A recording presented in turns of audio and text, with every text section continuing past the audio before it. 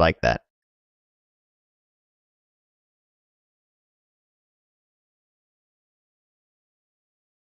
There's gotta be a way to do something better than that. Gotta be.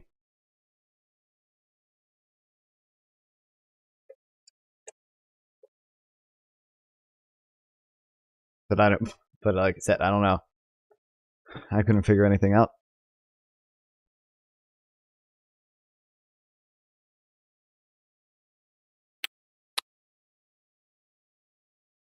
Okay.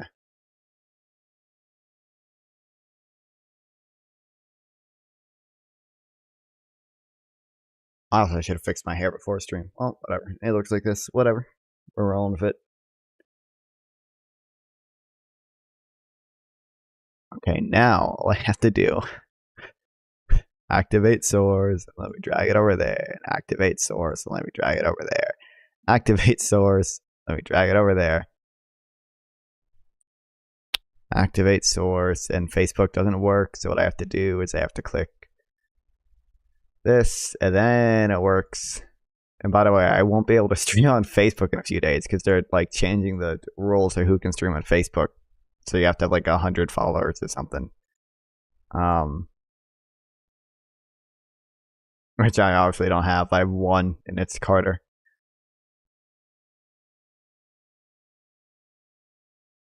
Okay. Do all of that. And now everything should be good. And let me go to my Discord server and hit publish and add live stream. And up the YouTube link, I guess.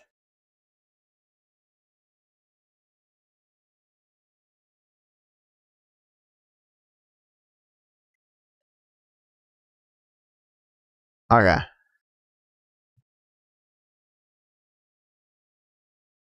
Now give me a second.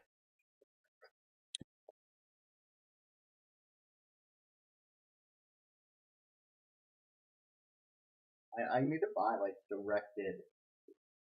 It's got to be a better name for them.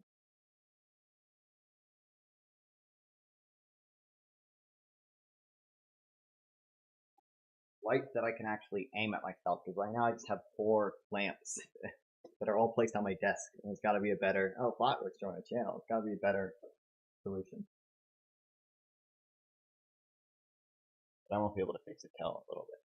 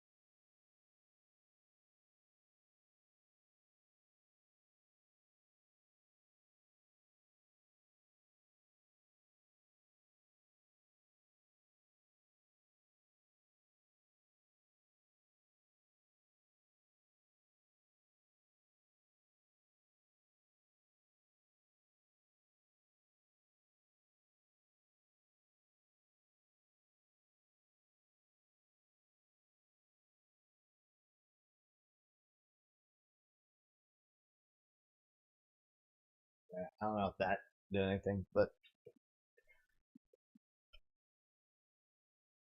all right, what's going on, chat?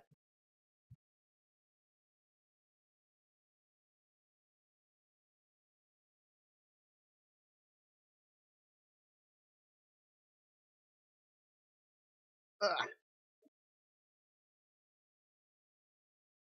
no one's gonna come in because I said I will do it. I will get to the econ eventually. Okay, I gotta learn more about gross labor income targeting, which basically just seems like,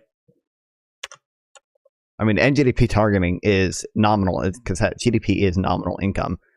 It is nominal income targeting. So I tried to look up if there were any, like, literally anything else about that, or any more like reasonably accessible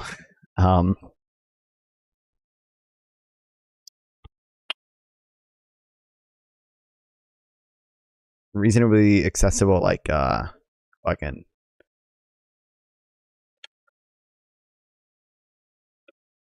things to read about this. I saw one podcast. There's one, yeah, here it is. One podcast, and they actually have a store with an NGDP targeting shirt, which I really want now.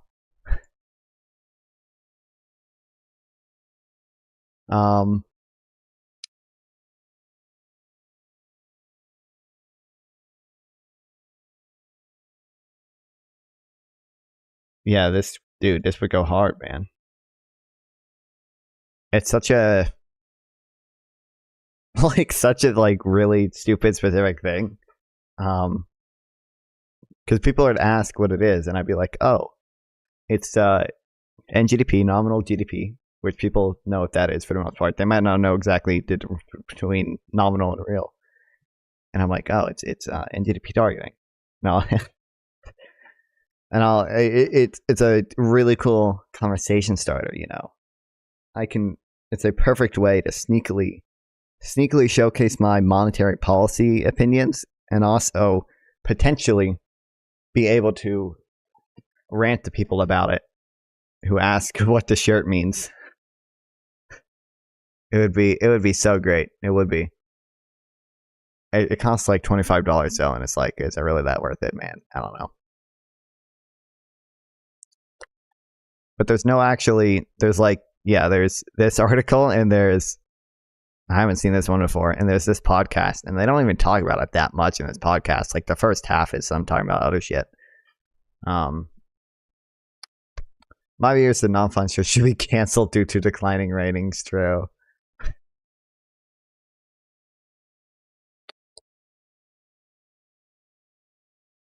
Someone explain AGDP.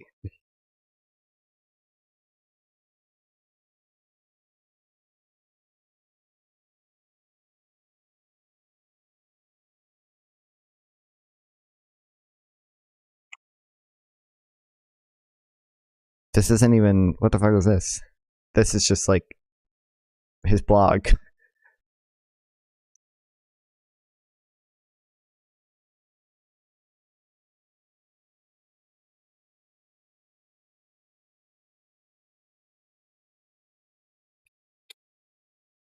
Armenia to South Korea. Well, North Korea, Russia,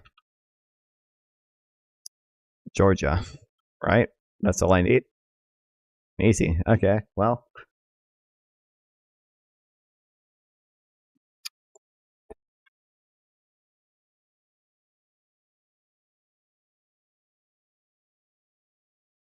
Okay. I don't understand how. I'm literally perfect, bro. United Kingdom to Oman. France. Well, I know I'm going to be Turkey, Saudi Arabia.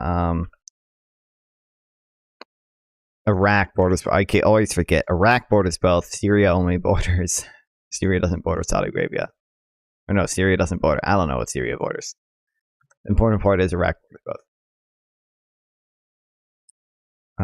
Romania. Would it be fastest just to do Germany and then Austria?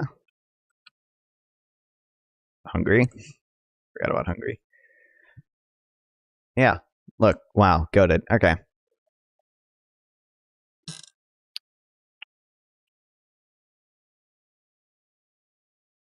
Fucking easy, chat. Oh, I should have probably looked up if anything happened with it. Israel ceasefire deal, but I probably would have heard of it. Hamas leaders demand full end to conflict and blow to Biden plan. The leader of Hamas said on Wednesday the group would demand a permanent end to the war in Gaza and Israeli withdrawal as part of a ceasefire plan, doing an apparent blow to the truce proposal outlined last week by President Joe Biden. Wasn't the goal of the ceasefire was a permanent ceasefire? Biden's plan, that is. Israel, meanwhile, said there would be no halt to fighting during the ceasefire talks and launched a new assault on a central section of the Gaza Strip near the last city yet to be stormed by its tanks. The remarks by Hamas leader Ismaili Hayani appeared to deliver the Hamas militants group reply to the proposal Biden unveiled last week. Washington said it was waiting to hear an answer from Hamas to what Biden described as an Israeli initiative. But the Biden plan was for a permanent ceasefire, right? It was like for the release of hostages in exchange for a temporary ceasefire, and then there would be further negotiations for a. It was like a 3-stage ceasefire deal.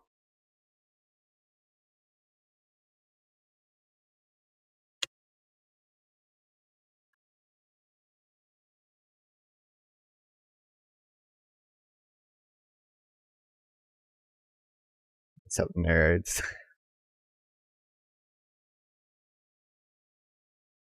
Why? Where the fuck is just the picture of the deal?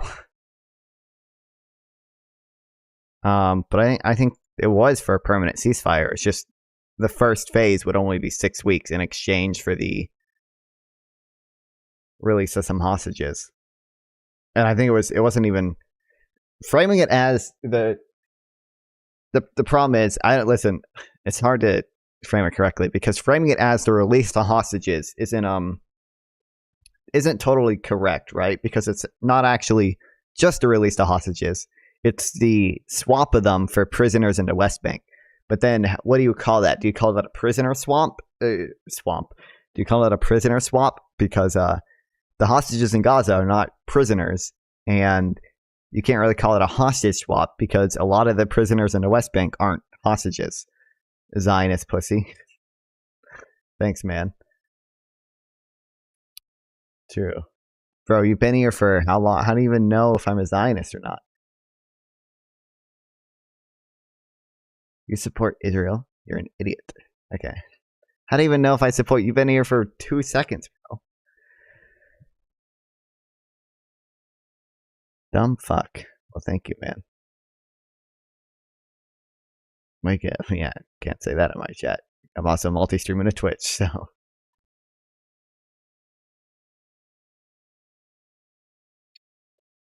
Good one, man. Yeah, okay, there we go. Can I say that? Oh, no. Can't is the thing. Dude, I love the Trovo of yours. Trovo needs to. I need a. I think Botrix has this feature actually. To censor out the bad messages. From the chat. I've just never done it because every other thing has a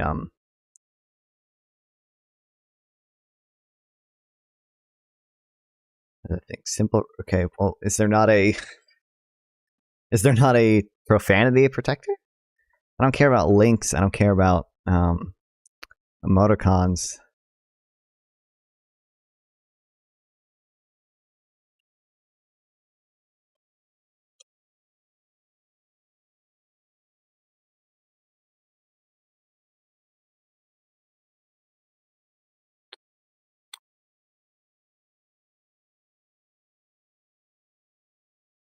Can I Botrix ban words?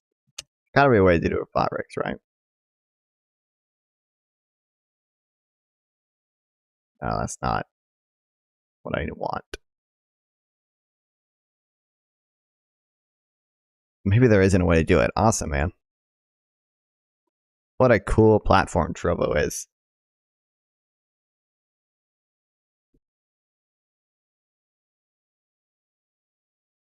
Can I do like / ban word? Do you think / ban word? Nope.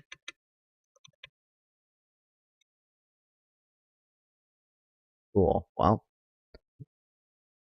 Okay.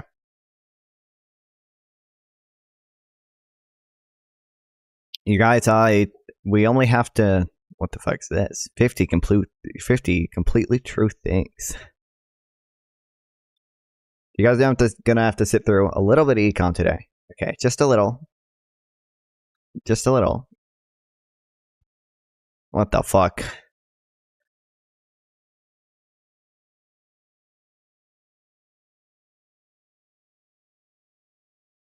Okay. And I think at like 7 p.m. in like 45 minutes, there's some guy who wants to chat about how we're in the fucking Matrix or something. I don't know. He was my previous classmate. He was sending some wild stuff to me, which also that reminds me.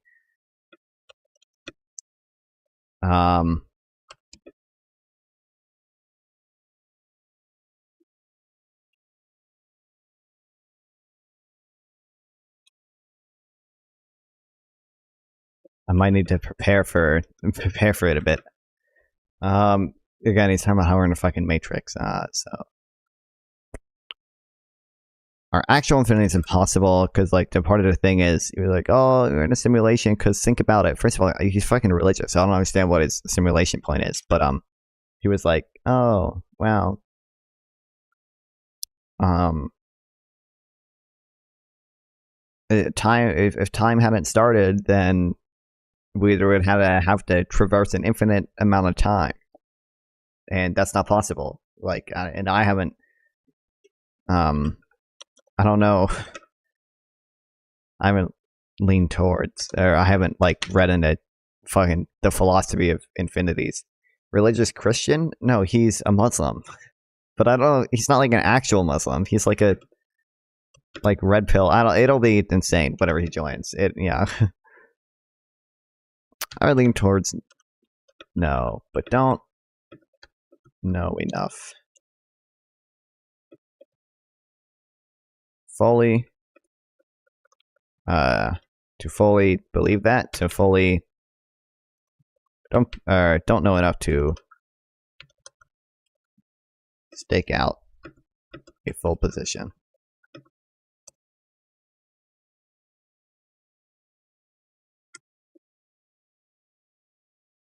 Has the universe always existed?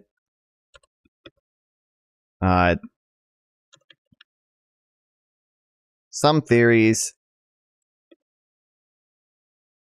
of quantum gravity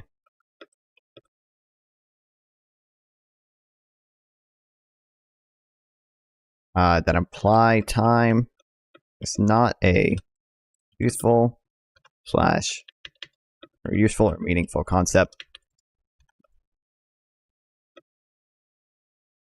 in the early stages of the universe. So it could be the case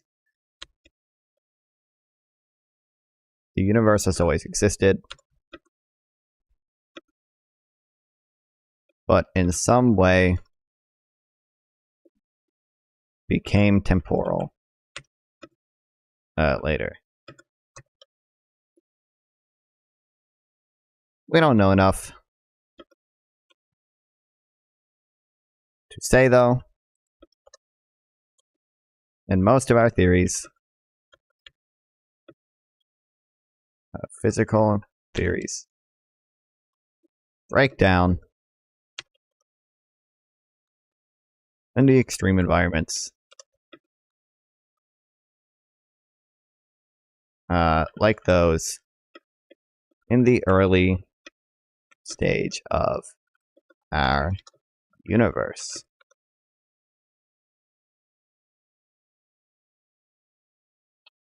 And then I was watching this video earlier.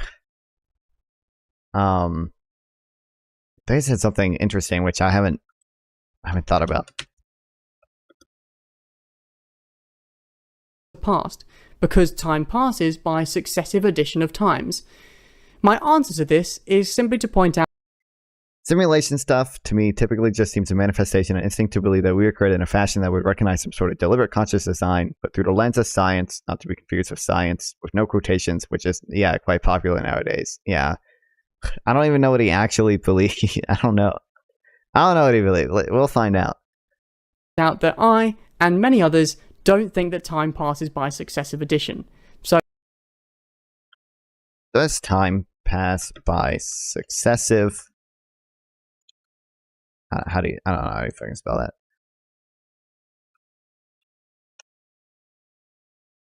Additions. Time. I really have no clue.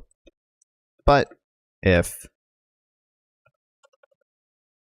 it doesn't,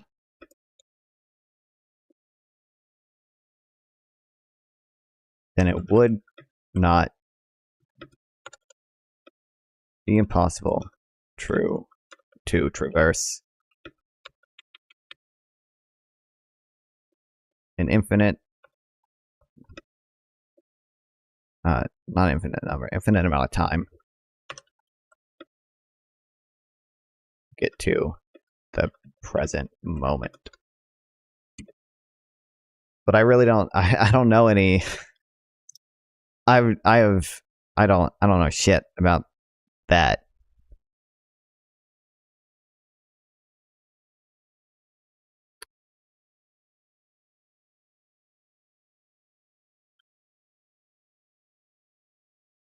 Find sources that it does and doesn't. I should say explain and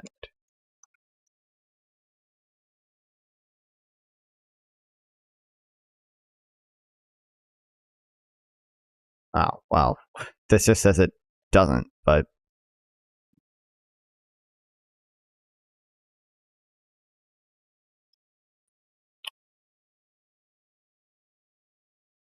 I don't think it really understood my question.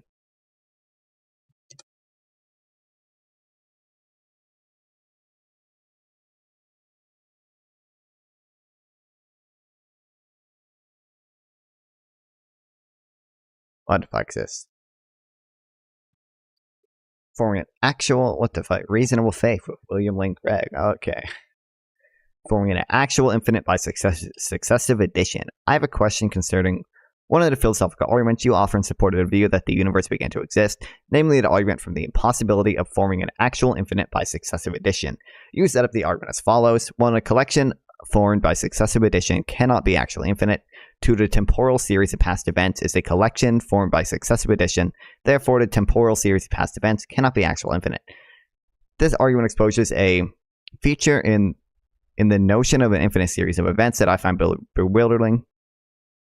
To set the situation up, we'll assume the past is infinite by virtue of a tense conception of time. Every event in the infinite past up to the present was a real event that had to be lived through. But if that is the case, how could all these events been lived through one by one up till now? Just how exactly could we reach the end of that beginningless series? How could the present ever arrive if, before it could arrive, an infinite number of previous events had to be arrived at first? Like I said, this seems very puzzling, but I can't quite put my finger on why. Is it simply that, on an intuitive level, I find the idea of traversing a beginningless series absurd?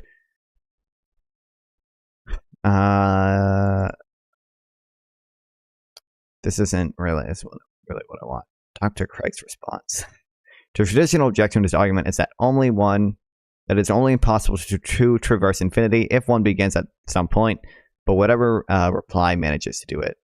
But whatever this reply manages to do, it doesn't seem to be put on an intuition. Okay, this is not at all what I want.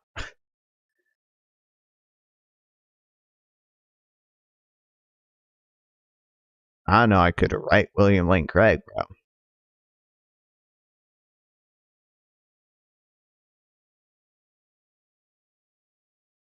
Humanism for children?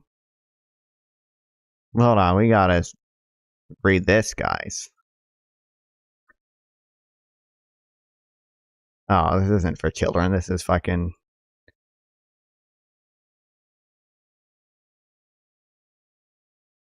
This is fucking a wall of text, bro. I thought I was gonna get fun illustrations, bro. I ain't reading all this.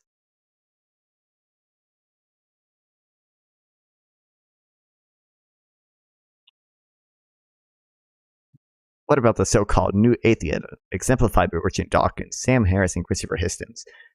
Doesn't it herald a reversal of this trend? Not really. The new atheism, in fact, a popular level phenomenon, lacking in intellectual muscle and blissfully ignorant of the revolution that has taken place in Anglo-American philosophy. Like the AHA, it tends to reflect the scientism of a bygone generation rather than the contemporary intellectual scene. Bro, this shit ain't for children, bro, William Lane Craig. Children don't know what the fuck that shit means, bro.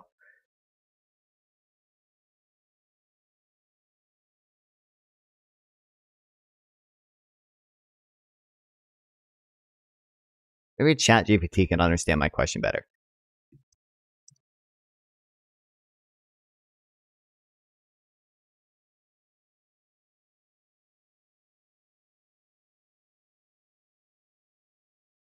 Okay, two main views dominate the discussion. Presentism, which holds that the present moment is only the present moment is real, and past and future do not exist in any tangible sense. Oh, that's not really what I want. I wish that fucking person would explain what they mean, but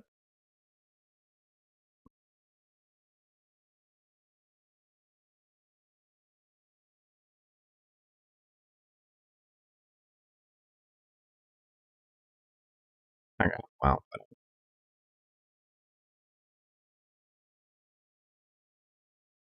Oh, we read this and we watched this Ben Shapiro thing. I saw Manar react to that Ben Shapiro thing too, but I don't know if Manar. I don't think Manar understands it super well. Jordan Peterson, important statement, LGBTQ movement after he lost his medical license.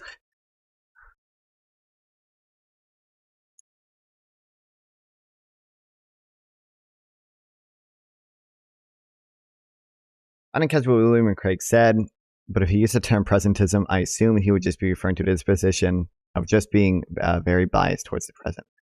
I don't know.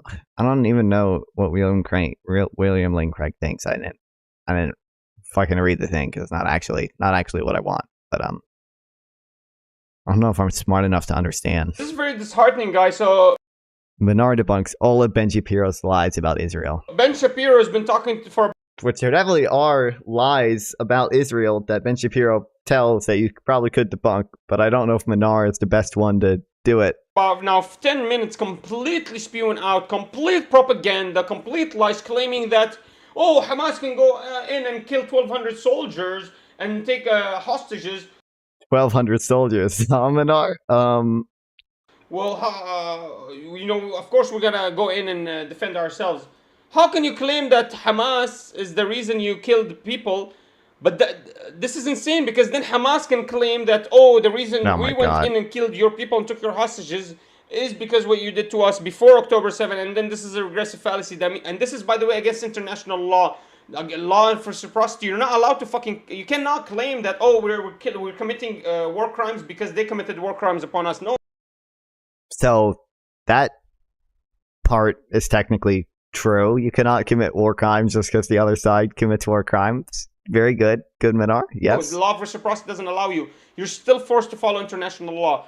So my question to you is, how can they let Ben Shapiro speak for 10 minutes straight without interrupting and then move on to the subject to another position as if, everything he just spoke. They talked for Israel-Palestine for way more than 10 minutes. Spoke about was completely true. And now we got to move on to the next subject. This is absolutely insane, guys. Listen to this. A bunch of pro-Palestine protests, pro-Israel too, but in London, and we put a video out of that. And you can see that many people are not really familiar with the situation. They haven't thought necessarily that carefully about it. But the one thing that they all feel is, and I guess maybe this is the first war of this kind in the social media age, which is one of the reasons we're having these conversations in this way, because people maybe for the first time in history are confronted with what war looks like. I think that's right. I think it's totally. That's not true! Bro, what the fuck? They're complete liars! This is the first time you've seen how a war looks like? Are you kidding me? God. Bro, what an epic debunk. Thank you, Manar. All of the Vietnam War, there was videos, movies. What are they talking about, bro? There was not social media for the Vietnam War, which is what their point was about. Talking about the age of social media as if look, these people are able to control the war narrative. Maybe that's what he's trying to say. But all of us know what war looks like. Don't act like we don't. Whatever. Maybe he's talking about, wow, this is the first time in history we've seen a war zone using 2,000-pound bombs in the most densely populated area in 6 months, dropping more bombs than the power of 2 nuclear bombs in Hiroshima and Nagasaki together combined. Maybe that's what he means, that we've never seen the effects of destruction that 2 nuclear bombs dropped in the most densely populated area in the world. Maybe that's what he means, that we've never seen something like that, which is true. But to act like we've never seen a war zone before, are you mentally ill? Who are you talking to? Do you know who you're talking to? Let me go pull my sword. How is this video only 10 minutes long? The actual video, I wonder if he links to it. He doesn't. The actual video. Wait, what is this? All right, Ben Shapiro, welcome back to the... Why did he split this into 2 things? Maybe it was a genius to split it into 2 things, because this one has way more views. This one has way more views. I don't understand how he cut out a 10-minute thing when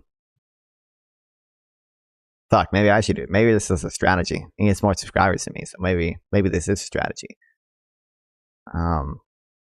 Leonard said they talked about it for like 10 minutes. Like 80% of the podcast was talking about Israel-Palestine. They only got off of it like meaning that the last people don't 20 see minutes. ugly pictures of war. And in fact, for most of the media age, Liar! governments did not People even don't see allow pictures reporters of into war a position ugly? to see the uglinesses of war, or they would censor much of the material that was coming out of wars. In fact, the last time we saw something We censored materials of war. Have you seen the war movies about Vietnam, the black and white movies? What like this censorship? on a grand Bro. scale is probably Vietnam, when you saw a lot of footage that was coming out, pictures in Life magazine, and it totally undermined a lot of American support for the war. Because it turns out Exactly! That's literally my claim. How can you claim then that we've never seen people war? don't like seeing ugly things on their TV. We've created sort of this You just anti-septic destroyed your own argument, Ben. feeling about war that is not actually accurate. Let's see how he gets out of this. When you talk to soldiers in literally any army, they'll tell you that the stuff you see on your TV is not 1/10 of what's going on the ground. By the way, I think this is true of a huge number of human situations. When we see tape of police officers doing their job, we're like, oh my God, I can't believe the police are doing that. Oh, you mean like roughing up a criminal? Like, yes, that's the sort of thing that police do regularly. That may be ugly and it may be something you don't want to see, but it is something that does get done a lot. Now he's justifying War police happens to brutality. be really, really ugly. And that's true even when you're doing what Israel is doing, which is risking its own soldiers and citizens in order to I don't care if you're fighting a criminal. You can't treat them disrespectfully like that. What the hell? try and pursue some more clean version of a war. And this is also why, by the way, it's much easier to be a war leader who uses drone assaults on people, right? You use drones and you kill people from afar, and then there are no people on the ground. Well, seeing Israel pictures of the tries to do results that too, of that sort of but- stuff. A lot of people were killed during the Obama administration during the drone war, and nobody seemed to care very much. And the reality is that, and for something like this, to preserve their own Where's the security, debunking, Minar? the more they can maximize the ugly. I mean, Hamas has made this perfectly clear. I mean, they say this openly. They'll say, absolutely, we're trying to maximize our own civilian casualties in order so that people in Western countries What? Oh, he think that doesn't this know war's the really ugly quotes. and it has to stop. Oh, It's he really, doesn't really bad. know. What? What a weird way to say IDF soldier has no responsibility for all the civilian casualties. That's not at all what he's saying. That's not at all what he's saying. He's not saying that they have no responsibility. His claim was very specifically, his claim is basically saying that Hamas uses human shields, but without the fucking human shields buzzwords that immediately shut down the conversation. And he very specifically mentions the quotes, which, I mean, we can look at the quotes. Palestinian military groups, a document distributed, said the tunnel war is one of the most important and most dangerous military tactics in the face of the Israeli army because it features a qualitative and strategic dimension because it's of its human and moral effects, wonder what those could be, and because of its serious threat and unprecedented challenge to the Israeli military machine, which is heavily armed and follows security doctrines involving protections, measures, and preemption. And there's a bunch of other quotes I have here.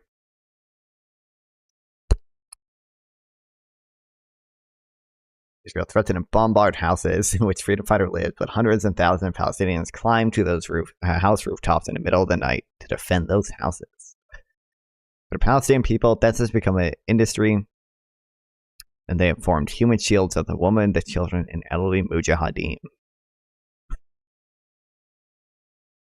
I think this is about wearing civilian clothing. Yeah, men in uniform have declared targets for airstrikes. As a result, while outside in right, uniforms are to be discarded and civilian clothes to be worn. Is committed.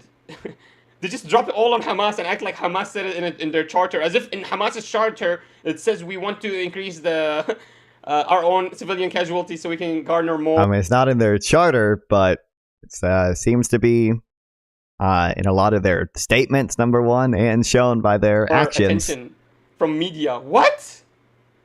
This is insane. So it's in their interest to do that. This is an insane way to try to claim that they died because of Hamas.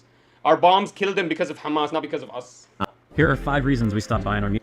What a bunch of losers who He doesn't even have because YouTube Premium. What the hell, Manar? Distinction between a civilian and a combatant. Yes, what? This kind of propaganda. You really cannot put any responsibility on the IDF because because Hamas is sitting next to a civilian. How does that give any right to the IDF soldier to kill the civilian and the Hamasi? I don't even still understand this. Even the law of proportionality doesn't allow him to just kill civilians. He has to create complete distinction between a civilian. Well, proportionality isn't about distinction. Proportionality is it's about weighing the direct and concrete military gain against the expected damage to civilian and civilian objects. Human shields still count on civilians. They're still included in proportionality analysis. So proportionality still applies to the human shields that Hamas uses. So A combatant whenever he fires that weapon, or when he drops the bomb. This is crazy. You guys don't know anything about international law. Stop fucking trying to claim that you know I don't even Nar knows much about international law, but okay. anything. And then so it creates one incentive structure to hide behind. If I had to guess who, I don't mean to be mean to Manar here.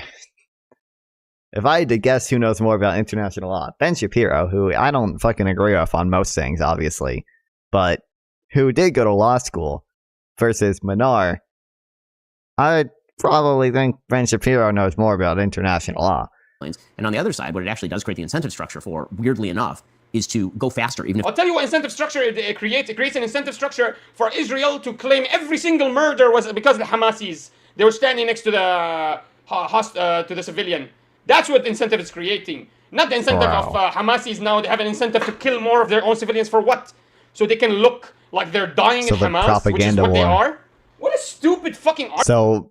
So in the propaganda, so students can say, oh, 30,000 civilians killed or whatever. Who the fuck listens to this guy? Again, come debate me, you fucking loser. I dare you won't accept this. I bet he will. Allah, I'll embarrass you. You know nothing about international law. because the longer it lasts on your TV, then the more people start to object to it. Meaning, if it's over in a week, it's over in a week. The news cycle is so short right Shut up, now liar. that anything that ends quickly Nobody is gives a in the fuck rear- about you. Yeah, when you upload a video, it's Epicon. Okay, is that all? Is that all he's gonna do? Is that all we're doing? committing oppression upon its own fucking sovereign people.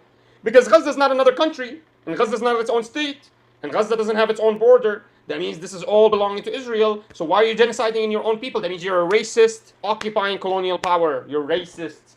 You're killing them because they're Excellent international law analysis Arab. That's there. the only reason. Allied forces involved in this conflict. It's Israel with fight. There's material support, but there's material support for a bunch of countries all over the world. Foreign aid to a bunch of countries all over the world. Israel is the only country. The Christian apologetics need to take a book from Ben Shapiro. Learn to never be a creator apologetics like him. Absolutely disgusting form of lies here. All he does is lie. Complete lying, twisting. He's hoping that you guys don't know anything about international law. He's hoping to God that you don't know about the law of reciprocity, the protocol and Geneva Convention. I don't think Manar knows much about international law. I think in my conversations I've had with Manar, I don't think he knew very much about international law, and I think he kind of showcased that. No, he didn't know what anything. I remember the conversation now. He didn't even know what proportionality was. I remember. Hold on, it's in the intro of this because things got heated. So UN resolution asked him to back off of Julian Heights because Actually, no. Wait. Maybe he does know now because I taught him. back off It's of all contested. new What it territories. means. Oh, he also didn't understand 242 at all. Yeah, which is Right or another wrong? thing. It's Asked him wrong. to back off of all new territories and All new territories. Yep, 242 did not ask them to do that. No, it doesn't ask them to back off of all new territories. It specifically doesn't ask them to do that. And if you actually read what the drafters wrote, they specifically chose to write territories occupied after the 67 war because they didn't want, they didn't He include, doesn't understand what territories they are. didn't include the word the territories occupied because they specifically didn't want Israel to withdraw from all the territories occupied. So it's contested what it actually means. So what were they supposed to back off of and what did they back off of? Explain. None of the territory that they were required to back off from was attacked on October 7th. I just know too much, unfortunately, for funeral. You didn't even know what proportionality is. Yeah, I remember how to explain it what Whether or not proportionality you was. understand. Show me, when did they take that territory, actually? Can you look Look up You're the a fucking liar. 1949 What's the evidence? ceasefire line. You're looking stupid. This is not the pre-67. Oh, he didn't even know the ceasefire lines. This was so funny. 67 He said, "Yeah, you're looking stupid. You don't even know what the Lying. pre-67 You're borders is." When I was like highlighting the pre-67 Stupid. borders, This is not the pre-67 border. he thinks the pre-67 borders are the UN partition plan, which technically those are pre-67. I guess technically those are borders pre-67, but when people say pre-67 borders, they're not referring to the partition plan, are they? They're referring to the borders that existed I think, June 4th, 1967, prior to the Israeli initiation of the Six-Day War. I don't know, so, long story short, I don't think he knows. I think Ben Shapiro probably knows more about international law than Minar. I would take a guess. Even if I know more international law than Ben Shapiro does, that's right. I know. I don't actually. I mean, I kind of doubt I would, but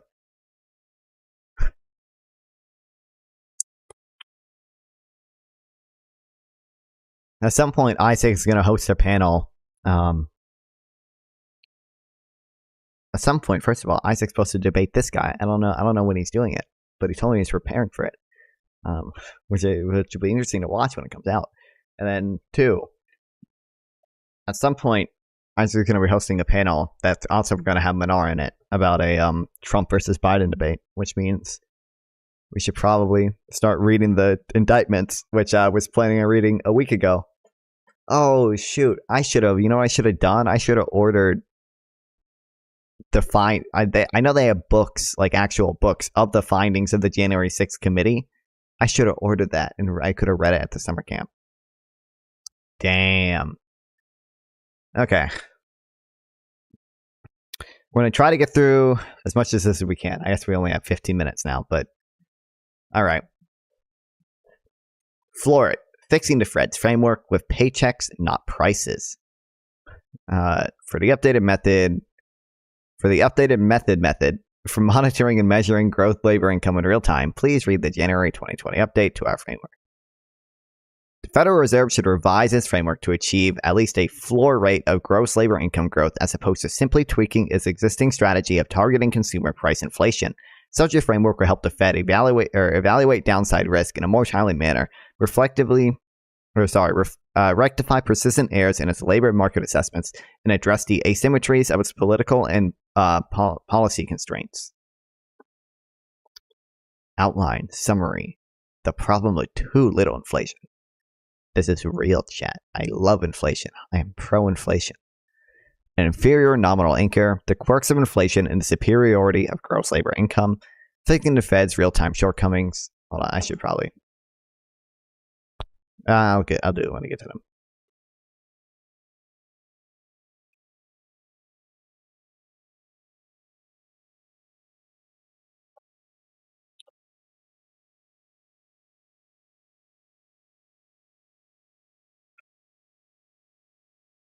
Summary. Much of the discussion surrounding the ongoing review of the Fed's framework has been focused on substantial and symmetric achievement of its 2% consumer price inflation target. The debate tends to concentrate around the one main question: if the Fed can't raise inflation to its target, will it prove less capable of lowering real interest rates in the next downturn? In our view, the obsession with consumer price inflation is misguided.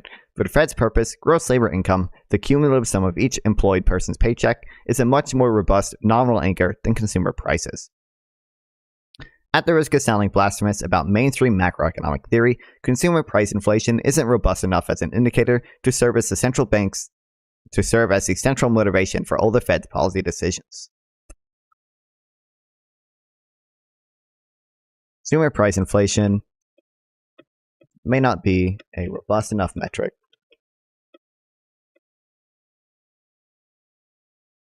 for the Fed's policymaking decisions. And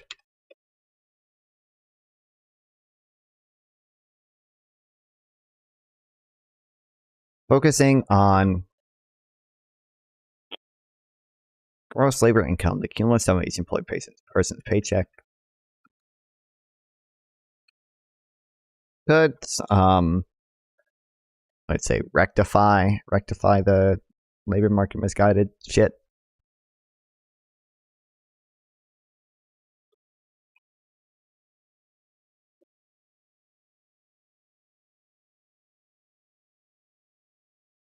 It could help more. Could help more than inflation. Could help solve a few problems.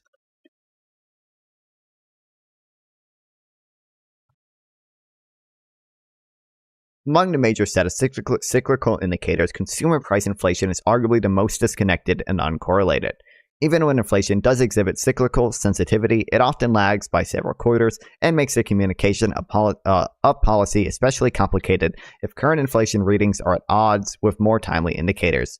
Finally, the methodology for calculating consumer price constant is in constant flux.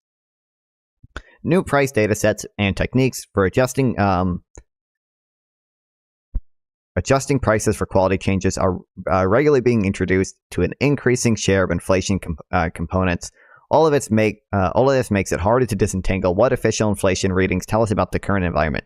Gross labor, or GLI, I'm just going to call it, which can be captured by the compensation of employee series in its monthly personal release, is superior on all three accounts. It is more sensitive to cyclical dynamics.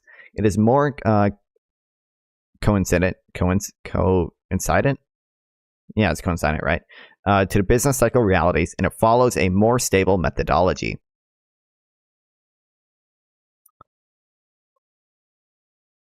Consumer price inflation suffers from three main drawbacks.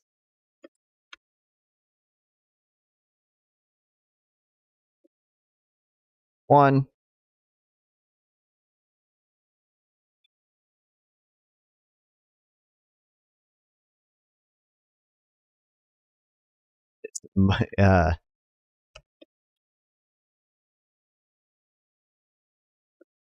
out of all the indicators,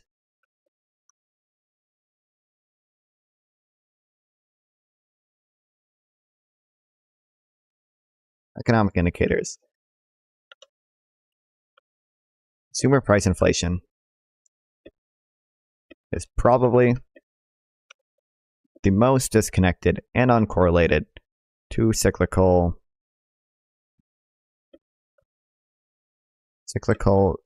realities.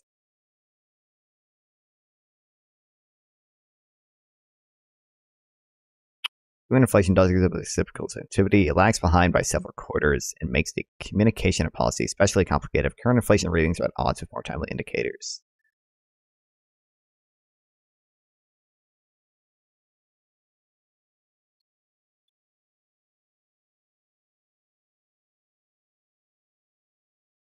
Wait, what's the third one? He doesn't really go over the third one.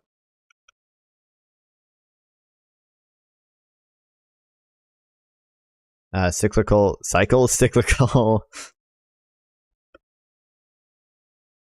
events.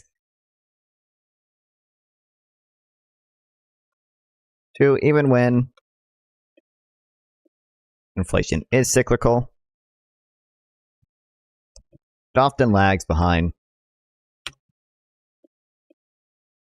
I said it's also unclear. I should add. It's also yeah. No, I want to add. I was going to say it's also hard to tell a lot of times how much inflation is cyclical and how much inflation is unrelated to the cyclical stuff, right? So.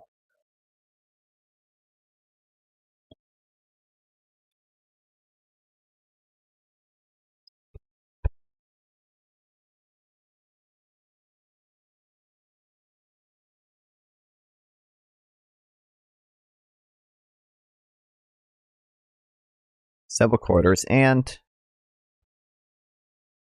makes the communication policy especially complicated if current inflation readings are at odds with more timely indicators. I don't know if I need to add that. 3.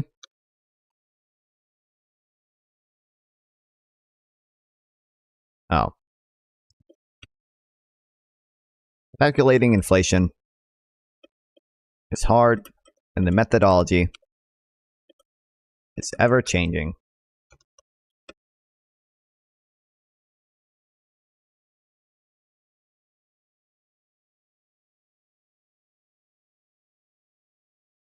Labor income is better on all three.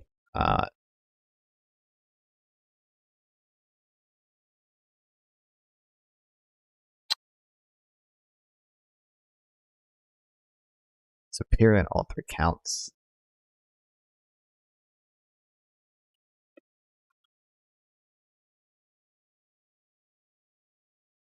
Oops, that counts.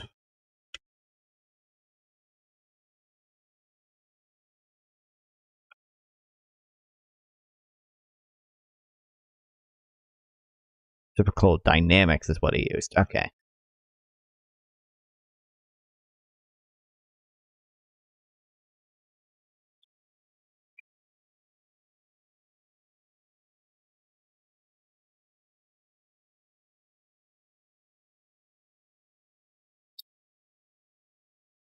Fuck, wait, I just realized this guy. Oh, wait, no, I'm at like 710 now. I'm not that far from him, or he's not. I am somewhat ahead of him in subscribers. Hold on, fuck, wait, how do you spell his name? Why, dude, my Instagram search feed is so horny. Sorry about that, oopsie.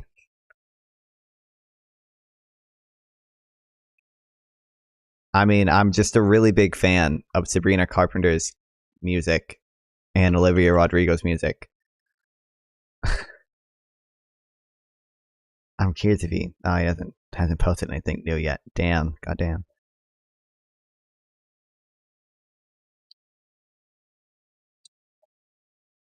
His takes are so informed. Guys, the Safe Faculty just voted against censuring and releasing a statement of no confidence in Gene Black, which would have basically meant that they deemed him unfit to hold office. I don't know why he. Yeah, it's just, why he films all his shit walking. At least when I film my shorts, I put effort into them, bro. Some amount of effort. You know how long it takes me just to read a sentence into the camera without messing up? And most of the time, I still mess up, and I just use the take where I messed up the least. The Fed's bias for tight policy is commonly framed in terms of its inability to raise inflation to its target, but aiming for higher GLI growth would also address the human cost of the Fed's bias, foregone gains in employment and wages. By relying heavily on variables that are ill-suited for real-time estimation, such as the natural rate of unemployment and productivity, the Fed has consistently underestimated the scope for labor market progress. Instead, trying to constrain the extent to which the unemployment rate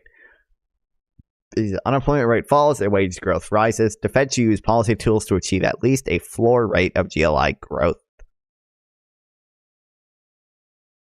Is this what the fuck? Fed Watch.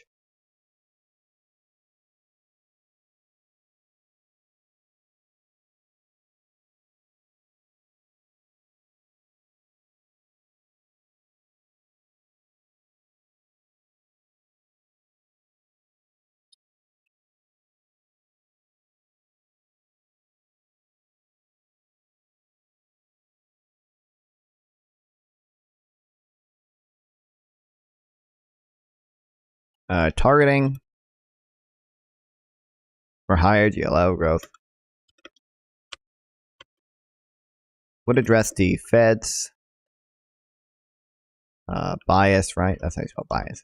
Yeah. Bias for tight monetary policy was often caused by the Fed's. Oh wait, hold on. Fuck, I forgot, guys.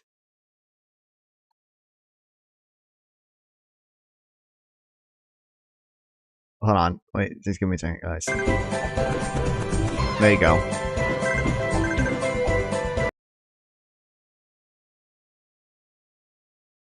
You'll stick around now, guys. Right, guys? This is what you want? Is it what you're... Hold on, just give me a second. Hold on.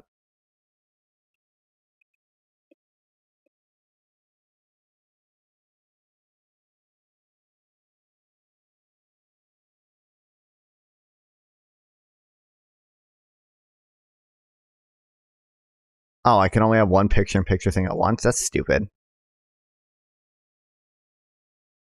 Wait, what if I open it in a new window? No, I still can only have one. Fuck you. Okay, I guess you guys just get Subway Surfers. Unfortunately. Can't have Subway Surfers and Family Guy funny moments. 1984. What the hell?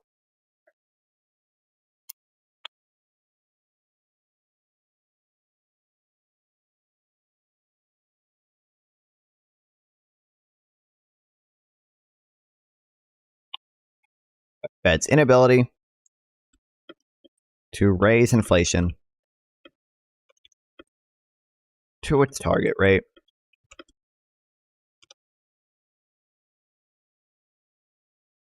whilst also addressing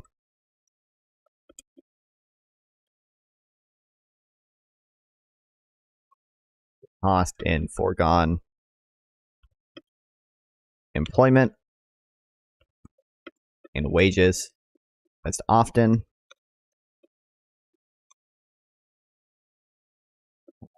caused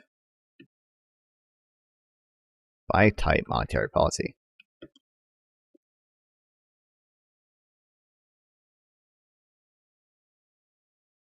As if I can wait. There was a hair in my mouth.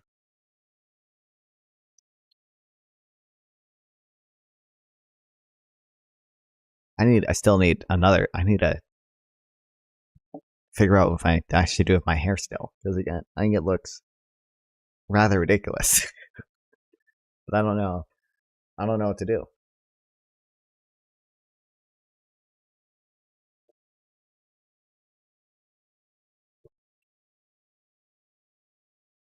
Send me mail, guys.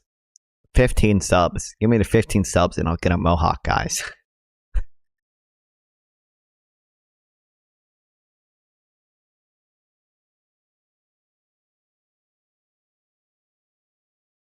I wear headphones all the time. I couldn't do a mohawk actually. I could do a mohawk, but I would have to literally cut out like a hole in it for my headphones.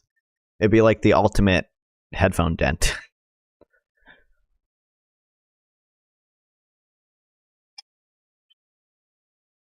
Fed is operationally independent, but its policy commitments are only as credible as Congress permits them to be. Aiming for higher GLI growth, a function of higher employment and higher wages, is likely to garner more support from Congress than a strategy centered solely around aiming for a higher inflation. The European Central Bank and the Bank of Japan have shown that despite their single-minded objectives to raise inflation to target, political and institutional skepticism can still get in the way of optimal policy. Central banks should not be left off the hook for missing their goals, but the nature of their goals will also affect their ability to achieve them. GLI is the more appropriate benchmark for ensuring that Congress will empower the Fed to take the necessary set of actions to fulfill its dual-minded objectives, even if conventional policy is constrained at its lower bound. In practice, GLI growth should be pursued asymmetrically, where lower GLI growth outcomes motivate a policy response in a manner that higher GLI growth alone does not. The lower the probability of GLI growth, my brain hurts. The lower the probability of GLI growth reaching its floor, the greater scope for sensitivity to inflation. Okay, no, yeah.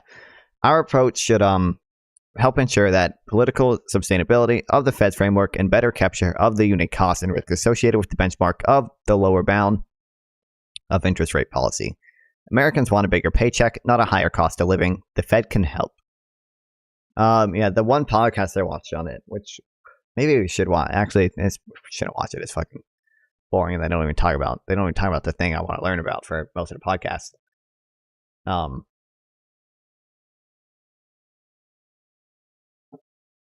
I think it said in a low inflation environment, the Fed should probably be looking more at GLI, and then a high inflation environment, well, maybe it's time to start thinking about inflation more.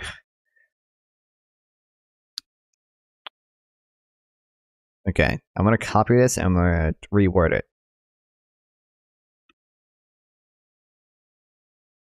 Because I'm not going to do it. Okay. GLI growth should be pursued asymmetrically, where lower GLI growth outcomes motivate a policy response in a manner that higher GLI growth alone does not.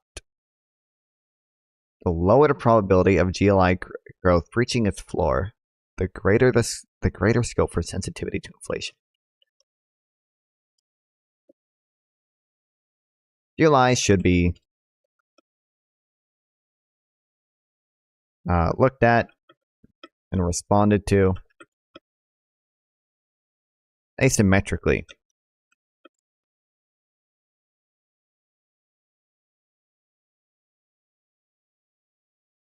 Welsh GLI does not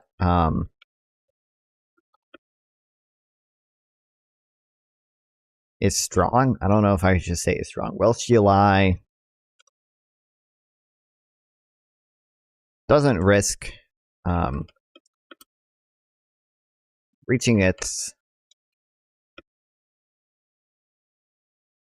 falling below. Doesn't risk falling below the target growth rate.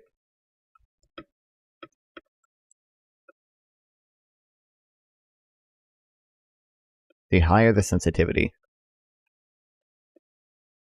to inflation. Let me look up the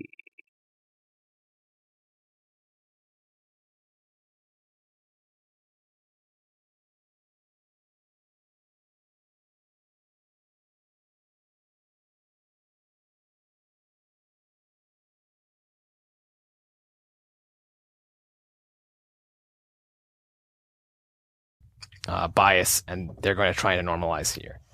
That's a different set of questions than what they should do, right? And so when you get really focused on getting the call, realize they linked to this. Those are literally the only fucking two somewhat accessible things written on it. I think they said should be where we should be sensitive to inflation. It may said, well, if you target wages, well, what happens when wage growth is strong? And our answer is, okay, fine, but then that's when you should look at inflation, right? That's when you should look at the costs of a high pressure economy, right? Yeah. Okay. Yeah.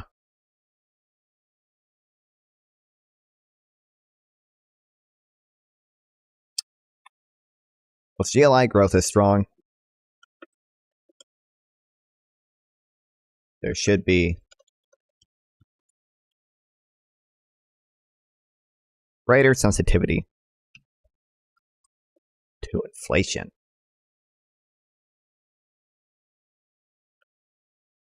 That's a better way of wording it.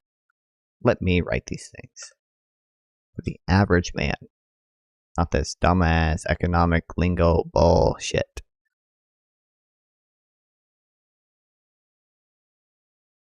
The problem of too little inflation.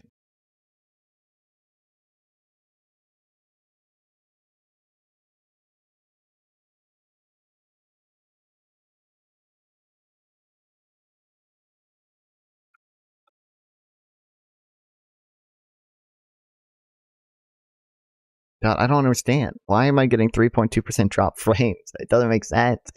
At that rate, my computer's not like lagging. I guess it's using 60% of the CPU, but that's not really any more than usual. What's that? What's using all my memory? I guess my browser? That makes sense. I don't really need Microsoft Edge open, I guess.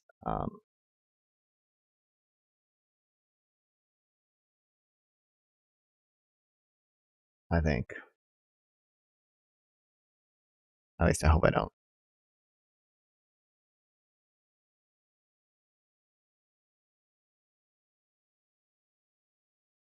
The team behind this live stream is really low key. Dro. My wonderful team.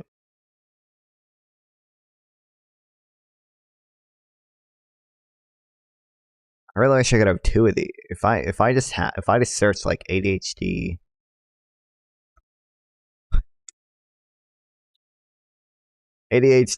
brain rot, background.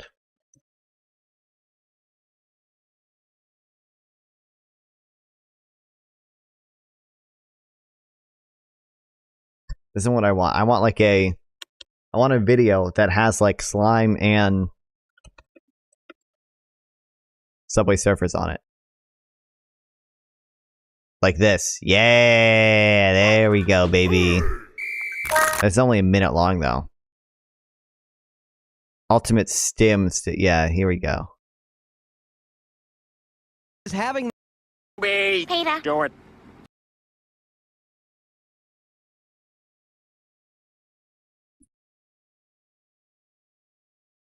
If I search stim station,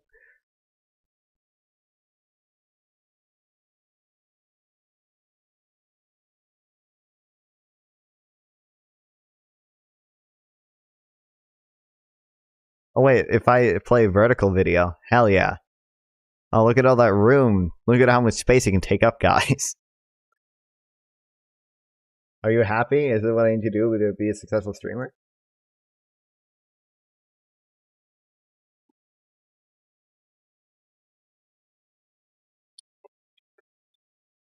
The Fed is facing an existential risk, one that goes beyond. Now it's distracting me. It's so big. Oh wait, my webcam's covering it. Hold on. There we go. One that goes beyond a replay of the Great Inflation, the Great Recession, or the current volatility of the Oval Office. At stake for the Fed is its relevance, the institution that is tasked with managing business cycle risk. Well positioned to cope with the next downturn. The role of inflation expectations. Federal Chairman Jerome Powell claimed in a speech at Jackson Hole last year, anchoring the long-term inflation expectations is a vital precondition for reaching all other monetary policy goals. Not only are good expectations supposed to reinforce inflation outcomes, but they also define the most accommodative policy stance the Fed can deliver with its most conventional tool. The Federal Open Market Committee announces a nominal interest rate target at each Fed meeting, but the FOMC frames its policy stance in terms of a real interest rate, the difference between its nominal interest rate and the expected rate of inflation. If the lowest nominal rate that the Fed can deliver is 0% and inflation expectations is around 2%, the negative 2% is the most accommodative real interest rate achievable. Figure 1 shows that long-term inflation expectations among consumers surveyed by the University of Michigan have a substantial upward bias relative to the official inflation rate.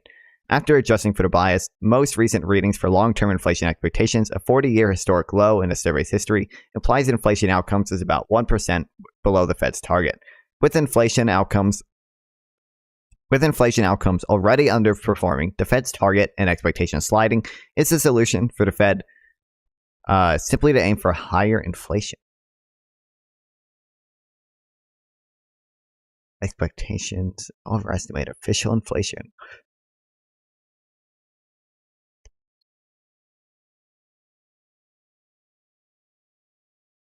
Is this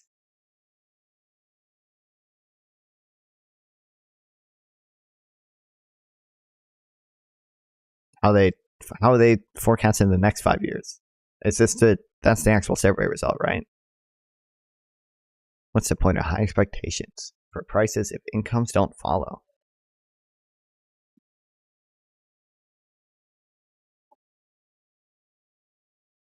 I want to see this graph for COVID. I want to see how far income expectations fell during COVID and how fast they recovered versus how fast incomes actually recovered. Because the incomes after COVID recovered pretty fast.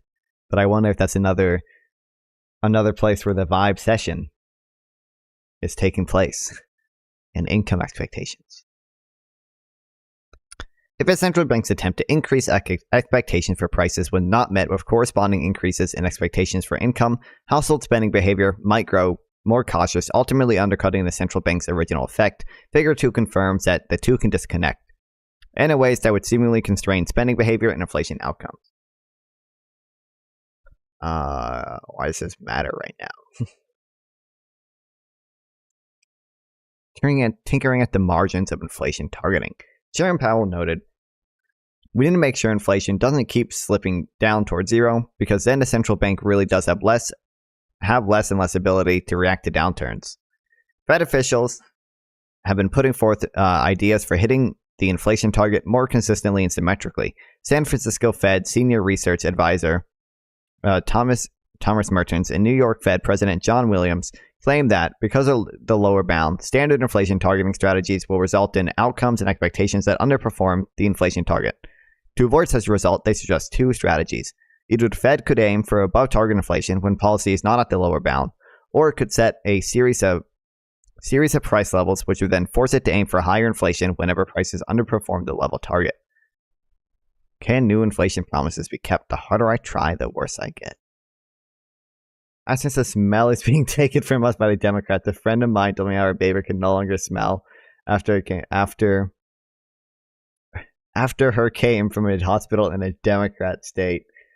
What the hell, dude? I can't believe the Democrats would do this, bro. Bro, it's from all the mask wearing, man. They want to take away your sense of smell. That way, when they make you wear a mask, you don't feel like you're missing anything. Just taking away more and more of our freedom.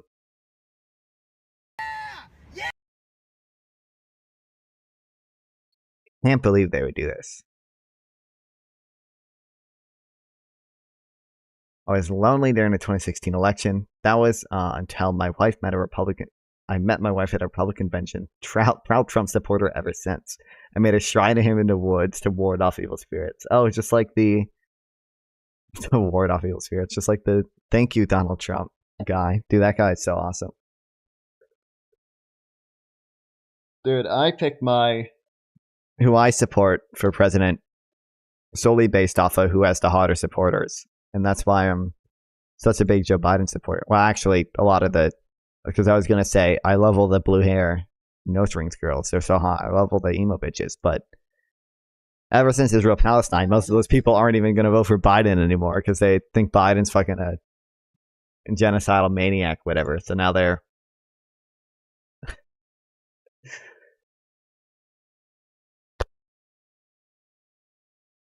Yeah, now they're all wild.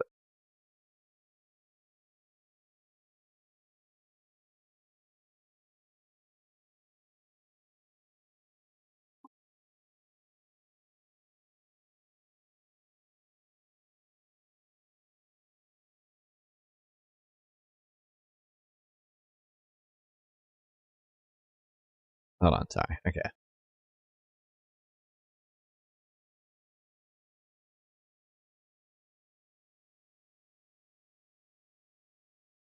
Hold on, Biden. See fair deal. Hold on, hold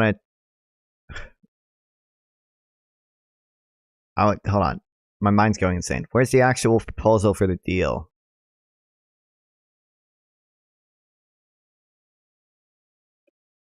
I posted a fucking picture of it on Twitter. Where is it? Oh, where's the fucking picture, dude? Or at least.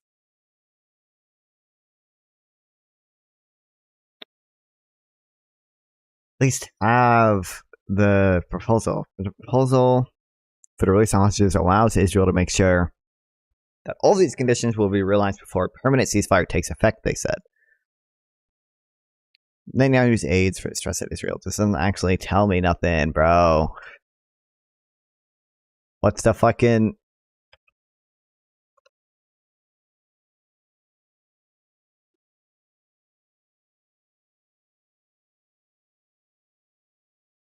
Oh, the Young Turks. Israel has offered a comprehensive new proposal. It's a roadmap to an enduring ceasefire and the release of all hostages. I know there are those in Israel who will not agree with this plan and will call for the war to continue indefinitely. Some are even in the government coalition.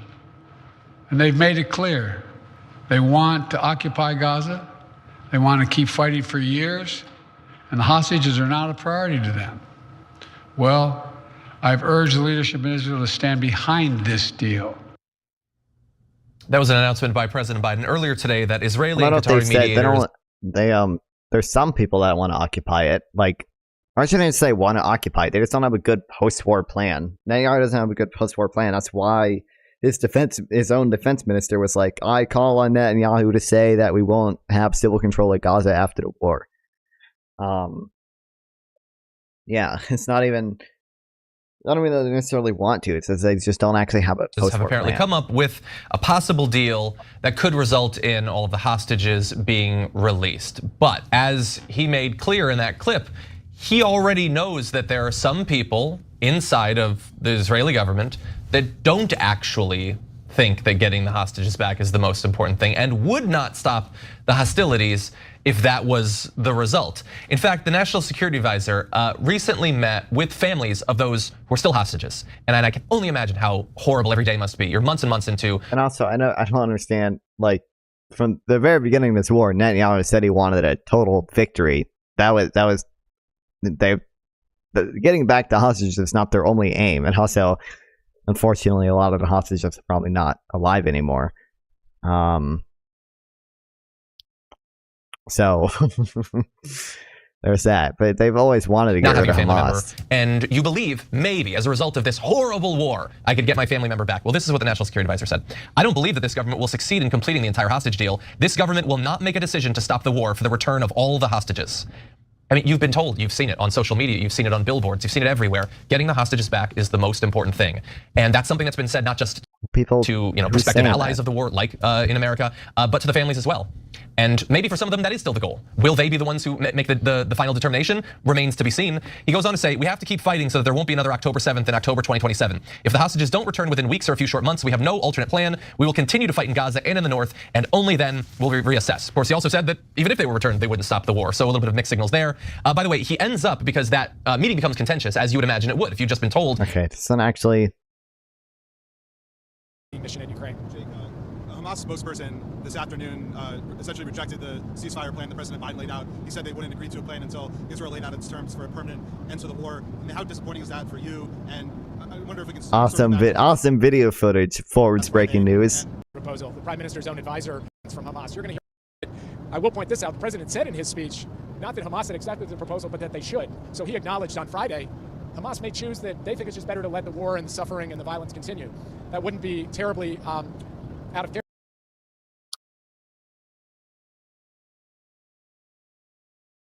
In fairness to Hamas guys, Israel rejected it first, so can you really blame them?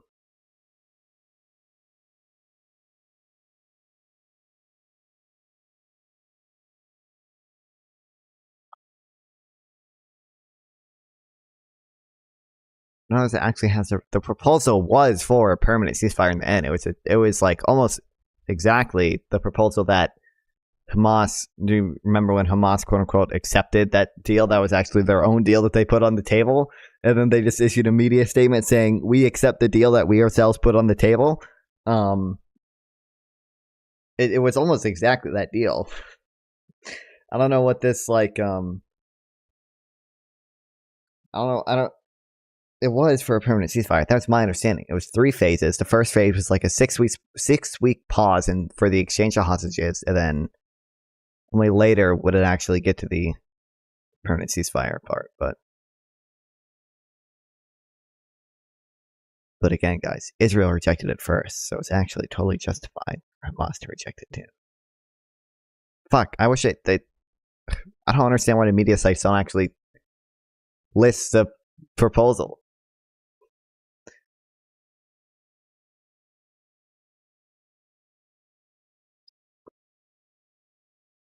This is such an awesome thing, man.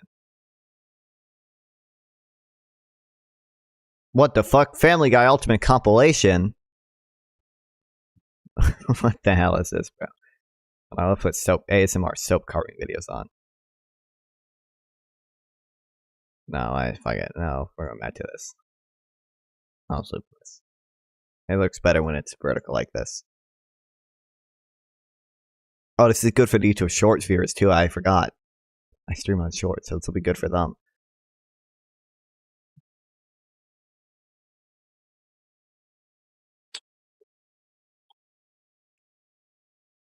Blah, blah. Okay, a formalized inflation target is a relatively new phenomenon in Fed history, even after the Fed began using the deflators for personal consumption expenditures to evaluate its inflation performances. FOMC members are still held differing views on the optimal inflation target.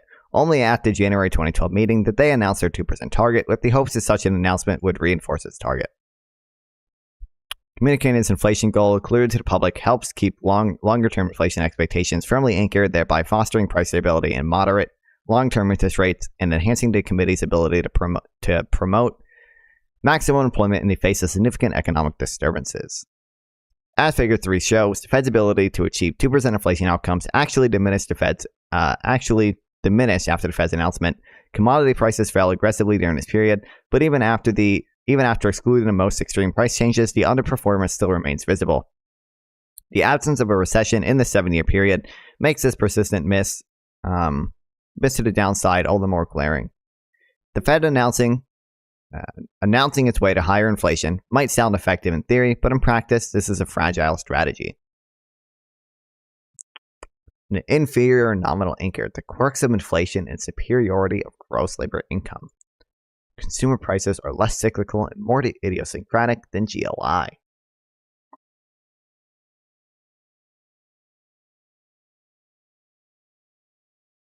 What the fuck am I looking at here? Quarterly aggregation.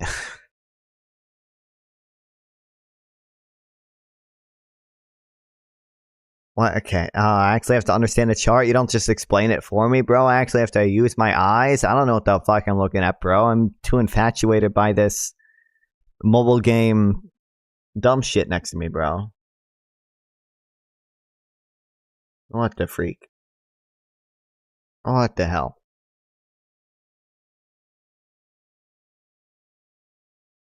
GLI growth is more cyclically relevant than PCE inflation. Okay. Correlation coefficient.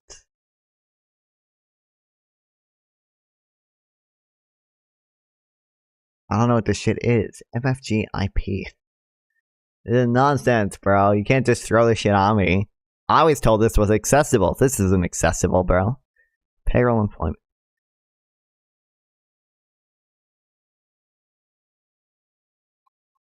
Okay, I'm assuming, okay. Core PC, compensation received year over year. Whatever. Figures 4 and 5 show that consumer price inflation is not particularly cyclical. In comparison to the growth in GLI, as measured by compensation of employees received, series that from the personal income release, GLI growth is more reasonably correlated with trends in output growth, labor market activity, consumer surveys, business surveys, and financial markets. Consumer price inflation is not. There's temptation to attribute this stylized fact to the anchoring of inflation expectations, but appears to hold even in periods when inflation expectations are not clearly anchored. Oh, I don't know if I even came out this section. Okay.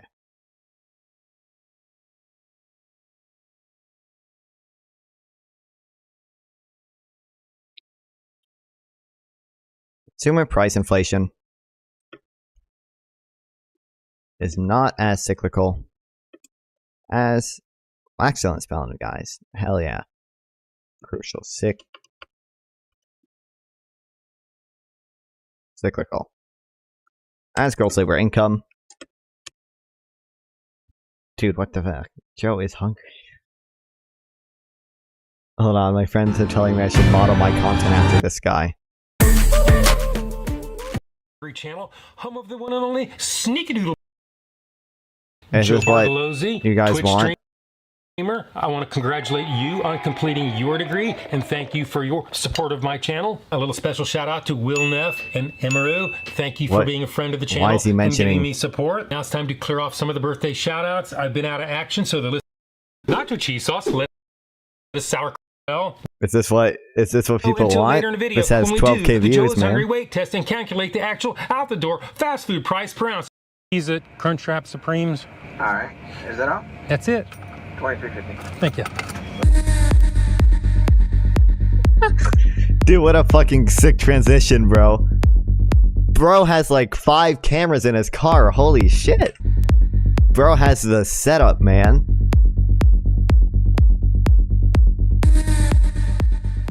Here you go. I appreciate it. No problem. All right, see ya.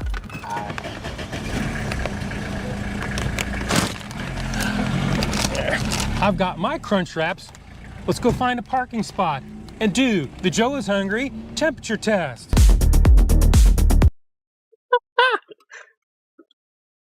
His transitions are awesome.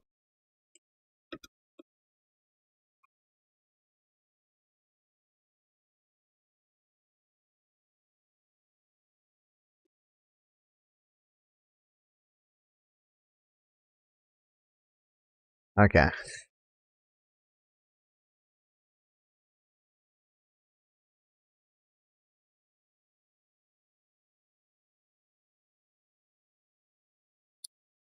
and GLI is more closely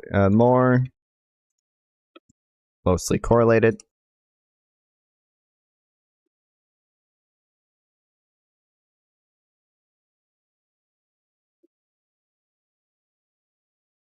To all the fucking business survey shit.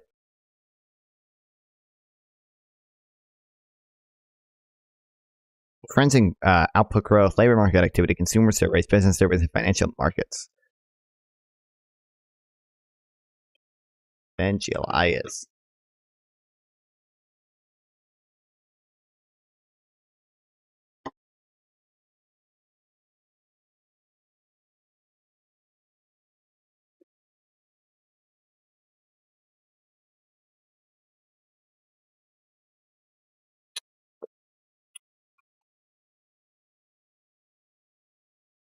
Okay, is this figure 4?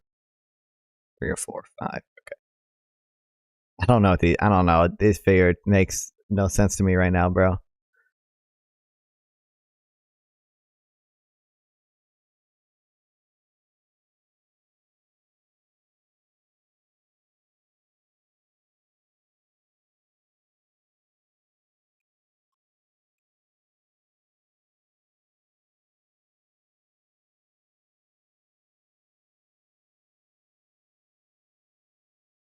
I bet this one would make sense to me, guys.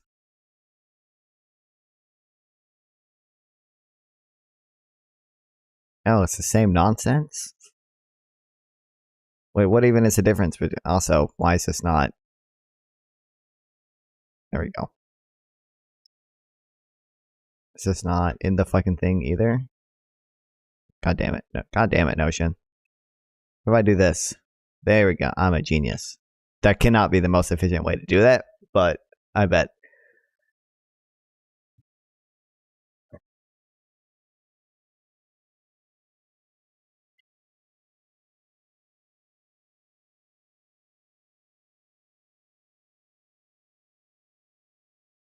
Well, some major inflation components, such as shelter and motor vehicles, exhibit cyclical sensitivity. Important segments, such as healthcare, financial services, are quite acyclical.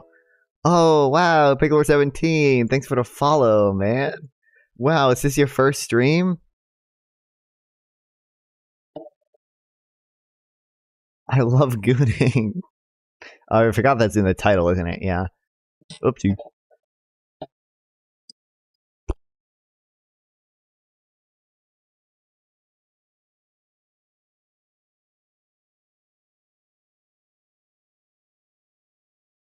I don't know when this dude's gonna call in about us living in the Matrix. He said 7, but it's 7:30. He's still not here. Still reading this boring ass inflation shit, bro.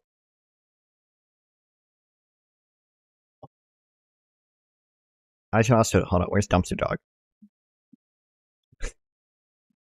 If I just put enough overlays on my stream, people come in, right? This is entertaining content now.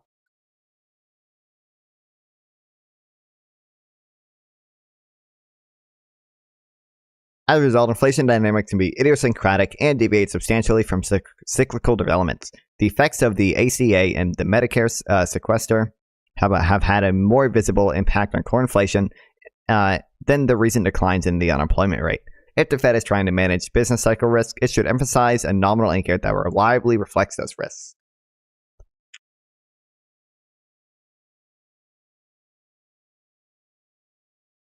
Many components of inflation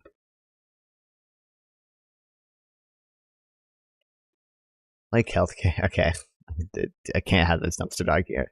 It's too much.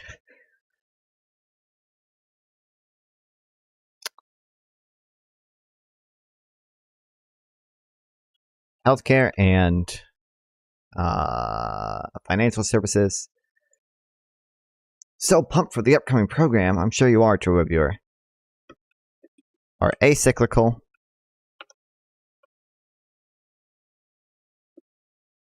Do not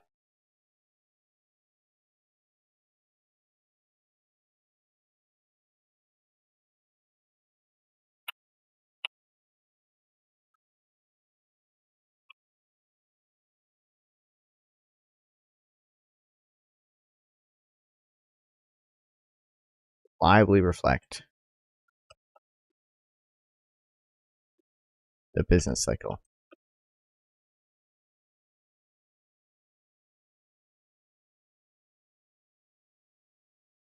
Acyclical is a word, Google. Fuck you.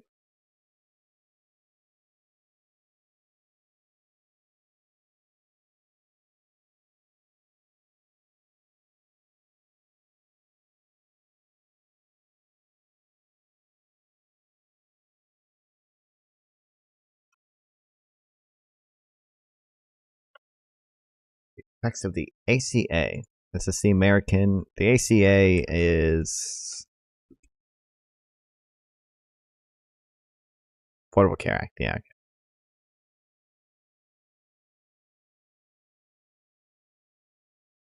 Gross labor income does not lag like inflation.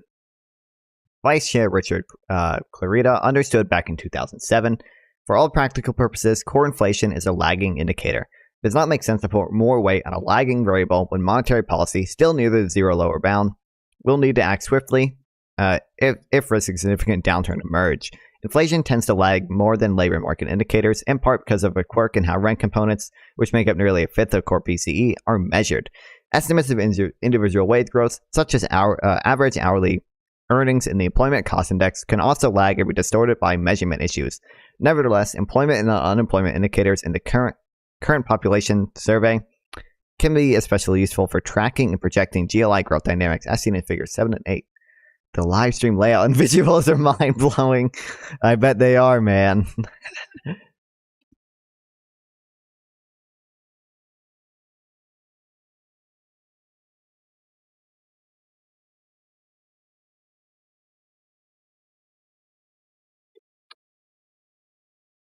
course they fucking are. I'm the fucking goat at live stream visuals, dude.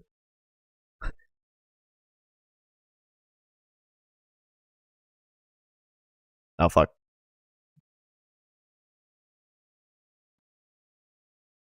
You know how long it took to make Twerk Break? Like, not that long. What the fuck did I even click on? Oh, it was gone anyway. Okay.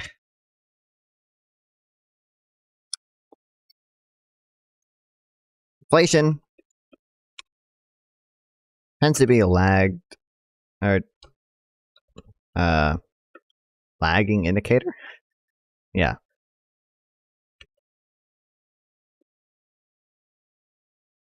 Lagging indicator. And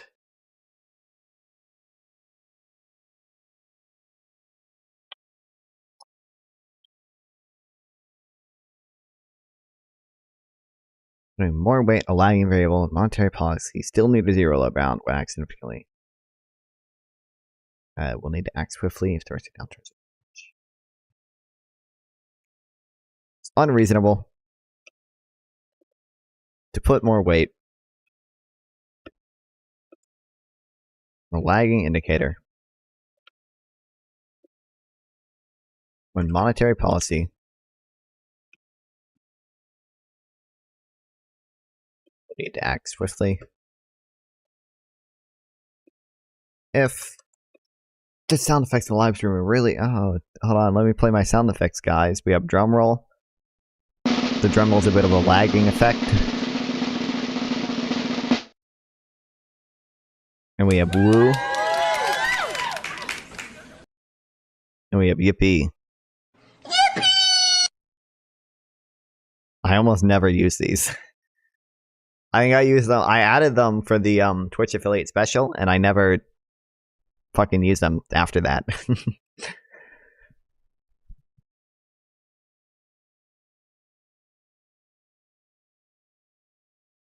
If risk of a significant downturn emerge.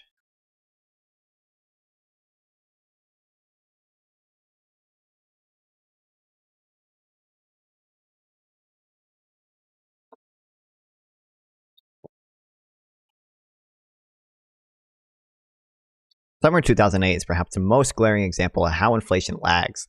Core and headline inflation were running above 2%, even though other nominal measures of nominal and real measures of activity suggested a deteriorating economic trajectory. In each of these past three recessions, inflation tough to well after labor market activity measures. Even in non-recessionary periods such as 2011, inflation was ultimately a sideshow relative to economic deceleration and recession risk that policymakers needed to head off.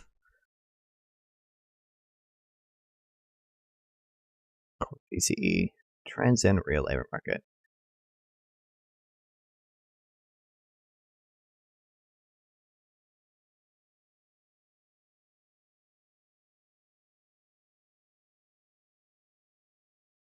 This started falling already in like summer 2008. Go to this. This did not tell much later. Had a great time in this live stream. Thank you, streamer. You're welcome, viewer, who is a real person and not a bot.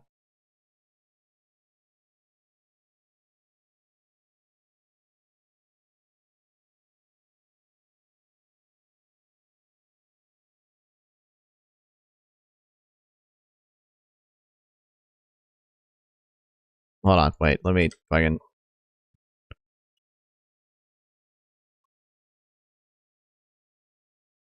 I need to make it smaller again.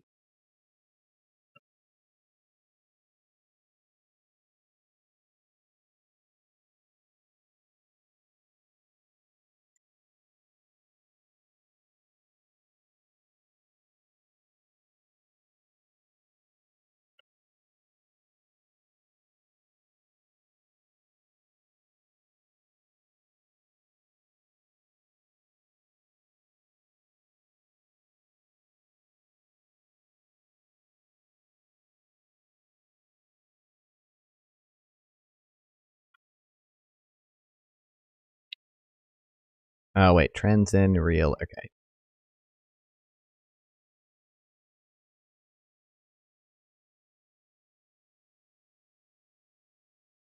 Come on, Notion. There we go. Perfect. Alright. Sick. Cat. Idiot. Dumbass cat. Forward-looking monetary policy might be the theoretical solution to dealing with inflation's lagging property, but in practice, the lag just makes policy more difficult to communicate. In both 2008 and 2011, rising inflation seemed to motivate an elevated market expectation for policy tightening, even though the Fed subsequently chose to ease policy further in both instances.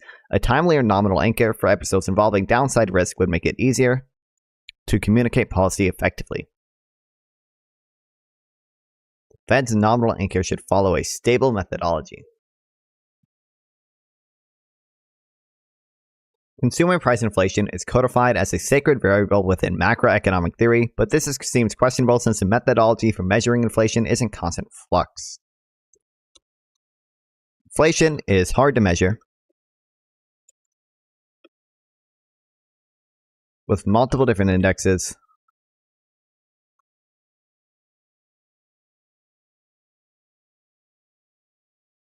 that have varying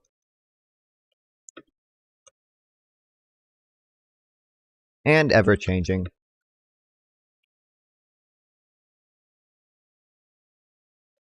methodologies.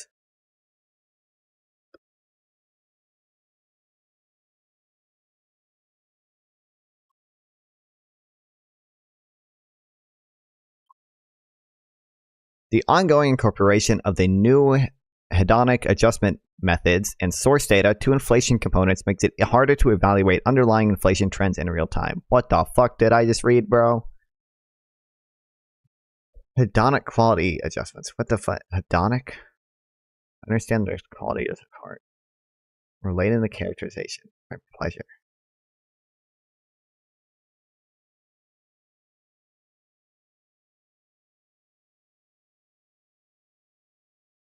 I know, I'm aware it's adjusting for quality changes. Okay. Ongoing incorporation of new hedonic adjustment methods and source data to inflation components makes it harder to evaluate underlying inflation in real time. Disentangling price and quantity sounds easy, but separating out a quality adjusted price for modern goods and services is only growing more difficult. For example, in 2017, Verizon's introduction of unlimited data plans resulted in an amplified decline in core PC inflation due to a recently added hedonic adjustment method for calculating the price of wireless plans. One of the underrated advantages of focusing on GLI is that the definition is largely stable, whether you rely on estimates from the Personal Income Release or the Current Employment Statistics Survey. In this regard, GLI is also superior to nominal GDP, which could also prove sensitive to methodological changes. Oh, we're firing shots at nominal GDP targeting? What the hell? What the fuck is this, bro?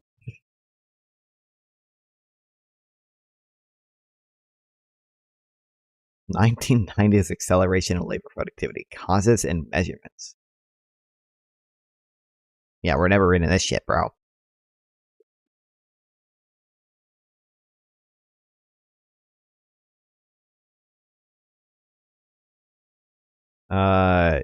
GLI is measured with easier to measure in real time and has a stable definition.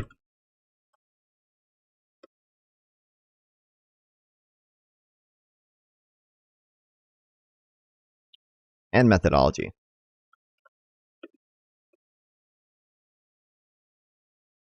GLI is also superior to I don't need to capitalize it. Nominal GDP. In this respect, that's NGDP. It's also subject to methodological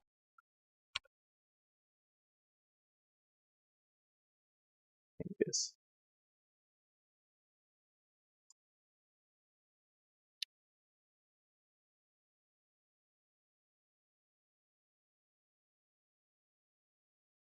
Incorporating adjustments for changes in product quality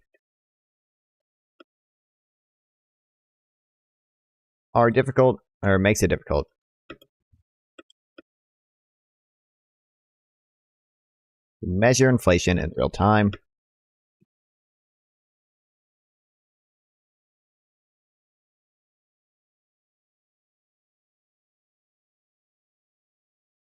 Source data. What the fuck is source data?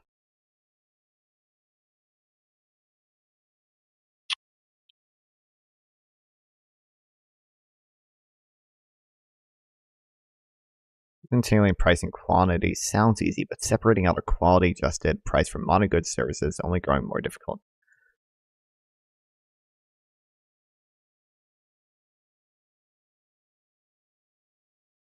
I'll include this in here.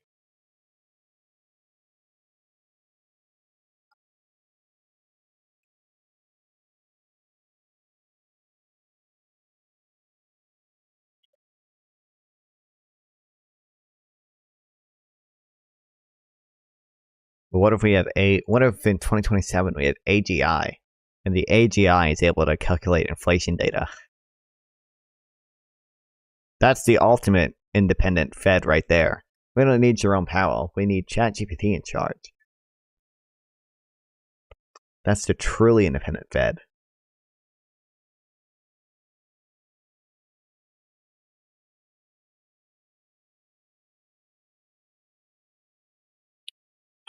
Fixing the Fed's shortcoming. Foregone gains in employment and wages. False definitions of maximum employment.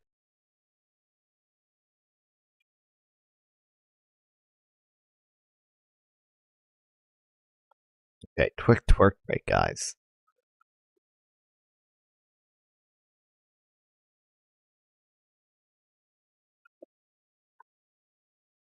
We're one energy drink down already. Goddamn.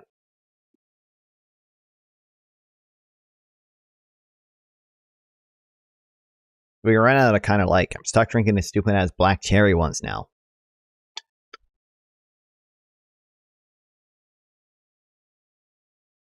I don't even think I'm supposed to be drinking many of them because we're supposed to be saving them for when we go on our stupid ass fucking family camp.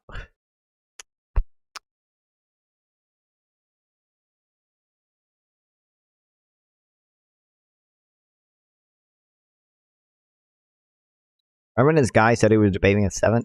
Now it's 7:45, and he actually has not yet.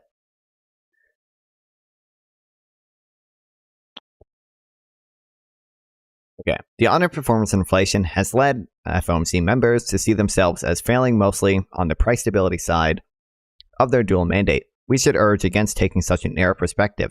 Well, FOMC members, but how are there still fucking flies in my room, bro? Largely sound content with the current state of the labor market. Persistent errors in their evaluation suggest that a deeper revision of priors is now necessary. Back in February 2015, then San Francisco Fed President John Williams claimed in a Financial Times interview, I think the maximum employment problem will be gone by next year. We will be with any reasonable estimate of maximum employment. We will be within any reasonable estimate of maximum employment by the end of that year. The unemployment rate seemed to reach President Williams' definition of maximum employment in November of that year. With the unemployment rate now at 5%, we reached an estimate of full employment based on that measure. 5%. What?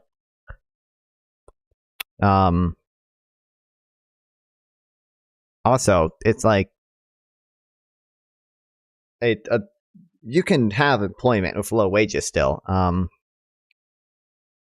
That's one of the problems with the old Phillips curve. Is that a weak labor market can support plenty of employment, but still have relatively low wages.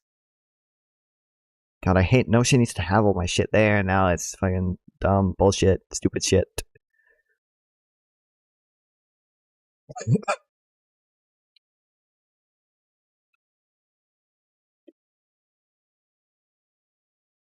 A weak labor market can support high employment with low wage growth. Oh, well, I thought that's just exactly what I just said. I thought I was going to have more than that.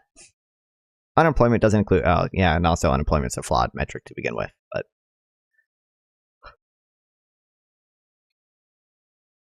so is inflation.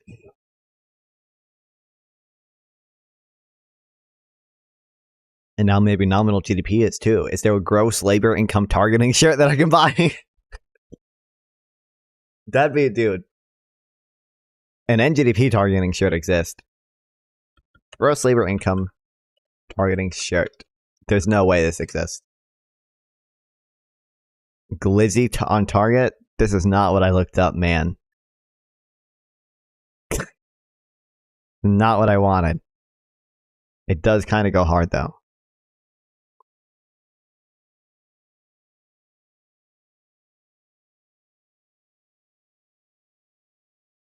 Yeah, that is not a thing, but there is an NGDP one, which is cool. It's a fucking fire, dude. Dude, this is going to be how happy I am when I get it. As soon as Twitch freaks me out, that's the first thing I'm getting. I should sell stickers too. I could put one on my phone case. That'd be sick. A lot of shit. Okay. Since President Williams' claims of achieving maximum employment, another 8 million jobs have been created. The unemployment rate has continued to fall, now at 3.6%, without much signs of inflation, substantially accelerating through the Fed's target. When was this written? 2019. Okay.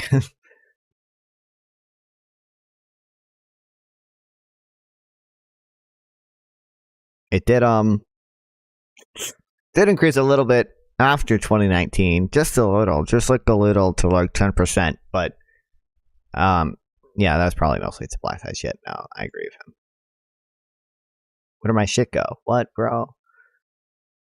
Fuck you, Notion. I'm gonna get upset at Notion, even though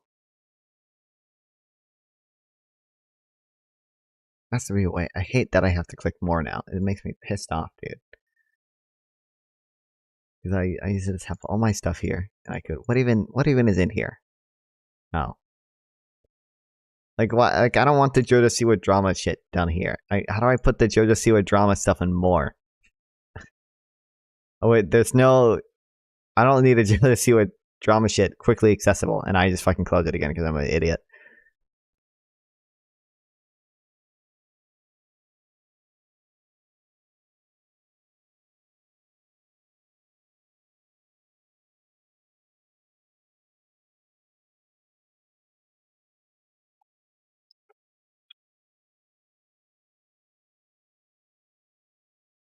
Okay.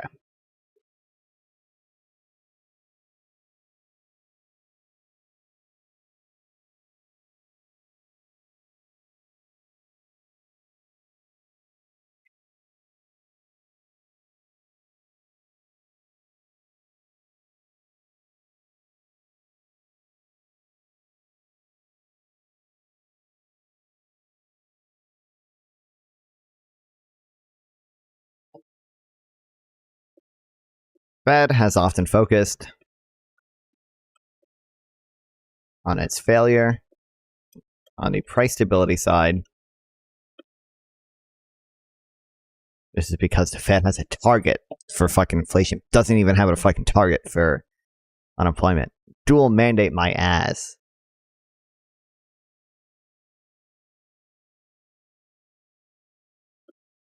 Rather than it's failing, the labor market.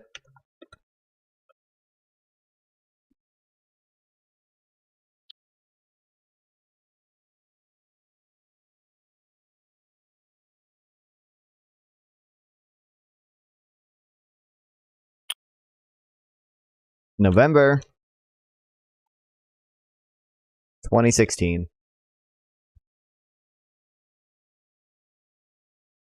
Then President of San Francisco John Williams claimed in a Financial Times interview. Wait, no, this is not that.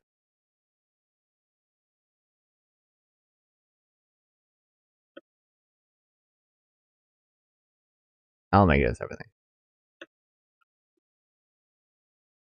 From then to 2019, 8 million jobs, he said, were created, right? Yeah, another 8 million jobs have been created. Pushing unemployment down.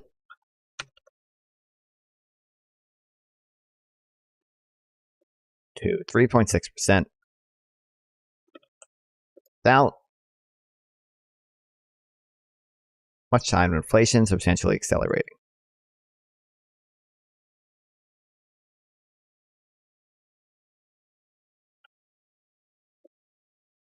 At least until COVID, when everything kind of broke around then. When did the Fed do the rate hikes? Fed rate hikes 2019. No,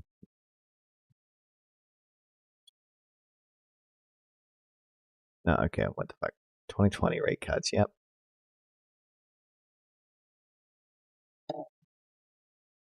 Yeah, they increased them in leading up, yeah, in 2017, 2018. We were at 2.5%. Oh, and I mean, to be fair, we were at the zero lower bound before the Great Recession, or during the Great Recession, right? So, kind of made sense because the Fed kind of needed to regain control of monetary policy.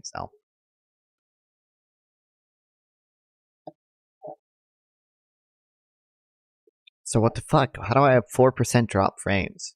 I think 4%. I think, you know how the natural rate of unemployment is clearly definitely 5%. I think the natural rate of my drop frames is 4%.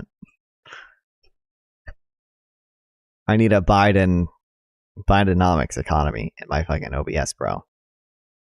Oh, it dropped to 3.9%. That's actually what unemployment is at right now under Joe Brandon. Best president of my lifetime. That's probably unironically true, but I haven't been alive that long, so.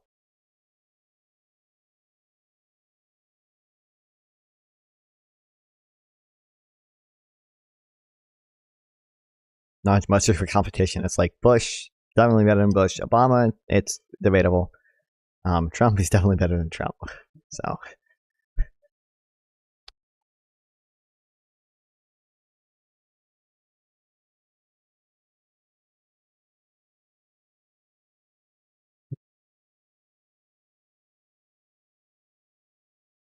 That's funny chart. Well, thanks for the follow, Dina James. I appreciate it. Thanks for stopping by. What's going on with you? Hey, what's up? Not much. We're reading about inflation. Kind of inflation. Check Discord, please. What am I Discord? I don't have any notifications.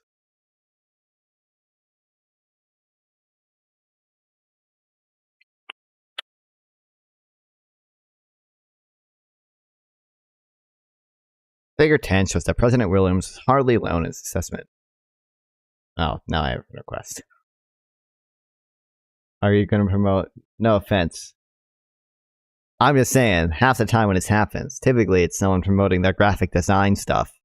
When clearly, I don't need any help with my graphic design. Evidently.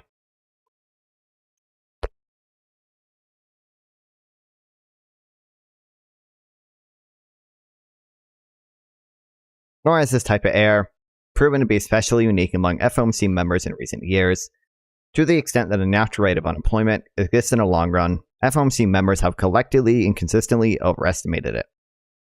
Yeah, where's the... I should just look at my other chart for this.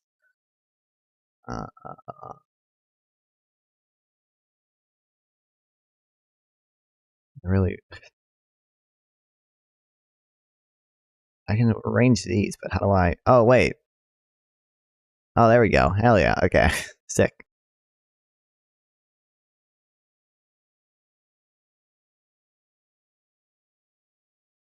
Where is it? I love the estimations of the natural rate of unemployment have been...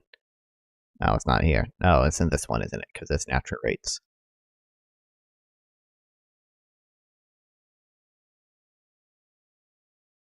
FOMC has consistently underestimated how low unemployment can go.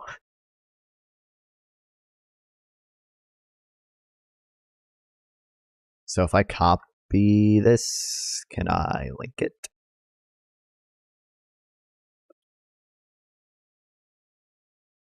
This failure is hardly unique.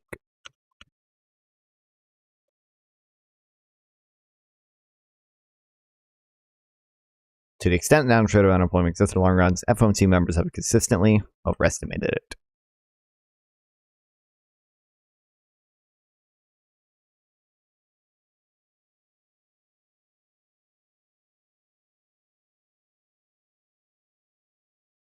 In the last 24 releases of the FOMC summary of economic projections, 13 released revealed it. Oh, thanks for the follow. I appreciate it. Thank you, Rebecca1. Hope they're not a bot.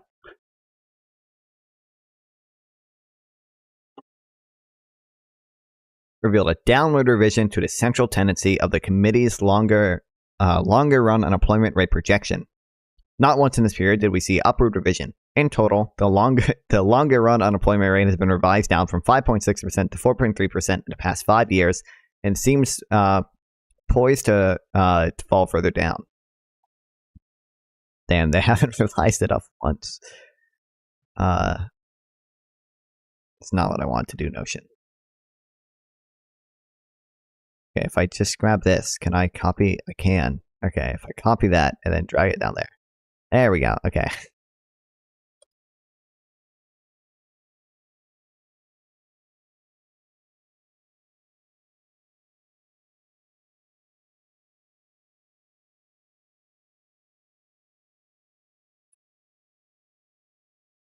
In the last 24 releases of the FOMC summary, I'm going to progress 13 releases. 13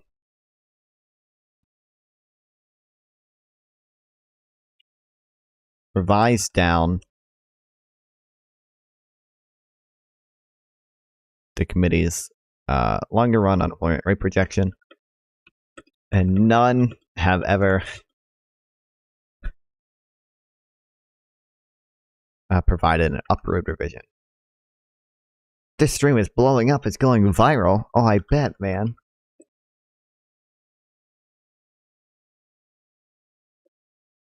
Let's check how many Trovo viewers we have. Oh, 5? Wow, sick. And they're all bots. I don't think a single one of them are real. Potentially Rebecca1. Rebecca1 might be the one real person.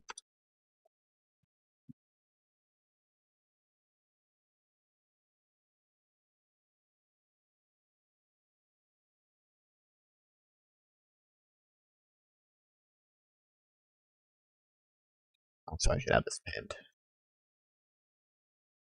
Thank you for reminding me, whoever asked about the Discord, Dina James. Although they are probably a bot, but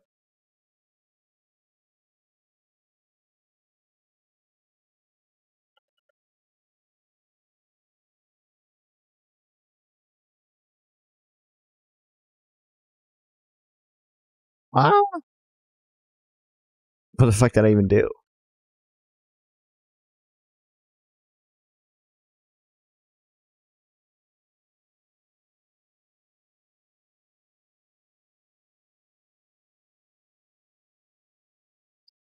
Beware of the problems with the unemployment rate.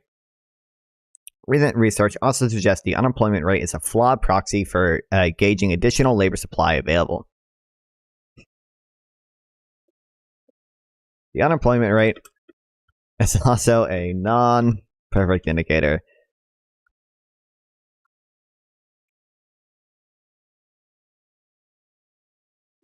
of labor market slack to begin with.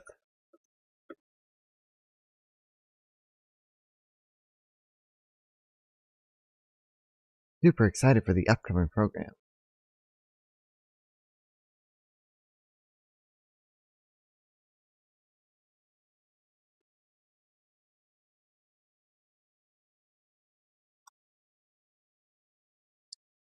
NAOLTON 2019 showed that the distinction between those who are unemployed and those who are classified as not in the labor force is not well defined within the CPS, and it tends to result in an underestimation of both the unemployment rate and the participation rate. The prime age employment to population ratio, while imperfect in its own ways, was more robust to these muddly definitional distinctions. A careful look at Figure 12, which suggests that members' claims of achieving maximum unemployment were far too hasty. What the fuck?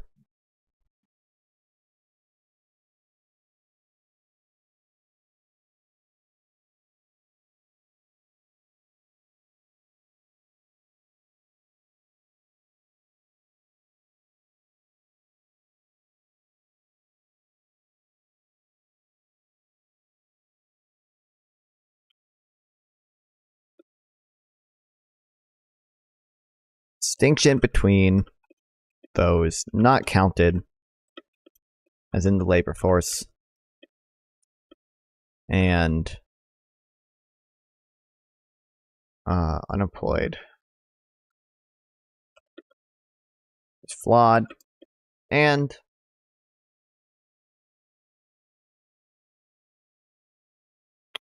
as a result, an underestimation of both the unemployment rate and the participation rate.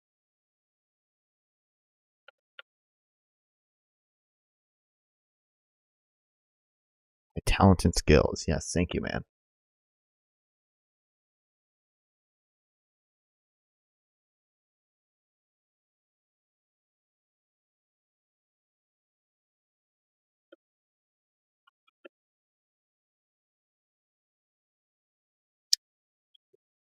The prime age employment to population ratio, while imperfect in its own ways, was more robust to these muddly definitional. Yeah.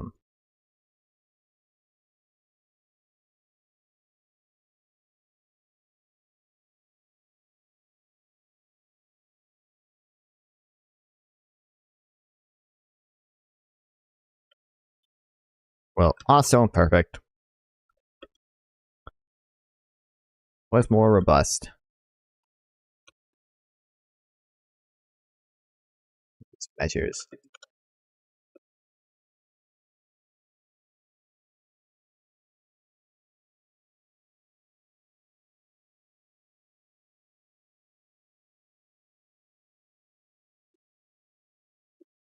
More slack.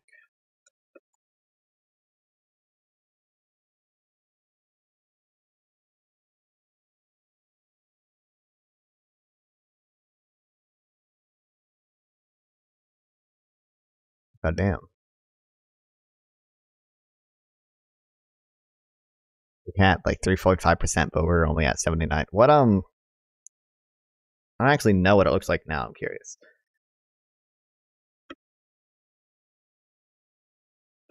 Prime age to prime age employment population ratio. Wait, red. Yeah.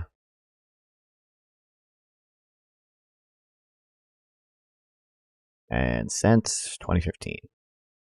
We're at 80% right now, which is basically where we were pre-COVID. Hope you keep on streaming. Oh, don't worry, man.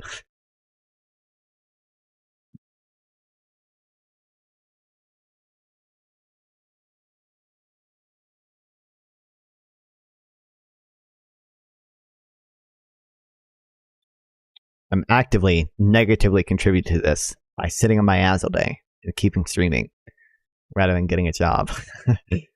I am the reason that I guess we already have recovered from COVID, but I am the reason. Oh wait, no, I'm not. 25 to 20 to 54. So it's not my fault, guys. Don't worry. Don't worry. I'm still in the clear.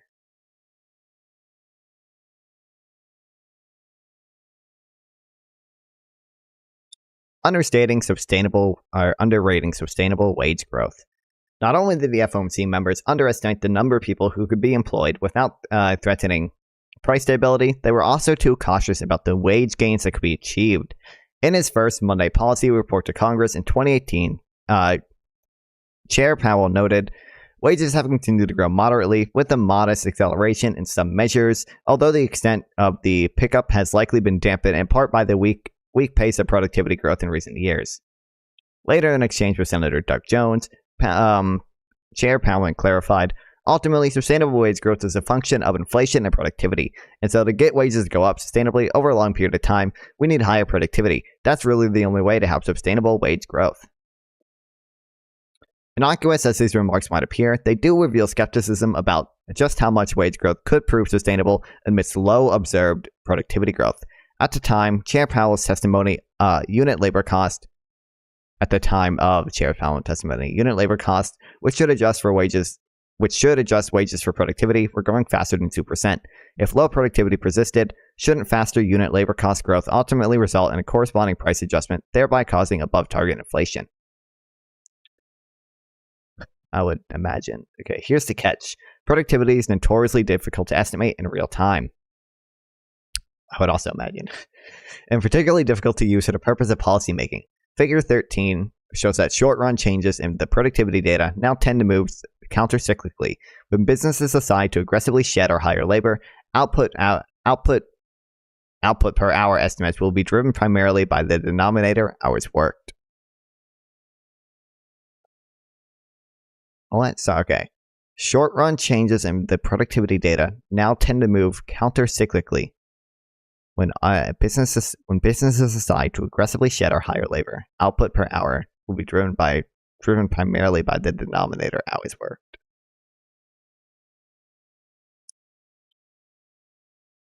Okay. There's also little evidence that the realized long-term trend in productivity growth can predict future productivity dynamics, whether it is for the next 5 years or just for the next 4 quarters. Figure 14 and 15 highlight the dangers of extrapolating past productivity trends into the future. At the very least, it should not serve to constrain future wage growth when there is little evidence that past productivity gains have flowed back to workers. But what about when we have AGI and ChatGPT can accurately extrapolate productivity changes from previous data? AI fed. It will happen, guys. I'm telling you. Chairman GPT. Okay.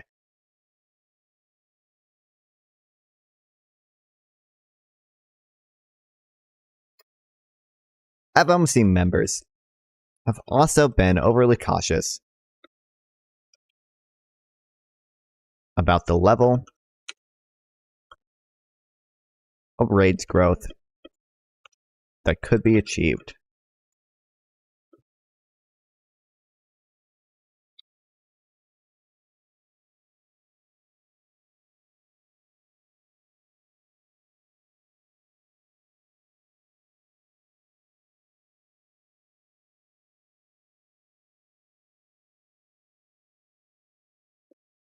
Based on estimates of productivity.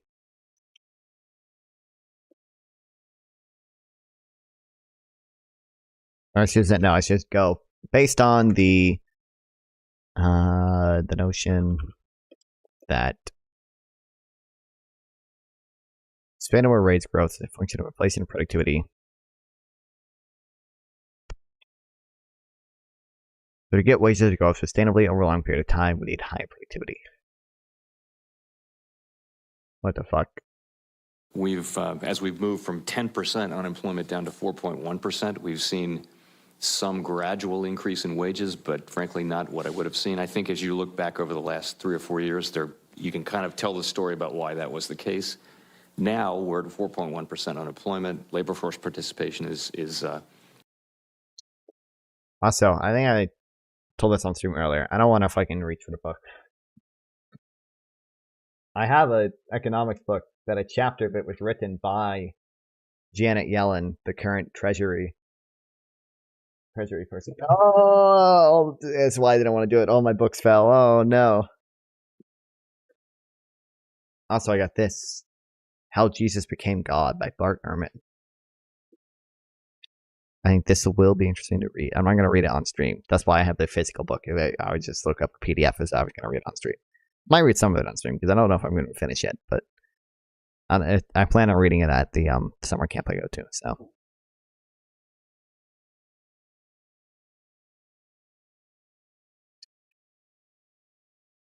Fuck. My books. Oh no, they're all gone. I need to figure out. I should buy a fucking bookshelf. That's what I need. I should do what all the academics do and have the big like bookshelf behind me so I can look smart. I think that would help out.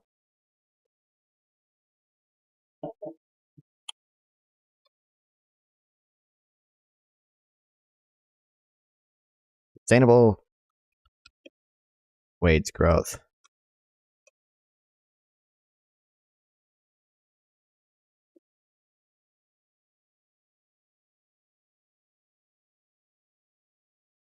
Has to be accompanied by increases in productivity.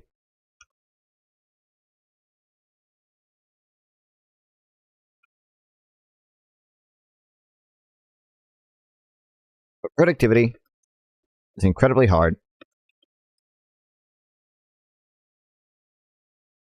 to measure in real time.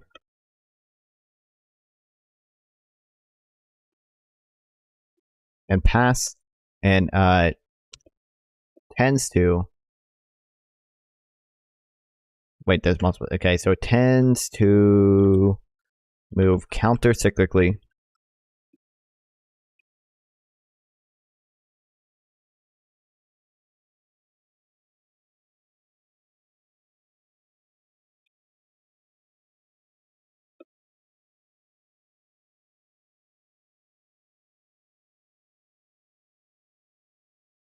i.e.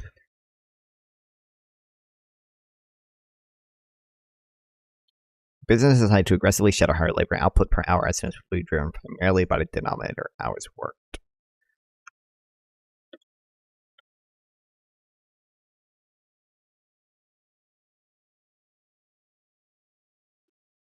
And past productivity trends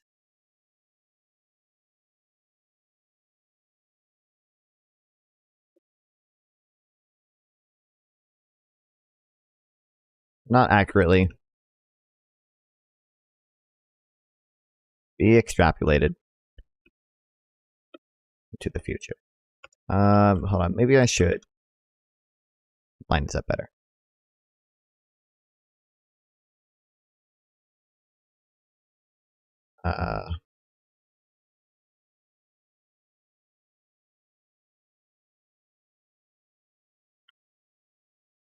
Productivity tends to move countercyclically.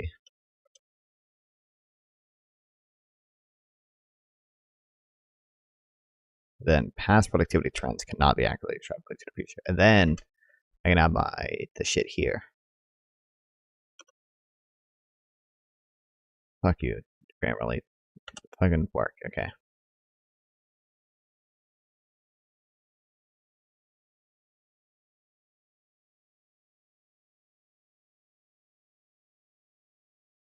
I gotta move that stupid purple man run.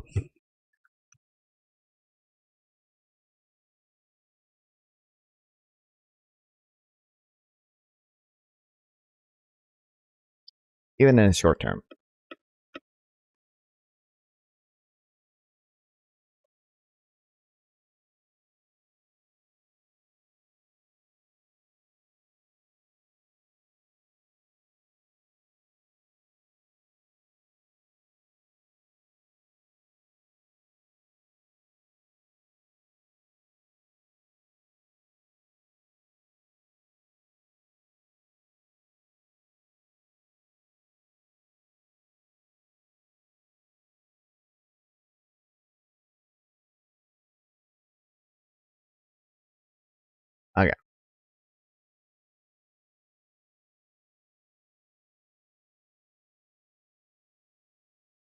There are also conceptual issues. Hold on, that's a new thing. So let me.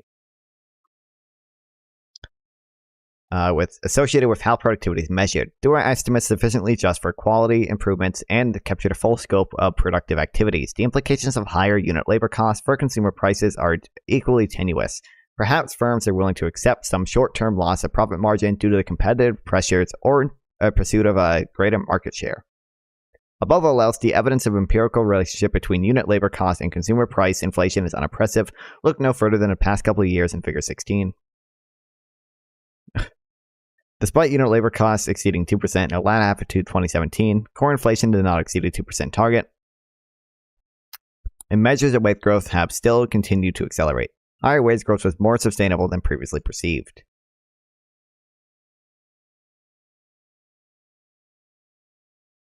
Okay, hold on. I might need ChatGPT to make this make sense to me. The evidence of it. Oh, wait, not this. No, I understand this. Despite unit labor costs exceeding.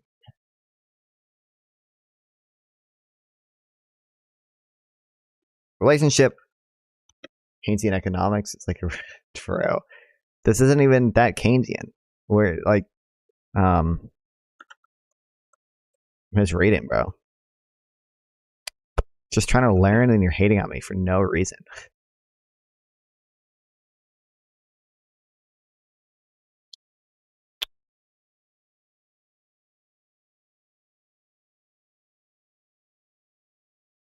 Unit labor cost and consumer prices is also not super great.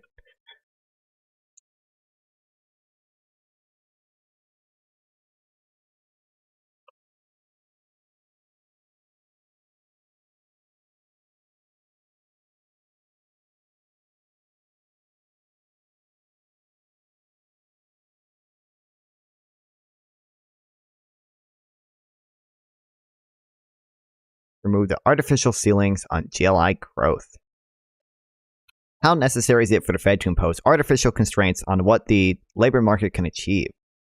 Answer me this: how many times does the formula to core inflation number changes? This article actually goes over this. Yeah, I don't really like the way we measure inflation. The formulas for measuring inflation are constantly changing. Yeah, and there's a bunch of different ones. There's a bunch of different inflation indexes, and they all have their fucking issues. Yeah. That's why, look, NGDP targeting. That's what we're reading about right now, bro. I don't know. I don't know how anything I've ever said would give you the impression that I like the way that we try to measure inflation.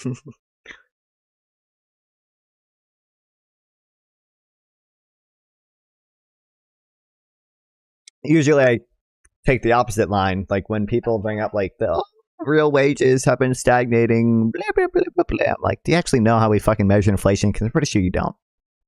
Pretty sure you don't know. You don't know the strengths and drawbacks of all the different inflation measures and how hard it is to fucking measure inflation. Okay.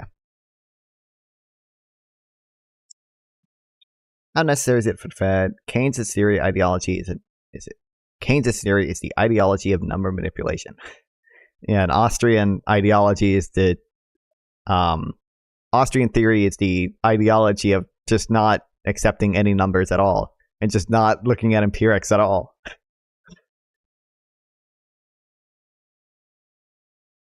I have that SDL tweet bookmark somewhere. SDL Twitter Austrian empirics.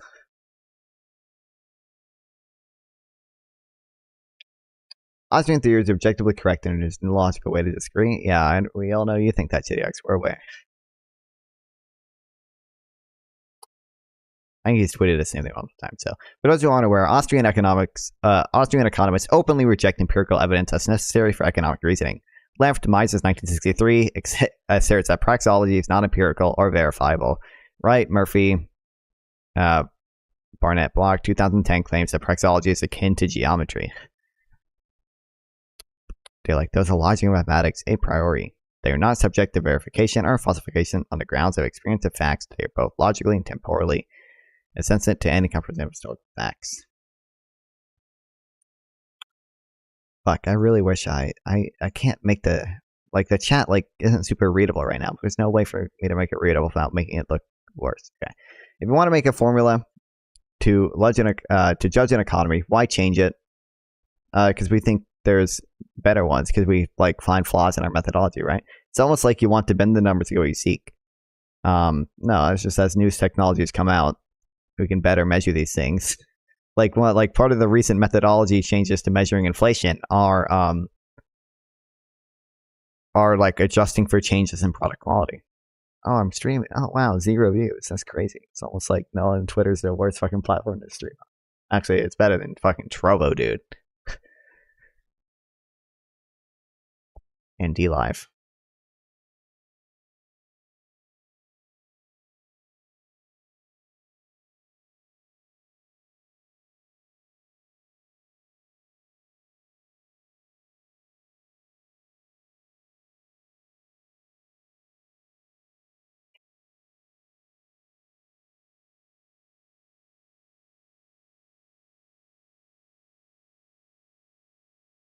Man's a great supporter. Faith-based ideology. He should love student economics.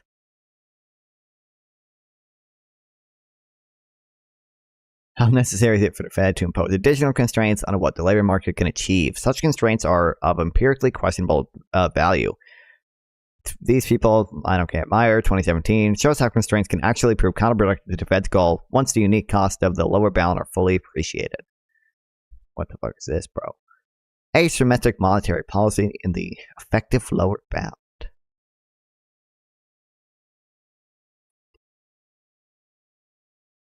New Keynesian model based.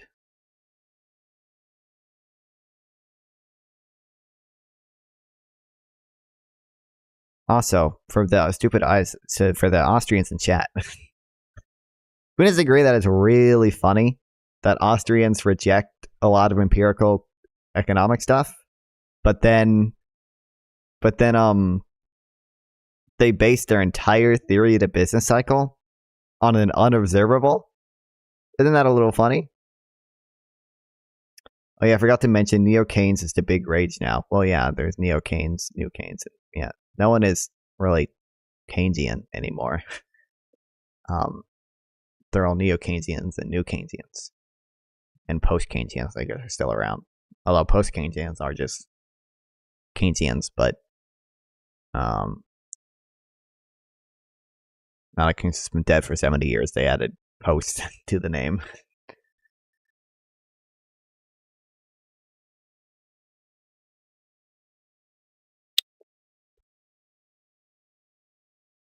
I got a new Keynesian in my Discord bio.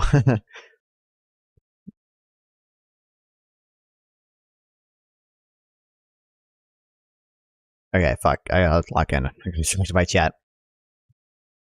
How necessary is it for the Fed to impose additional constraints on what the labor market can achieve? Such constraints are only of empirically questionable value. Gus, Lopez, Salidio, and Meyer show how such constraints can actually prove counterproductive with Fed's goals once unit costs at the lower bound are appreciated. Instead of embedding artificial ceilings, the Fed should aim to achieve at least a floor rate of GLI growth. The hostilic nature of GLI means the Fed does not have to be particularly precise about whether gains come from unemployment rate declines, participation rate increases, or wage acceleration. The Fed has every reason to act as a tailwind to the American worker, not an additional headwind. Well, I mean, he says he should look at it asymmetrically, yeah.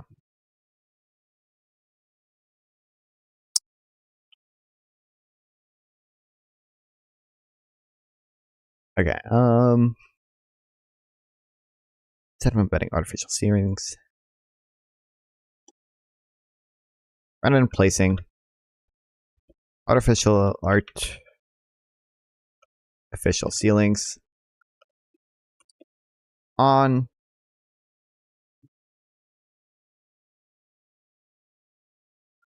what the labor market can achieve,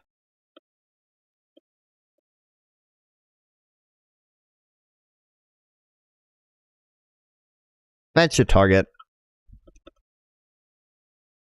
floor rate of gross labor income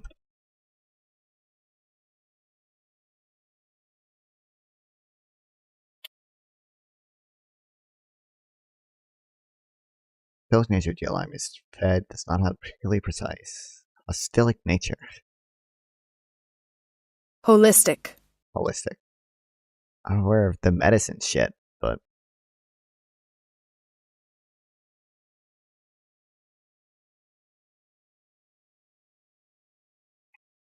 holistic nature of DLI means the Fed does not have to be particularly precise about other gains come from the unemployment rate, defines participation rate increases, or wage acceleration.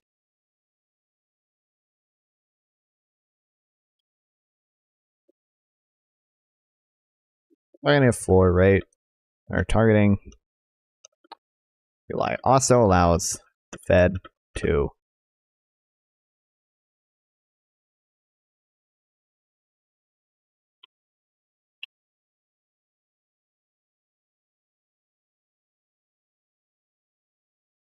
also means the Fed does not have to be particularly precise about what it gains come from unemployment rate, declines, participation rate increases, or wage acceleration.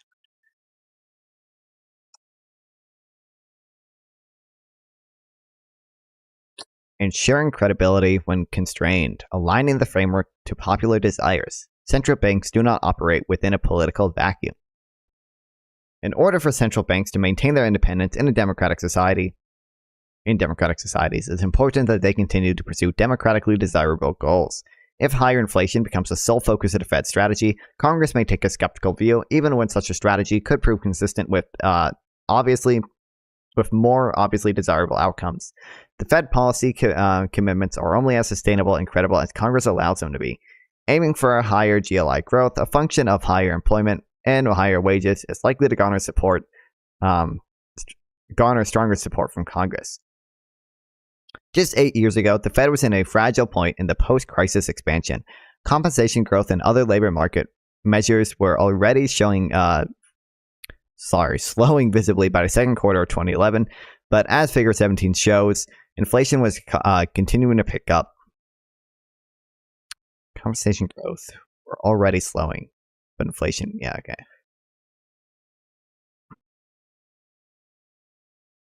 Do I already have this graph up here?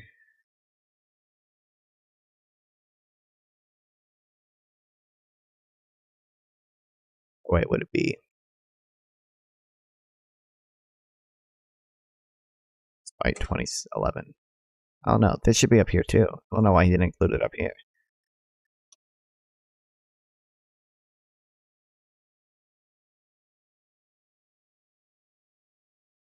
Oh, not caption.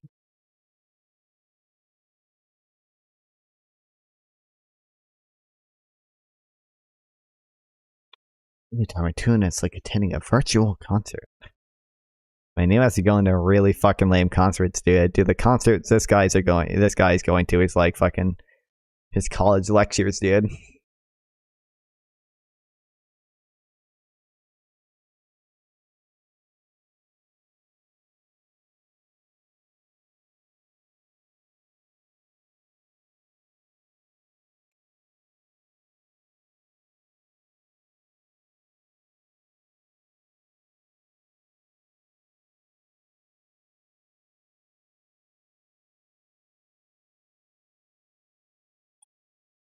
Okay, just 8 years ago, the Fed was in a blah, blah, blah. Yep, okay. The FOMC's leadership ultimately made the correct assessment that the economy was slowing and in need of additional policy support, but the political situation was dicey. Several elected officials in Congress were already pressuring the Fed to back away from accommodative policy for the stated reason of avoiding excessive inflation. Candidates running for president in 2012 were even advocating for a change in the Federal Reserve's leadership. By the end of Chair Bernanke's term in January 2014, the explicit goal was to reverse many of the Fed's policies at the first opportunity. In a different electoral scenario, the FOMC's forward guidance could have been weakened significantly. Given the macroeconomic conditions and the constraints around monetary policy in 2011, switching to a regime that explicitly promised elevated inflation would have proven advantageous for achieving the dual mandate. Unfortunately, it may result in even more political pushback. While no framework would have a universal crowd pleaser in that moment, an explicit commitment to flattening the nation's paycheck would have stood a better chance of navigating such political waters.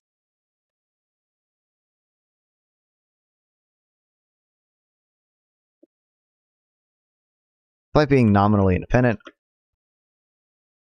Alright, not just nominally, it's by being mostly independent.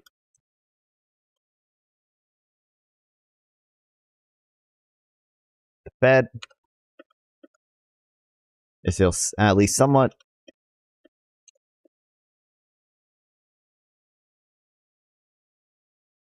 What platform is that message coming from? Trovo, dude. The best live streaming platform ever, man.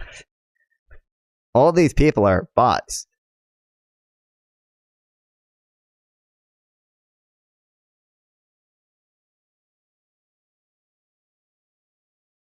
I mean, you don't know that.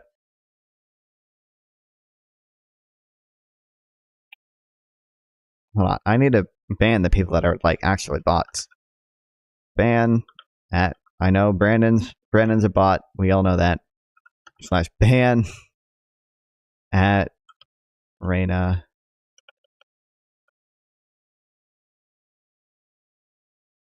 Also, is my stream for? Oh no, it's just paused.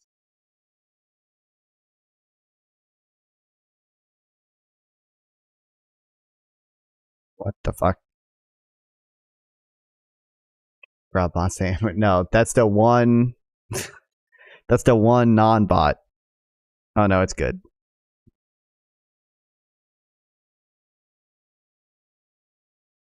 I noticed more people.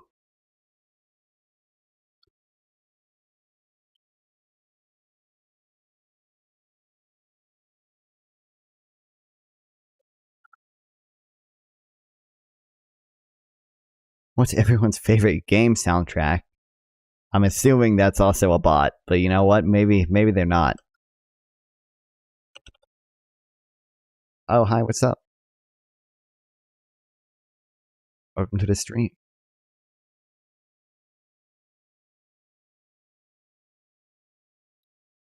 That's my favorite track.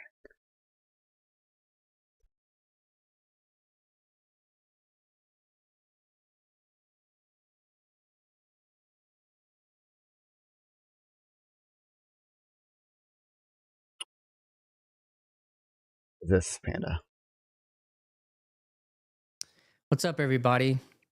Today on The fuck? Would you be willing to react to this? Dude, any like 2-hour video that's about nothing related and doesn't even, and it's from a random guy with 511 subscribers with 2 people I have no clue who they are? Probably not, dude. Giving me straight like a pear cider made from 100% pears, okay?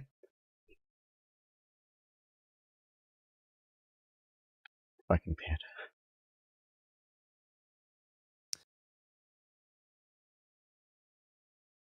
Is that panda? What do you mean is that panda? Dude, this wouldn't surprise me if this was...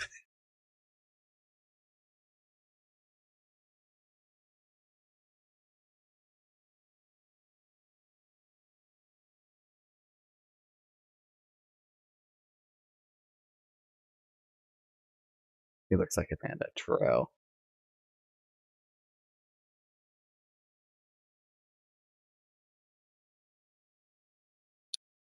Subject to political whims.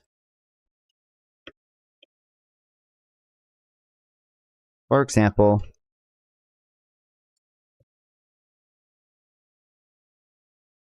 much higher quality and shorter video. Maybe. And so I would say with regards to Oh, it's just Jordan Peterson. I don't know. I don't know.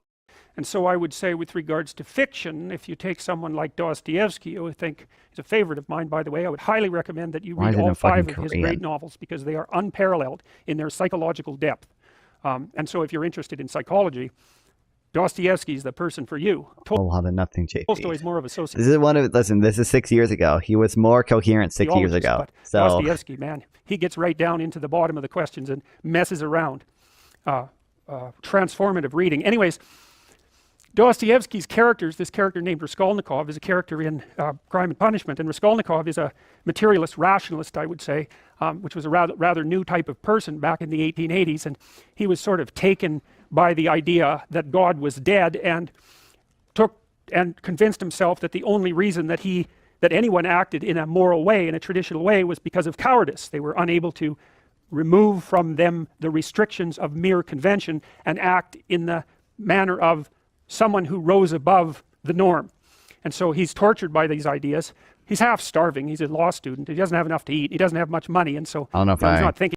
I don't know if I can. I know Jordan Peterson cares a lot about the fictional archetypes. She's a horrible person, and not only by his estimation, she pawns a lot of things for the neighborhood, and people really don't like her. She's grasping and cruel and caricature their perspective and try to make it as weak as possible and laugh about it, and then they come up with their argument and destroy the straw man and feel the straw man, and you argue it out, you battle it out, and that's what Dostoevsky does in his novels. I mean, he's the people who stand for the antithesis of what Dostoevsky actually believes are often the strongest, smartest, and sometimes most admirable people in the book. And so it takes great moral courage to do that. And you know, in Raskolnikov, what he wanted to do was set up a character who had every reason to commit murder, every reasonable reason. Okay, I don't know if I care that much about this shitty ox or panda. Gotta use comic panda.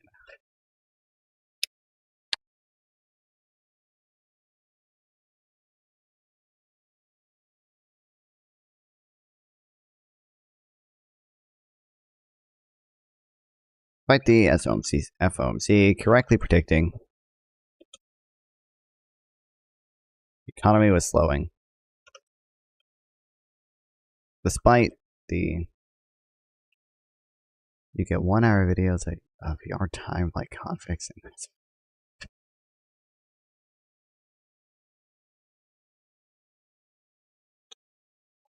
I believe we become more authentically wise by studying philosophical concepts and evaluating them than studying economics. More authentically wise. Okay, that's fine. We've had this conversation so many times, Panda. You never get anywhere. Like, it's just such a stupid fucking thing. Why won't you stop reading what you like reading? Because I like when you read this more, and I think my brain is juicier and bigger and wetter and has more curls in it, has more wrinkles in it, because I read this stuff. I know, but I'm explaining why you're wrong, and you don't take the logic.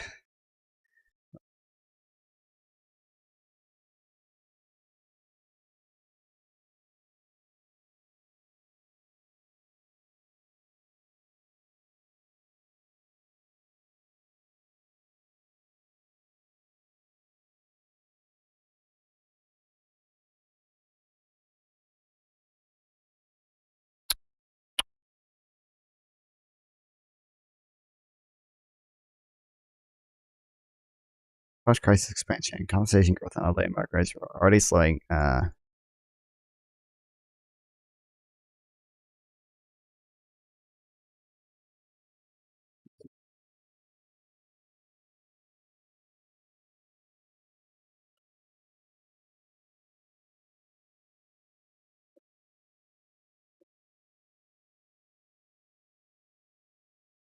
Economy was slowing in late 2011. This is not a Q&A about my life. Oh, really, Panda? Because you seem to love doing Q&As about my life a lot, all the time. Actually, even better about it recently, but...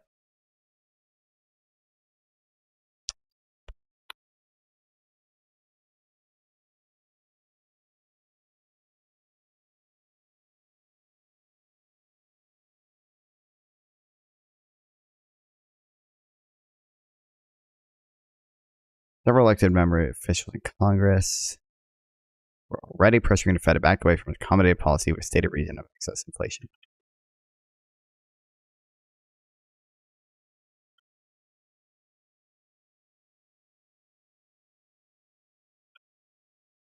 What the fuck? Reading specific books in college doesn't make anyone wise. I mean, that's true. Jidiox isn't in college. To Jidiox's credit, or Panda, sorry, he said his name used to be Jidiox.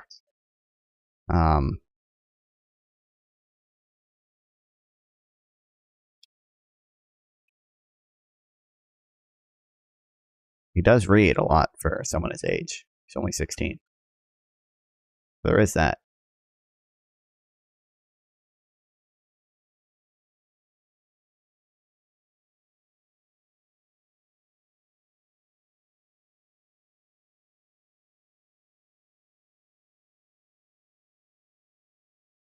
Why does this not? Hello.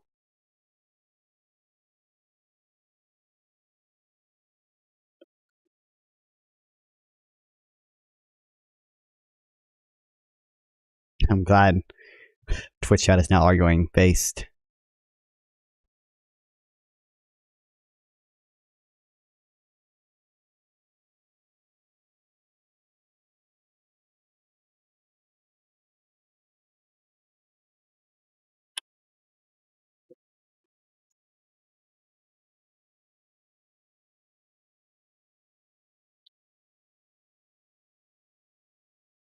Guys voted for president in 2012 are advocating change of Federal Reserve.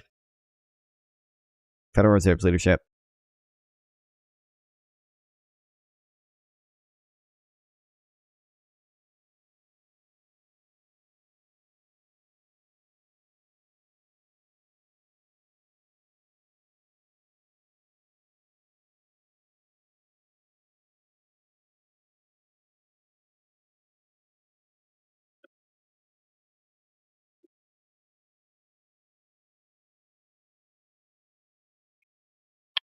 I used to put up with these chief readers and BBs in the BB days, and they were all posers. True.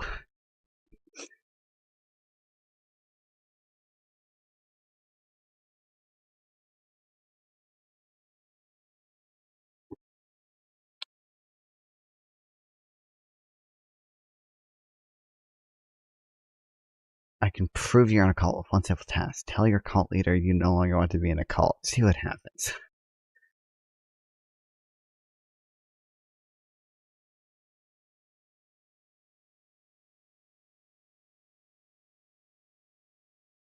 Okay, given macroeconomic conditions and currents around monetary policy in 2011, switching to a regime that explicitly promised elevated inflation would have proven disadvantage for achieving a dual mandate.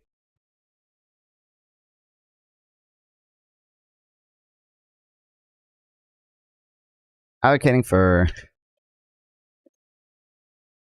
high inflation is never politically popular.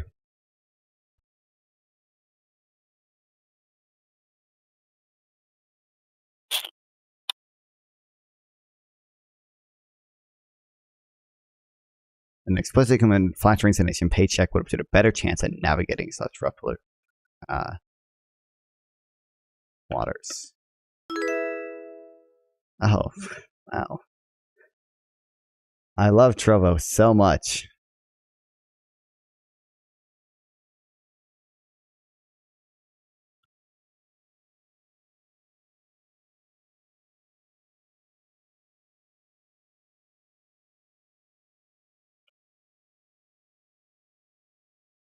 I don't know, why isn't the Trovo chat even showing up though? Oh, there it is. Oh, it just, okay, awesome.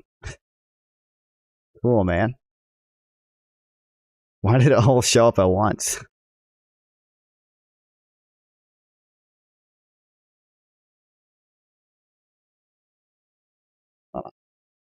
Not that it even matters, because I'm just in a nice PPG throw. Is that Andrew Tate's alt account? Probably. I think Trovo is probably a website run by Andrew Tate, you know. We just need to wait till my Rumble gets to be. Although also, I mentioned this earlier, but I won't be able to stream on Facebook.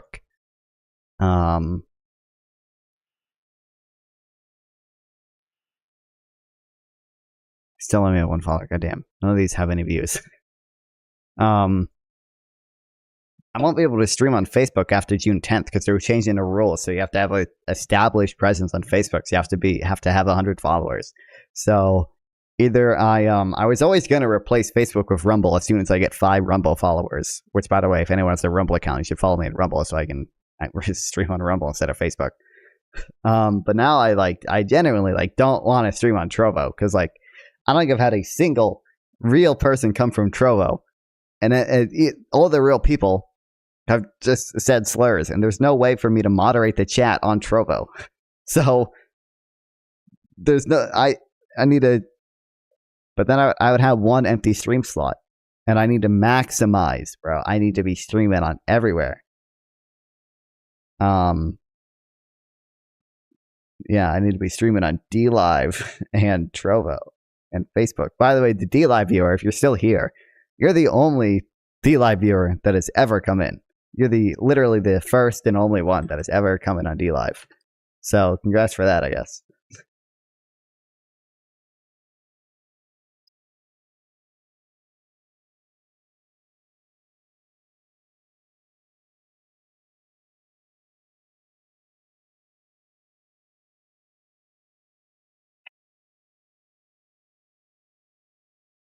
But I don't even. I guess what else would I stream on? I could stream on. I can't stream on TikTok because for a fucking lot of reasons. It's TikTok's the worst platform ever made, and they make you jump through a million hoops to stream. Chatterbait, I could do Chatterbait.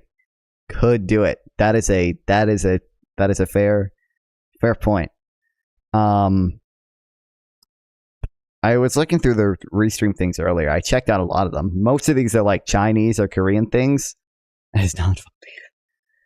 I don't want to do Steam just because if there's any risk of getting banned on Steam, like I don't want to lose my Steam shit, and also I don't think anyone would watch on Steam if it wasn't gaming content. I don't know. The rest of these are like fucking dumb. I was gonna do Daily Motion, dude. This isn't even. Dude, no one uses this site. That's built for you. I looked at it. No one fucking uses this.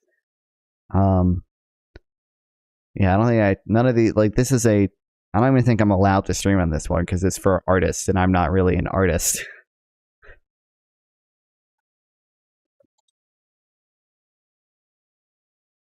This isn't even, I don't know if they even have a website. Oh, not a lot. Oh, that's true, actually, yeah.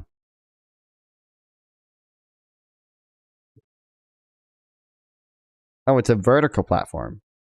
So I can't even stream to it anyway. And none of these things are good.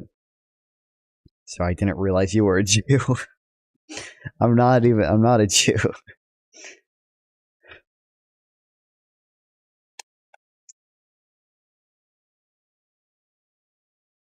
It's also not worth streaming to Twitter, but it doesn't matter because again, like it.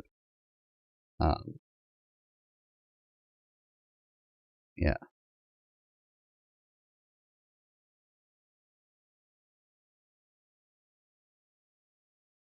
It's not taking up any. The opportunity cost is literally zero. Even if I never get any Twitter viewers. Dude, one day the Twitter will blow up though, guys. It'll happen. You watch. Even though I have fire tweets. You tweeted Trump as a traitor. Wait, why does he have to be reelected? I thought he had mind declassifying powers. Yeah, this is wild. When he said he would declassify the Epstein files, and in that interview, he said that there was phony stuff in the Epstein files because he knows he's in the fucking Epstein files. That was so fucking funny, dude. What are you questioning? Oh yeah, all bro had to do was draw a watermelon. And this was so funny, dude. Batty on top, yeah. No, she's in the Discord server.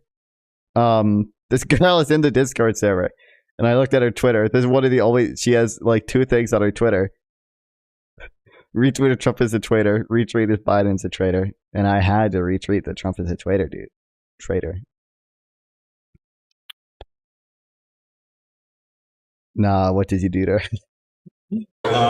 This is she held hostage. I mean she joined it. I don't even know how she found me, dude. I asked her how she did because yeah, when she first joined, I sent like the statistics of my viewers and it's like 99% male. I was like, how the fuck did you find me? She never answered, but my artistic rendition of a free palette. It was so. Everyone else drew like a cartoon watermelon. Like you can see, like watermelon, normal watermelon. They are holding a Palestinian flag. He drew like a cool cartoon watermelon. Oh, brother. Why do you have a disproportionately male audience? I don't like most of the shit doesn't appeal to women. Like I don't know, like I'm a man, so I'm automatically gonna appeal to more men. Women or men are more likely to be on Twitch in general. Yeah, men are more likely to be into gaming and the internet politics debates stuff. So this is my artistic rendition of a free Palestine. A solitary, singular, secular, democratic Palestine that is free. It's supposed to be a watermelon with seeds in it, and also the shape of Palestine, except maybe a little bit larger. Dude, at least he didn't draw the Golan Heights. There's a funny trend of like pro-Palestinians drawing like Palestine with the Golan Heights in it, and the Golan Heights is like occupied Syrian territory that they in theory should want Israel to withdraw from, and they don't think Israel has the right to have that. So it's funny when they draw Palestine to include that. Went to his Dawn stream when he was streaming about how Israel doesn't have a right to exist. Well, of course he doesn't think that. He's wild.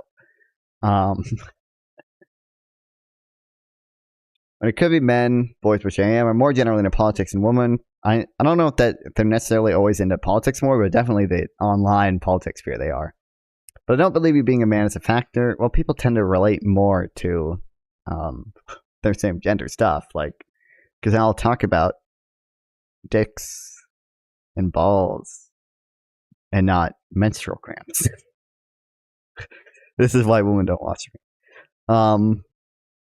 But I don't believe being a factor since I don't believe most people care about the one way or the other about gender. I don't know if it just depends what you do, but I feel like for live streams, people are going to prefer chatting.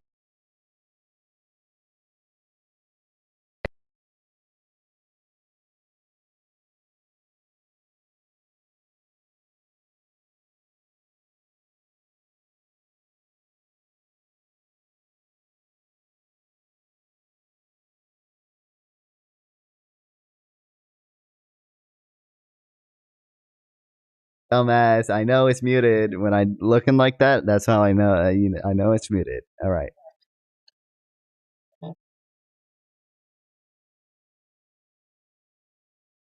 Well, even you, like Panda, most of the philosophers you read on are male. Ayn Rand is probably more of an exception.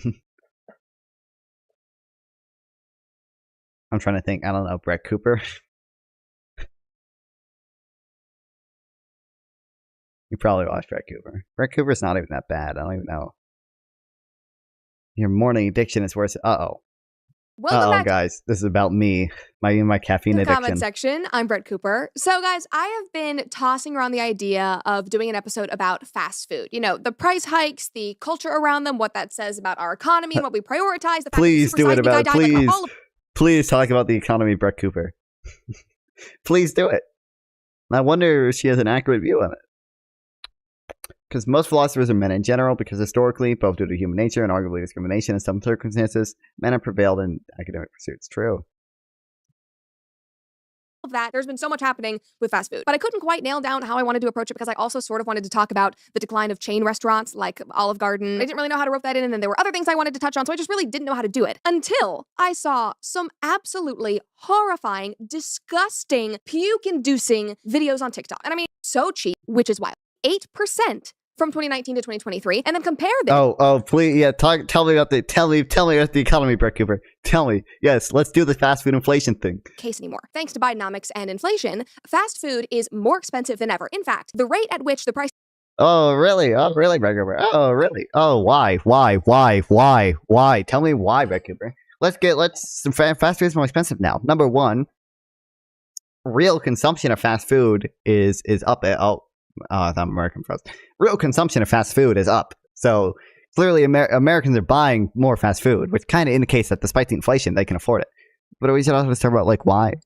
Hey, why was fast food so cheap before, and why is fast food more expensive now? Could it have anything to do with wages going up? Demand pull inflation from wage growth? Fastest at the bottom? Demand pull inflation from high wage growth? Is that possible, Cooper? Do you want to talk about that? You want to talk about why fast food was so cheap before? It's because of cheap labor? Prices have increased, has even surpassed the rate of inflation, which is wild. One article said fast food chains such as Chick-fil-A and Taco Bell are included in the limited service meals and snacks category in the Consumer Price Index report. Oh, that's so funny. The limited food service index? Hold on. It's funny because we actually measure real personal consumption expenditures by type of product. What type of product is this? Meals at limited service eating places? Oh, what's that? Inflation adjusted? Real inflation adjusted consumption is up? That's kind of wild, Brett Cooper. It's kind of wild that despite all this inflation, real personal consumption is up. And doesn't that kind of... Well, what do you think that suggests? Which shows prices are up nearly 20... Do we think that means these Americans can't afford this, or can't afford it? 8% from 2019 to 2023, and then compare this with the overall CPI that is up about 19% in the same time period. 19% versus a 28% increase. And that is insane. However, it is also not surprising at all because, wow, would you look at that? It is because, on top of inflation, labor costs have increased thanks to states like California who have increased their minimum wage. Well, that's definitely not the only reason, but yeah, sure, continue. To $20 an hour for flipping fake meat hamburgers and click-clacking little orders in on a cash register. I'm not trying to diminish these jobs at all, but there is no way that is worth $20 an hour. And critics... It's so funny that despite, I mean, maybe $20 an hour is obviously a lot, but like the minimum wage right now is a non-binding price floor. Like no one pays minimum wage, in at least the federal minimum wage. Like in states that don't have a $20 minimum wage, fast food employees are still being paid a lot more than minimum wage.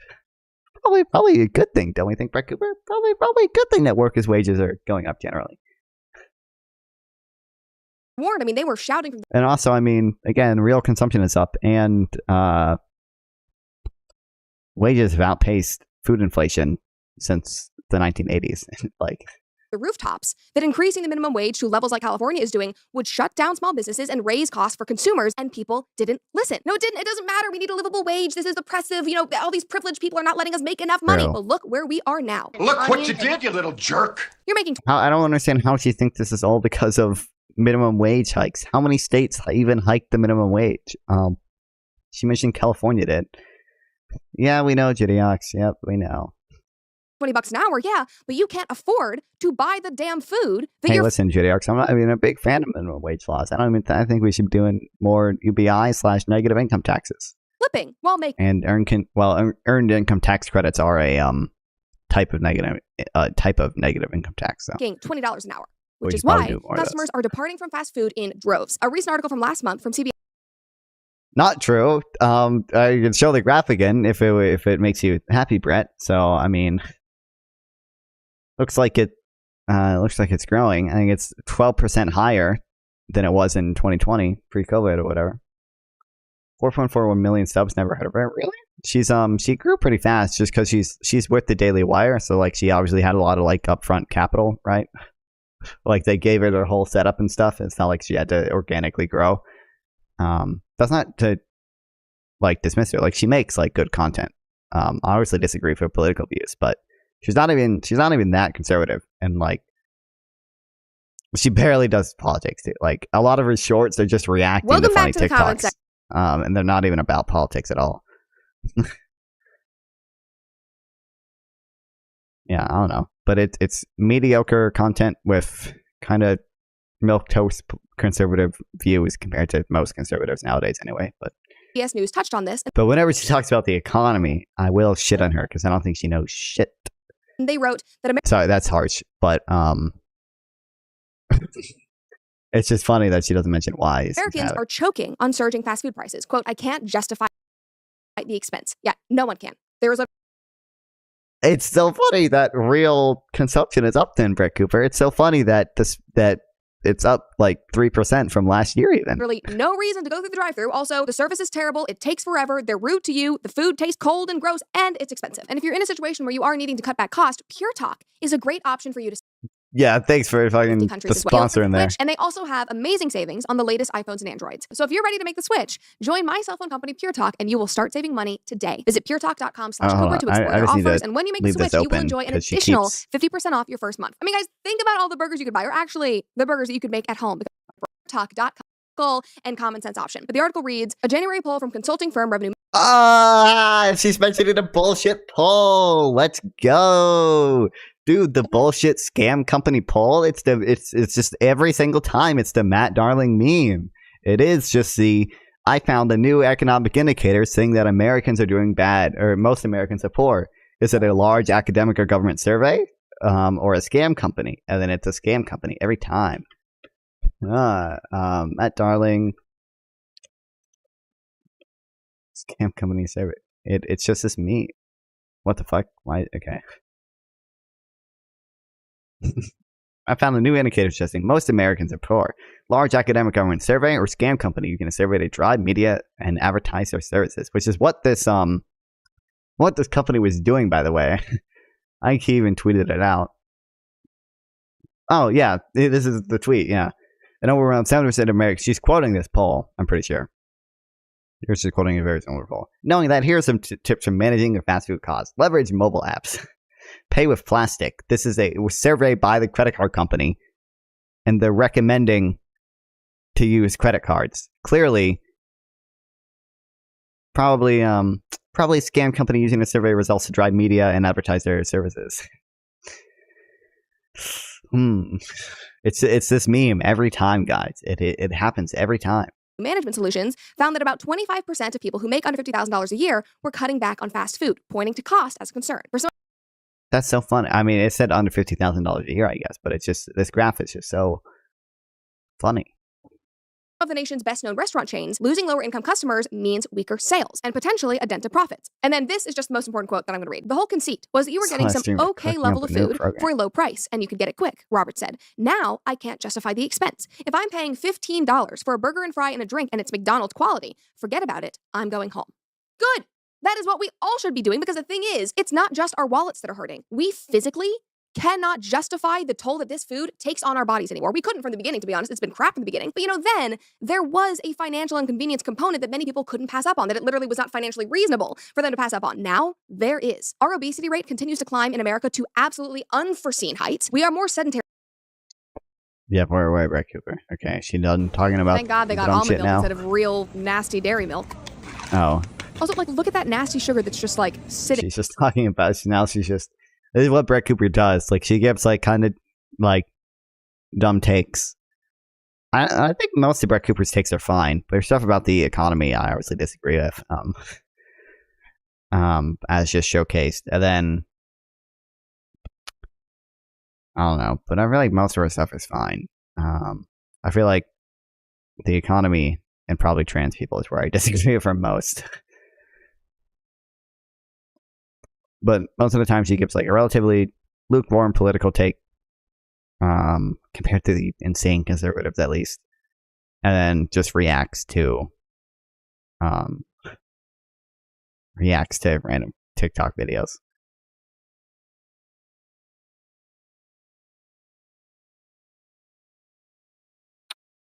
He looks like an OnlyFans model that was smart enough to be a grifter instead of a sex worker. True. I bet Brett Cooper doesn't even know what gross labor income targeting is. I didn't know what it was until an hour ago. 3 hours ago, I guess. God damn, fuck this guy, dude. He said 7 p.m. I was expecting to learn how we were in the Matrix by now. But now, he won't even, he's not doing it, bro.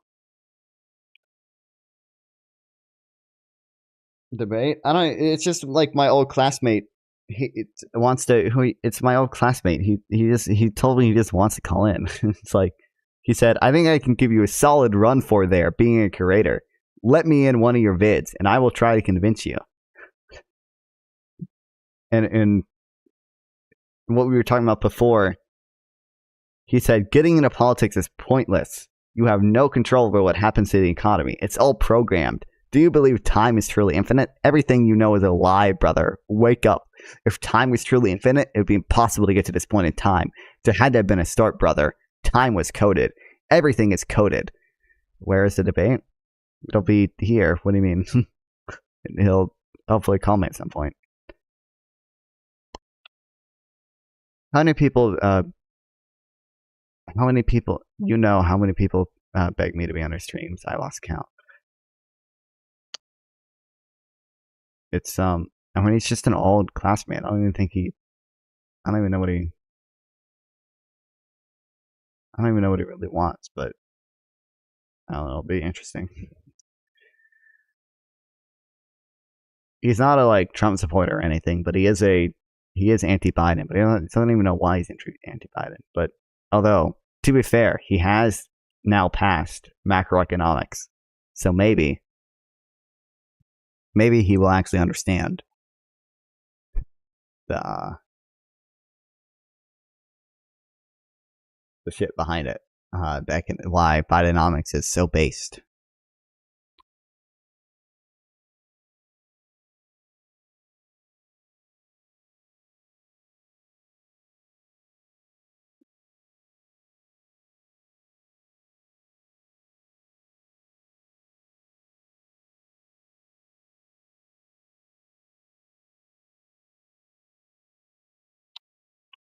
How tall are you? I'm 5'6" to 5'7". I think my license says 5'7", but I don't think I'm actually 5'7". I'm pretty sure I'm 5'6". Pretty sure they gave me an extra inch out of pity.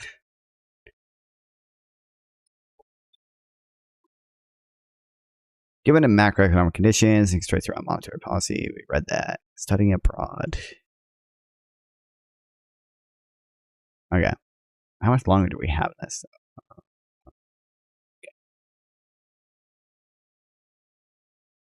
What the fuck, dude? Dude, I have to take, dude. If my stream was turned into just me taking an AP or like college level statistics course, you guys better still watch me. Because I'm gonna have to do that at some point to actually understand some of the new Keynesian models that you guys hate so much. Strange, maybe it's the camera, but your hands look huge. Are my hands, they really look huge? I think they do. It's just because I'm skinny, so they like are bony.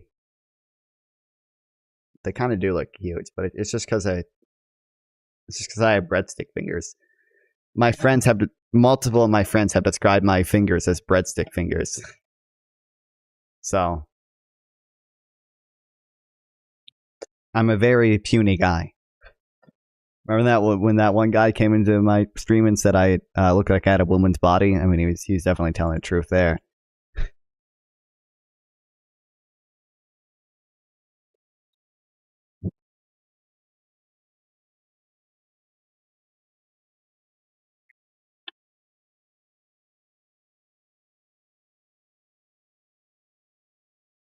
Also, wait, is my D-Live viewer still here? I need him to follow me. This is just a way to farm followers, but it's actually not a way. I actually need him to follow me to test if follow alerts work. So I don't know if the D-Live follow alerts work. I know the Trovo ones do because people with slurs in their names keep following me there.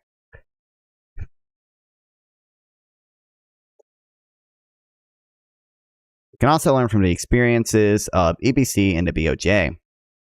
It's the European Central Bank and Bank of Japan. Challenges at a lower bound, coupled with their institutional and political constraints, have resulted in an inability to achieve their inflation goals. Such constraints have hindered their willingness to promptly use unconventional tools in order to raise inflation to their targets. Since the global financial crisis, each time the Eurozone has been hit with a downside cyclical shock, the shadow of German policymakers have loomed large. Thanks for the live stream. Oh. Yeah, you're welcome, man. The ECB's mandated goal since 2003 has been to maintain inflation rates below but close to 2% over the medium term. This should have meant a symmetric approach to achieving inflation outcomes near 2% and an unwillingness to brush off transitory effects. Unfortunately, a mandated goal does not always mesh with existing political realities. I wonder if Panda took up my challenge since the process of being ostracized from its cult. Does Panda even go to like go to anywhere to worship? I mean, I guess I would still be a church, right? Because he is a what, Noah's 7 law Christian, whatever the fuck. I would assume they would still go to a church. I don't know if they would go to a conventional church, but I would assume they still have a church, right? Or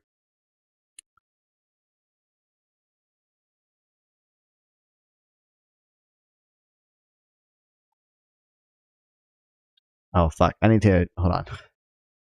Real quick, also to remind myself, make stream room roll. Let me make a roll so I can be in the for people to be able to join a Discord stream room, because right now even my mods can't, even though I think they probably should be able to.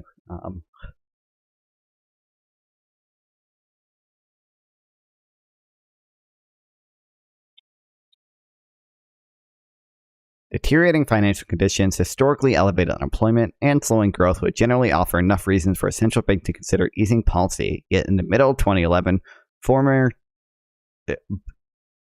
Bundesbank, I need fucking affiliate in here. How do I pronounce this shit? President Axel Weber was successful in advancing for the ECB to pivot from policy easing to tightening. His key point is persuasion, higher commodity prices. Meanwhile, core inflation measures were still missing the ECB's inflation target, and the Eurozone fell into a historic recession and financial crisis soon after. So much for over the medium term.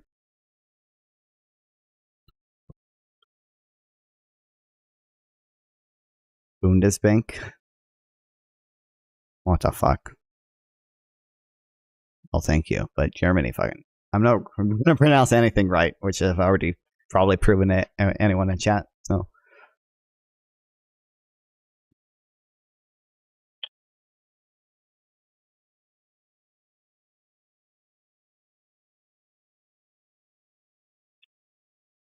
Despite the ECB persistently failing to reach its inflation target in subsequent years, former German Finance Minister Wolfgang Schäuble,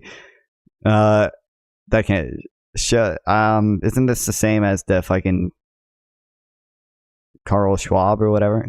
Is it Schwabel? Has instead blamed ECB's negative interest rate policy for the rise of the far right. Coincidence or otherwise, ECB is grappling with near recessionary economy right now, and has yet to shown reluctance to use its available policy tools more aggressively. No framework is going to satisfy dogmatically hawkish policymakers and constituents.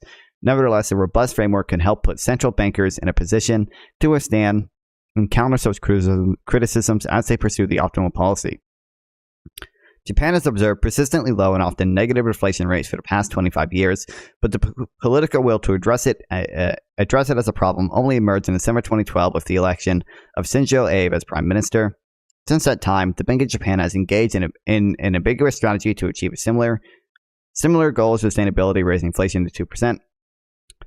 Otherwise, so much bullshit in one paragraph. Really? What paragraph? This one here. Unfortunately, the results suggest the strategy has still failed to achieve its objective, and the motivation for achieving the 2% target has faded. The Financial Times reported that in a recent statement from the Bank of Japan Governor Haruko Kimari, framework. Really? No, framework's going to satisfy dogmatically hawkish policymakers and constituents. I mean, that seems somewhat reasonable to me.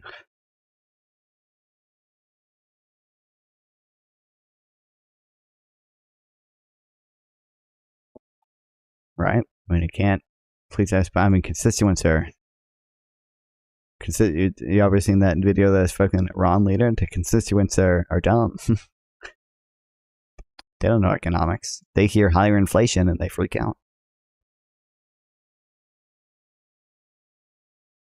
So much idea babble in one paragraph.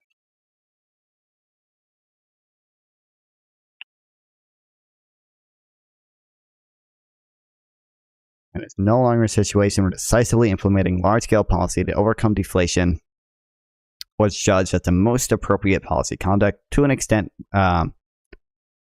to an extent little recognized outside the country. BOJ is muddying its commitment to easy monetary policy and edging from further stimulus. My brain is broken. Edging. I talk exactly like that when I am mocking people. Okay, awesome.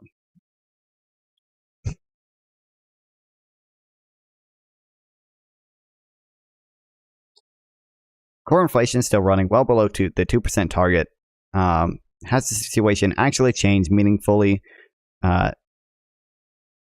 the situation actually changed so meaningfully that Governor Curto can make such a claim? Figure 19 would suggest the situation has not changed drastically.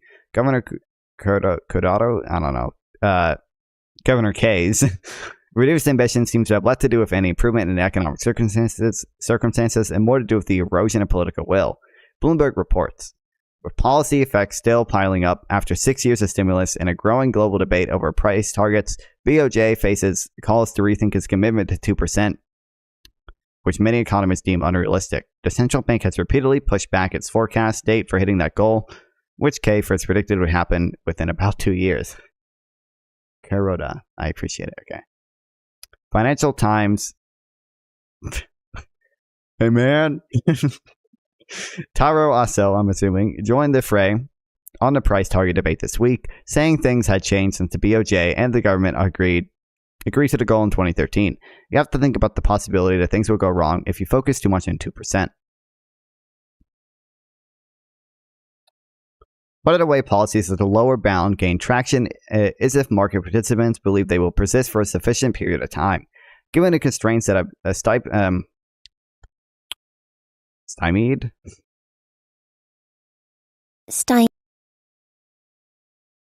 Hello, stymied, right?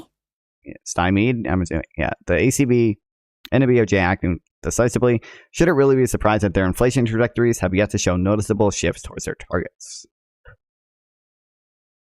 Okay, so in 2011, ECB, in 2011,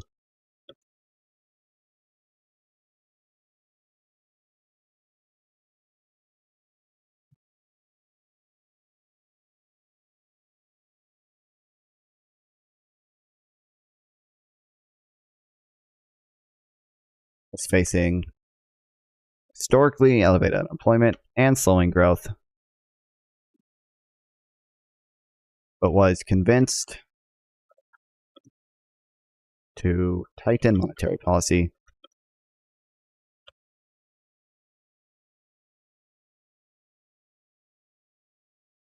based on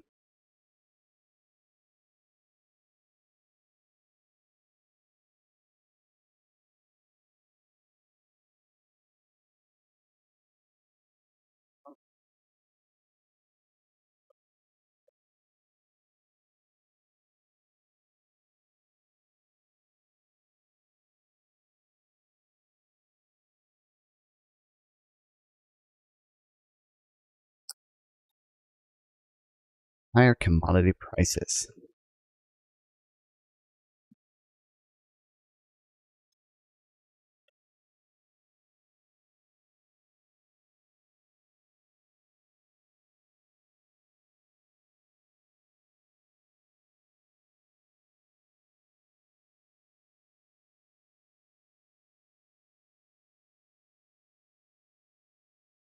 Oh, fuck, wait, it's split axis. It's split axis, okay. This is core inflation, okay. I was confused, like 8%, what the fuck?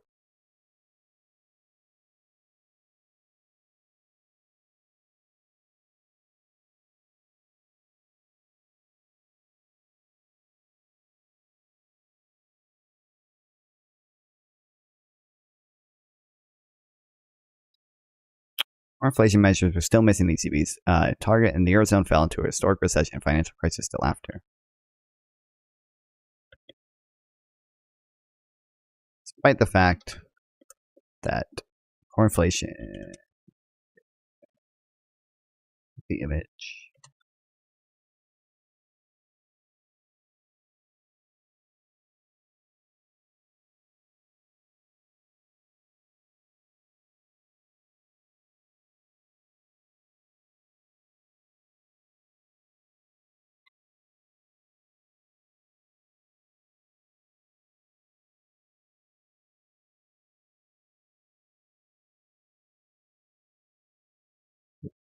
I blame ECB's negative interest rate policy for a rise at a far right base.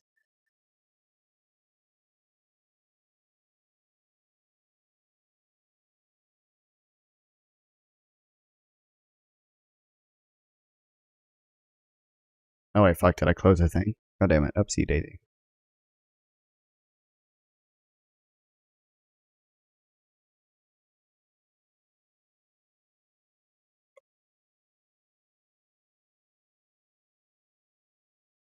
Hold on, okay. I'm gonna give you a twerk break, and I'm gonna get another drink.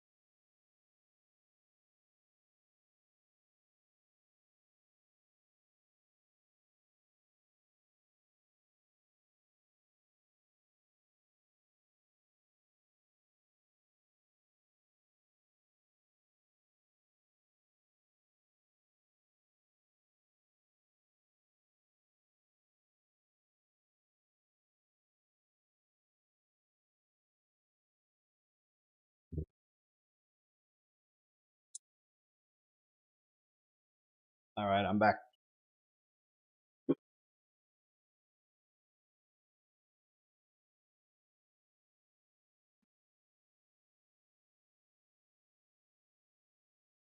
Oh fuck, you DM'd me.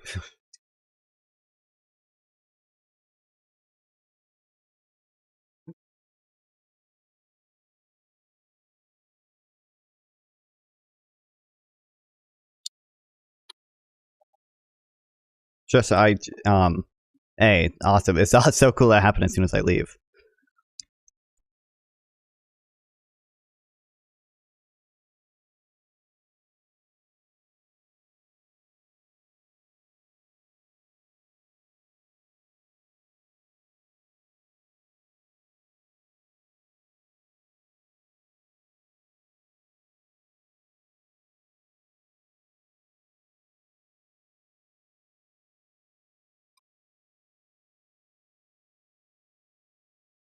Wait, did I spell debate wrong in my title? Dude, that's so awesome. Nobody even told me.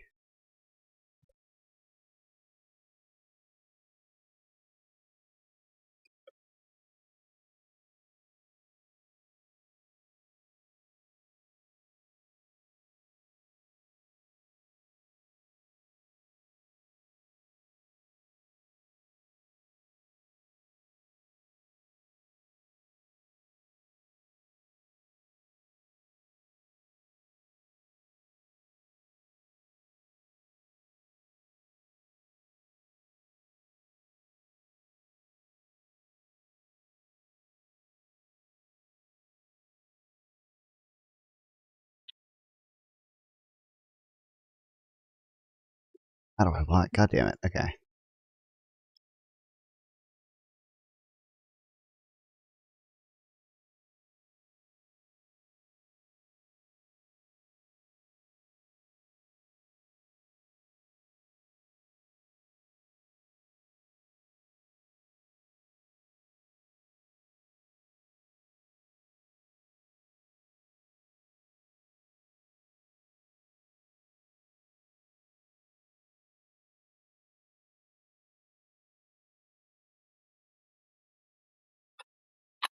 Fuck, I do want to.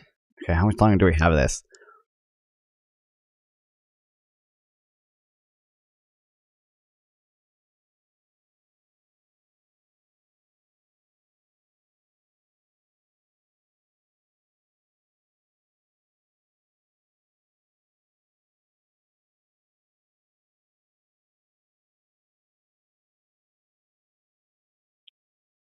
Oh, I forgot I made my fucking Discord overlay like this.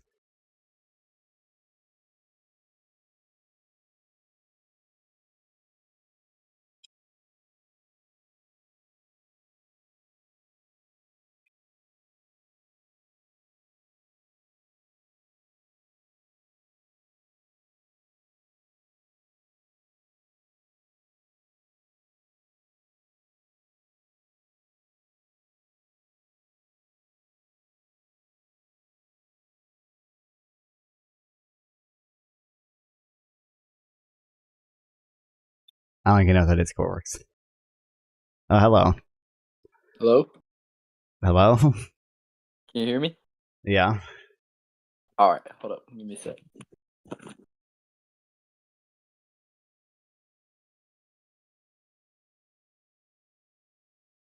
I'm always Alright, gooning Jerry. Telpanok. I'm a wait. So you're an atheist, right? Yep. I'm an atheist. I think I can convince you that there is a creator. Alright. But you gotta hear me out. Okay. And you gotta be open-minded. I guess I'll be open-minded, okay. And I will listen to what you have to say as well, and I'll try and learn from you on your thoughts on what I tell you, okay? Alright. So we can both learn from this. Alright. So do you know the apple in the box theory? I've heard of it, yeah. I've seen YouTube shorts about it. Yep. Okay, so you know the concept, right?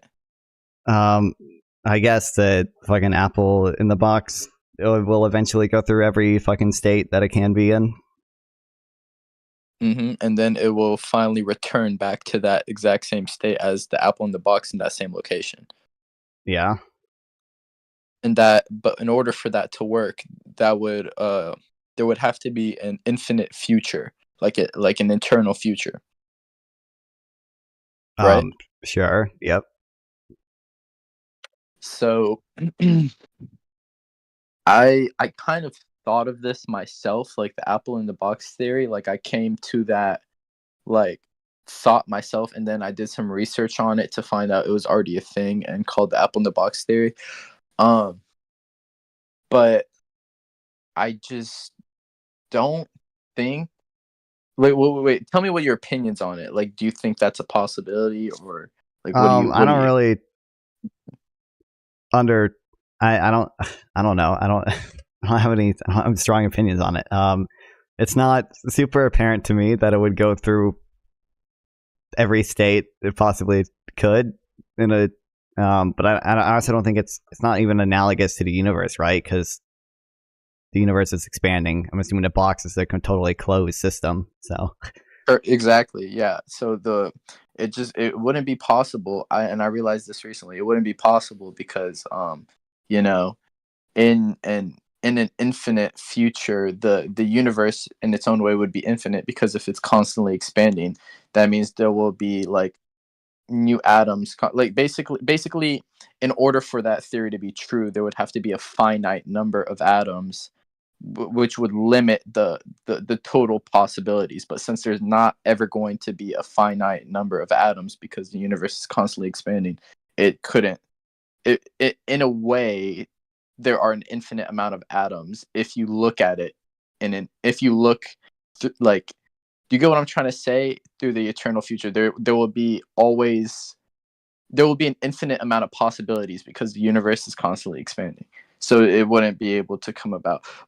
And that was something I realized recently. But another thing I also realized was that time had to have started somewhere, right? Because if there was an eternal past, we would never make it to the present. You picking up where I'm at? If you start at negative infinity, you would never make it to zero. I would, yeah, probably agree with that. I don't know if you've read into this, but what you're talking about is the impossibility of actual infinities, which I would probably agree. Actual infinities are impossible, but I don't know enough to actually stake out any full position. Yeah, it's like the only thing that like we could possibly like make sense out of that could be infinite would be time, because time is just a concept that we created. Like there's nothing really I don't think we don't really have a good understanding of what time is, right? Yeah. Well, it's like different. We created time. The time is not a real thing if you think about it. If you really think deep into like what is time, it's just there's past, there's future, yeah, but it's like it's just a way. It's just something. It's just a measurement for, you know what I mean. It's just something we created. It's not like a real thing, like how a door is real. There's real matter. You know what I'm saying? Does that make any sense? Yeah. Okay. Well, anyways, so I was thinking about time, whatever, infinity, and yeah, I realized, there has to have been a start to time, and that is just a crazy, crazy like thing to try and wrap your head around. That like time starts somewhere, because like I said, there cannot be an infinite past, otherwise we would never make it to this present. So obviously it started somewhere, and you gotta, if we don't have like, or at least our brains are not capable of like wrapping our hand our like our what am I trying to say, we're not capable of wrapping our heads around like how can time start, you know what I mean? It's not. So there has to be something that clicked that button, created that thing. Time had to have been started by something. It doesn't just happen. You know what I'm saying? Like the Big Bang did not create time. Time had to have started somewhere, and then that's where you can look past that and go into a little more spiritual and be like, okay, maybe there was a creator that created time. That's the only thing I could think of. So I want to hear what your opinion on that would be. Well, I don't. So my understanding is that we don't have a good understanding what time even is. So I know there's some theories of like quantum gravity. Basically, a lot of our conventional like understanding of physics don't really work in very extreme circumstances, like inside a black hole or in the beginning of the universe. That's why we talk of like singularities. Singularities don't actually exist. They're just a concept in mathematics. But I know like there's some theories of quantum gravity that don't include time, because at the very early stages of the universe, time may not have been a meaningful concept at all. So like with those theories, I think it's plausible that time, quote unquote, started just from quantum indeterminacy, basically. I think the fact that time has started really at best only proves that there was some indeterminate cause, and that's at best, and that's if you accept. There's another concept of whether or not time passes as like successive additions of time, or whether it's something else. I haven't read into it enough to stake out a full position, but yeah, I would say I don't think that proves a creator. No.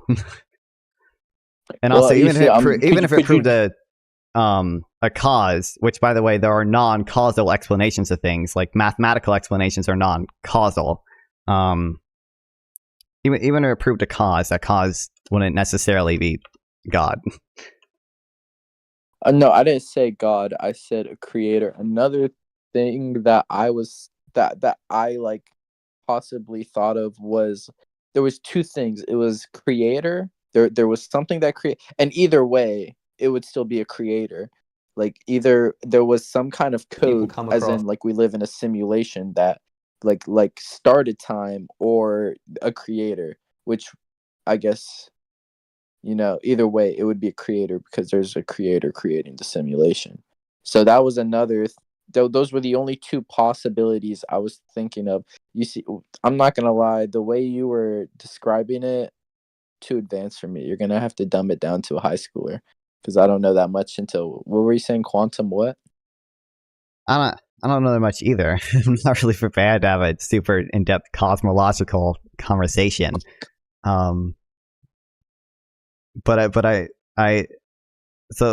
Basically we have the way we think the universe works. We have like general relativity, and we have like quantum mechanics. Both of these traditional theories break down, like don't work anymore in a lot of extreme circumstances. So whether it be like in the center of a black hole, these theories don't like reliably predict anything. And the same is true for like the very beginning stages of the universe. So we have theories of quantum gravity, just quantum mechanic theories that I don't know shit about. I haven't read into them at all, that don't include time in them because time was not at all meaningful in the very early stage of the universe. I mean, early is a funny word to use because we're saying that time isn't meaningful here, but well, notice how you say early. There wouldn't you already agreed that there's a possibility that there's a start to time because it can't be early if there's no such thing as early in an infinite past. You know what I mean? Well, what besides if so you agreed that time there is a possibility that even though you said it wasn't really a concept in the early stages of whatever, you did agree that like that did warrant the possibility of there being a start to time, right?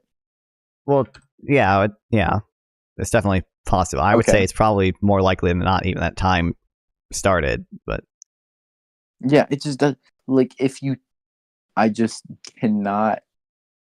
Maybe I'm just not smart enough, but the only two possibilities I could think of is, hey, maybe God does exist and there's a creator, or there was a simulation that started this whole universe.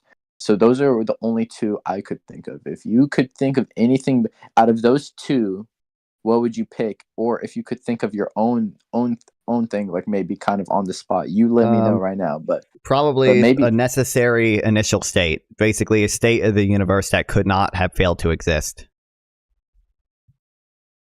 What do you mean by that? I mean, there's a state of the universe. Either I would say the universe has always existed and it simply became temporal at some point because of quantum indeterminacy, which I don't fully understand. Or there's a necessary initial state, some type of initial state of the universe that simply could not have failed to exist. It simply had to exist. It's a necessary being. Yeah. Nothing. Well, you understand how that like leaves so many questions, because why would anything? Well, I mean, I think it actually has fewer ontological commitments than saying that there's a God, because it's basically the arguments for God. The argument you're making basically is that God is a necessary being, which saying that there's a necessary initial state actually saves a step, because you don't have to. I'm saying the universe is a necessary. But that is such a broad thing to say that it pretty much what you're saying, based on my understanding, is you're grouping all the theories possible and putting it into one thing. You're saying that there is a necessary state like that was before that. Okay, yeah. That could be God. That could be a simulation. That could be someone creating a simulation. You're just basically broadening out every single possible theory. Like, yeah, obviously that. So that does still lead that. Wait, am I understanding what you're saying correct? Like, maybe. Say what you said again. Okay, let's move on to simulations. Okay, so tell me what you think about this. ChatGPT and video games, they're getting pretty close, and simulations and whatnot. We're getting closer every year to creating more realistic things to our real world, right? Yep. do you think in the future there's a very high possibility that we will ever be able to replicate our world that we live in, our universe, to what we know of? With using computers, and I'm sure you've heard of the new computer that came out. I forgot what it was called. It was something like quantum whatever, and it's supposed to be this super computer that's going to change the world or whatever. Did Mr. Sunarm show you that? No. Okay. I'm not. Anyways, I graduated, dude. I graduated early. Yeah. Remember? Yeah. Yeah, I know. I didn't know if he showed you that like while you were there or not. No, but I understand your point's just going to be, well, we're getting close to being able to create a simulation, right? So doesn't it make more sense that another advanced society would have done the same thing? And yeah, and what I would further that with is that would mean if we could create a simulation that would create a simulation that would make us, I'm going to use infinity again, that would pretty much give us 1 to infinity odds that we're the real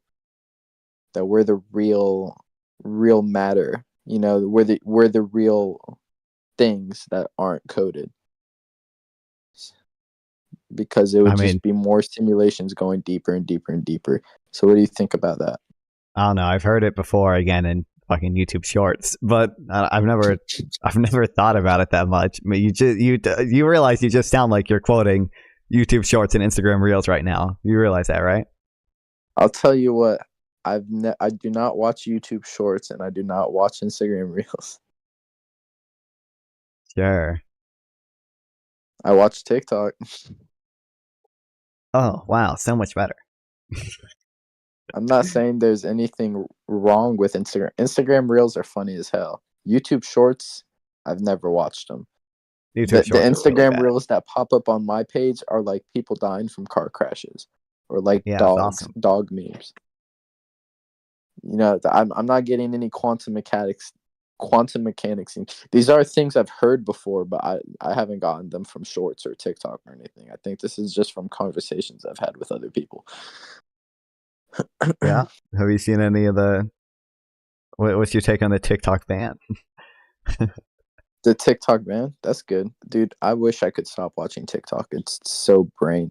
I'm not saying TikTok is good. Like I watch TikTok and it's more like an addiction at this point. Oh, well, that makes sense. Yeah.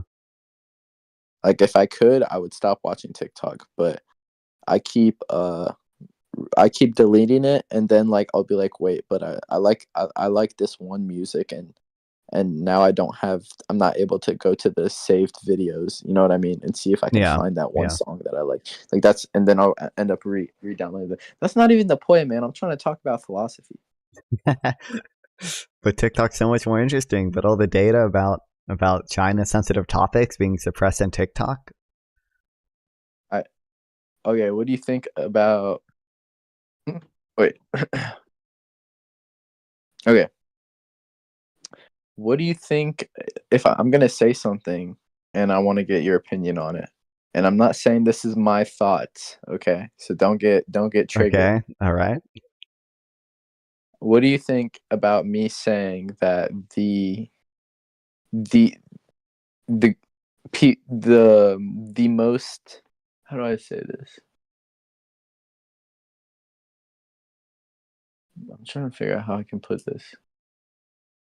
The groups of people that have the most benefits in America have the best tools to succeed are the same people that constantly talk about, oh, there's this problem and that problem, and we need to start this riot and that riot, and they have the most tools and are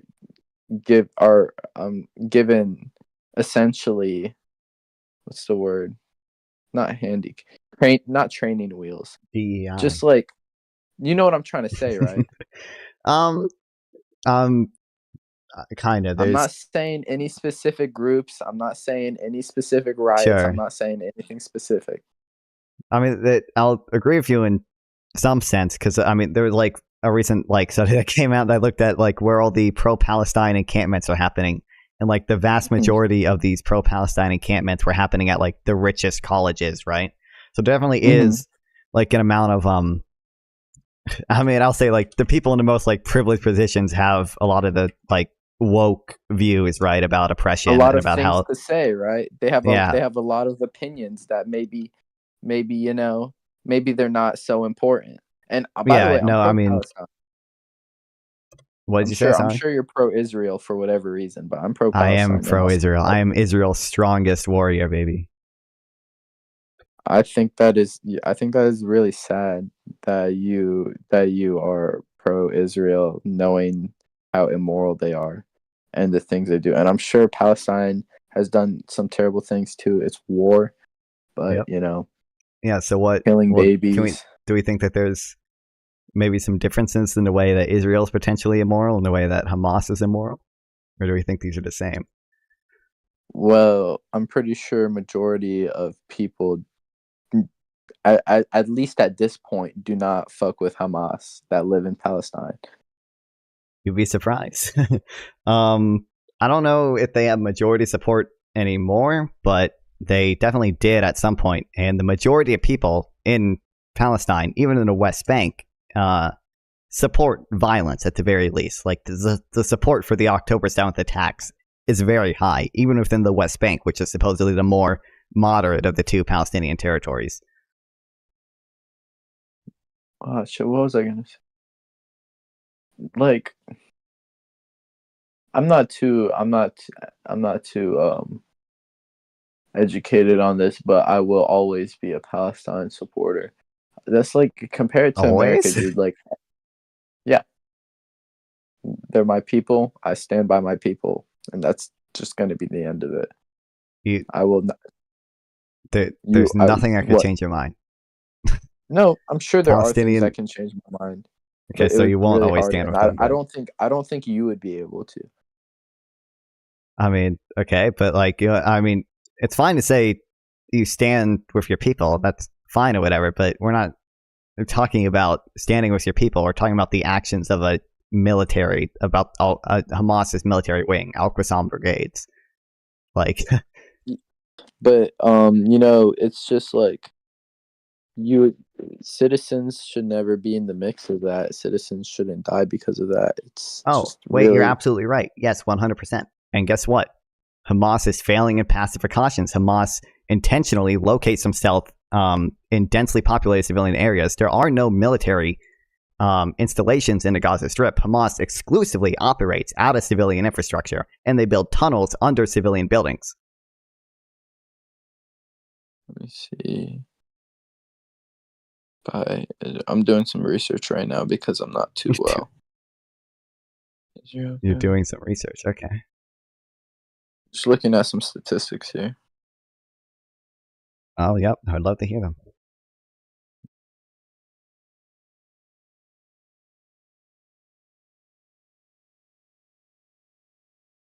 Death injuries. Okay, I'm looking back in the past because this thing has been going on for a while now, right? The beef between Israel going on and for a Palestine. while. And it seems like way more deaths and injuries are coming from Palestine than Israel. I'm talking Israel is in 3 digits a year, 100 people, 200 people, while Palestine's death and injuries are 30,000, 8,000, 14,000. I'm looking at the 2018 stat right now. 31,558 Palestine injury and deaths, while Israel has 130. Okay, why do we think that is? I mean, you heard of the Iron Dome, right? The Iron Dome? Yeah, that's Israel's missile defense system. What is their missile defense system? It's called the Iron Dome. It's a missile defense system. Basically, Hamas launches and other groups too, but mainly Hamas launches rockets at Israeli civilian areas. These are attacks that are designed to kill civilians. That is their point. They're designed to terrorize the civilian population. Israel has its missile defense system, the Iron Dome, which can shoot down. It can shoot down, I think, 95% it has a 95% success rate at shooting down these missiles. So that's why Israel has so few deaths. But there's an important distinction here. You miss so much when you just count the dead bodies. When it comes to the moral standing of the people doing these things, the moral standing of Israel versus Hamas, the intentions matter. Hamas is intentionally directing their attacks at civilian areas and intentionally stationing themselves in civilian areas in their own territory so that when Israel strikes them, it maximizes civilian deaths and they can win easy points in a propaganda war.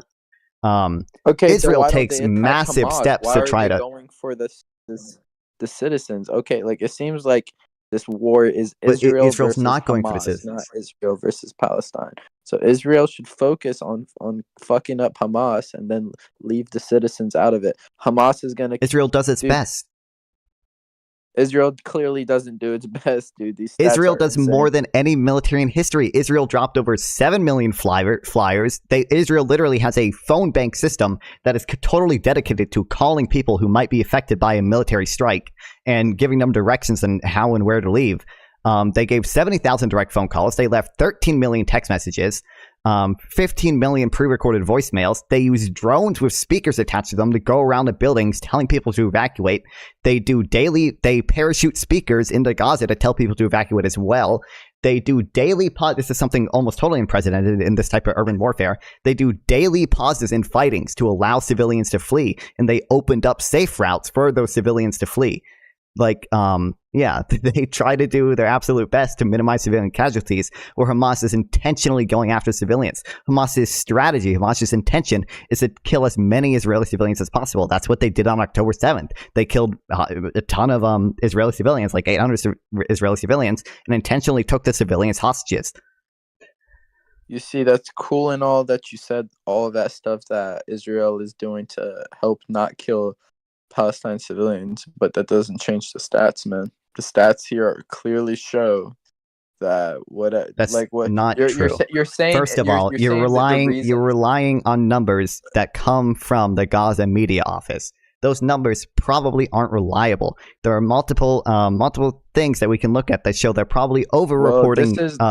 These are numbers from a news media compared to words from an 18-year-old guy. What is the news media citing? The news media is either citing the Gaza Ministry of Health numbers, which are probably the Gaza Ministry of Health numbers might be somewhat accurate, but until November 10th or November 11th, when the Gaza media office started taking over reporting the civilian deaths, they probably became very inaccurate then. There are like multiple things that we could go over. I have notes of all this, where they like either revised down the number of men killed, or they had impossibly low numbers of men killed on certain days in Gaza, or even over more than days, like extended time periods in Gaza. There are a lot of discrepancies in these numbers that probably indicate that they are over-reporting women and children deaths and under-reporting adult male deaths. Even if we accept the Hamas numbers, though, even if we accept that these likely forged numbers, it seems like the ratio of civilians to militants killed is probably about 1-4 at the worst.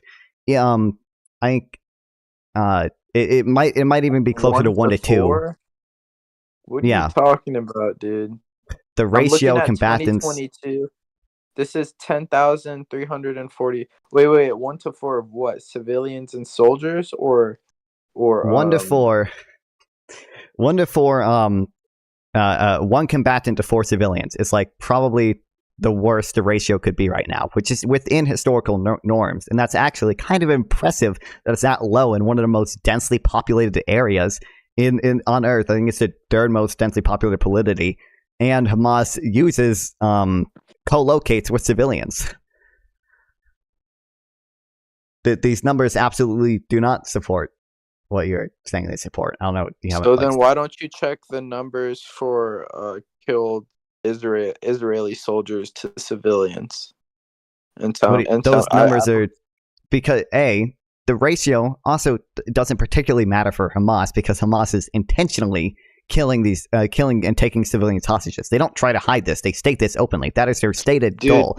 Are you insane? When Israel throws bombs into hospitals, Palestine hospitals, they are intentionally killing civilians. That's That's just like, what are you talking about? You keep saying Hamas intentionally killing civilians. Hamas is acting Israel with purpose. is literally throwing bombs at hospitals. Hamas is acting with purpose. Israel's acting with knowledge. Knowledge, my ass. What knowledge is that? Throwing bombs at hospitals?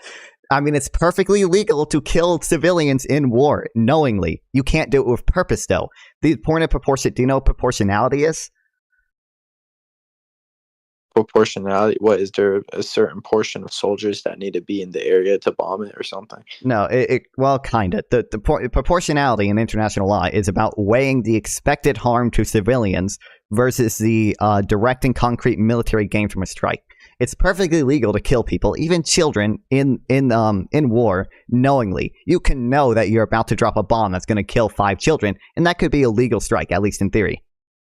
If the direct and concrete military gain was great enough. Of course it's terrible. It's war. That's why Hamas should surrender.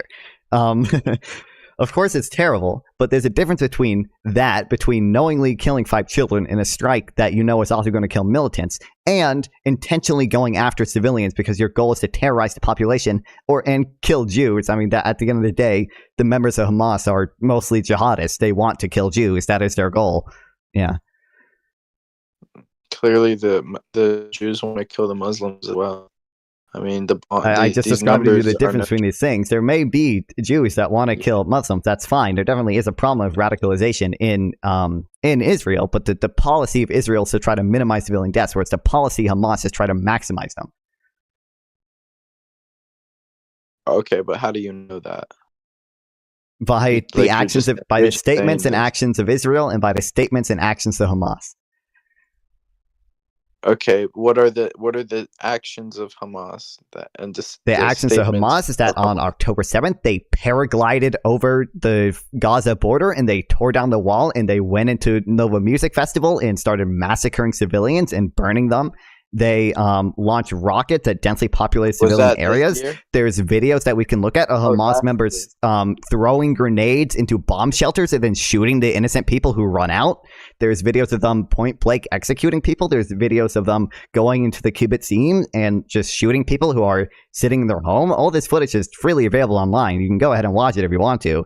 It's pretty bad stuff. But just as equally brutal videos of kids being murdered and their head and their guts and their brains like spewing out. I've seen I've seen the videos of the caved in Palestinian child's head. I've seen the headless child lifted in a Rafah strike. But if you look at the videos from the Rafah strike, that obviously seems bad, but you lose so much when you just count the dead bodies again. You have to look at the intentions behind it. If you look at the intentions behind the Israeli Rafah strike, this is a strike that killed 2 senior Hamas leaders. They're bombing the civilians, injuring the civilians, and then they're bombing the hospitals, leaving there for there to be little medical care for them to get any real assistance. This is clearly civilian attack. It's not even. It's like anyone with a brain cell will understand. When you bomb a civilian hospital, you're injuring the people. Why does Israel bomb El Shifa? Do we acknowledge that Hamas uses El Shifa for military purposes, or do we just not acknowledge that? Even Amnesty International has admitted as such. That's what everybody says, but I'm looking at the stats here, man. In 2022, 10,000 Palestinians died, and only 250 Israelis died in 2022. Again, you lose so much when you count the dead bodies, and you have to remember that Hamas is trying to maximize for these civilian deaths. Oh, trying. Well, they're clearly not trying. What? They're clearly succeeding, yes. You said what? They're clearly succeeding because there are a high number of civilian deaths in Gaza, and that's horrible, and that's why Hamas should surrender. To be clear, I don't think even one child dying is acceptable. That's why Hamas should surrender and release the hostages that they took. I mean, it's just clear that, like, I don't know, I don't know what to tell you. I'm gonna do more research, but I feel like if I do more research and bring it back to you, you're just gonna keep spewing out shit, and you'll never. Shit, like, yep. I mean, you can take a look at my research. All my notes are publicly available. I mean, I've been listening to your research, and it's just not. You've been listening to my research? Yeah, I'm listening to what you're telling me. which is your research. Okay, I thought you meant you watch my research streams. In which case, I was impressed that you didn't know some of these things. But nope, I don't watch them. But I'm listening to you right now, and I'm listening, and I've been trying to listen to understand your point of view. And it's like you're basically saying, all these people are dying. Okay, so yeah, Palestine should just surrender. Maybe Israel should just not kill the people. wait, not Palestine, Hamas.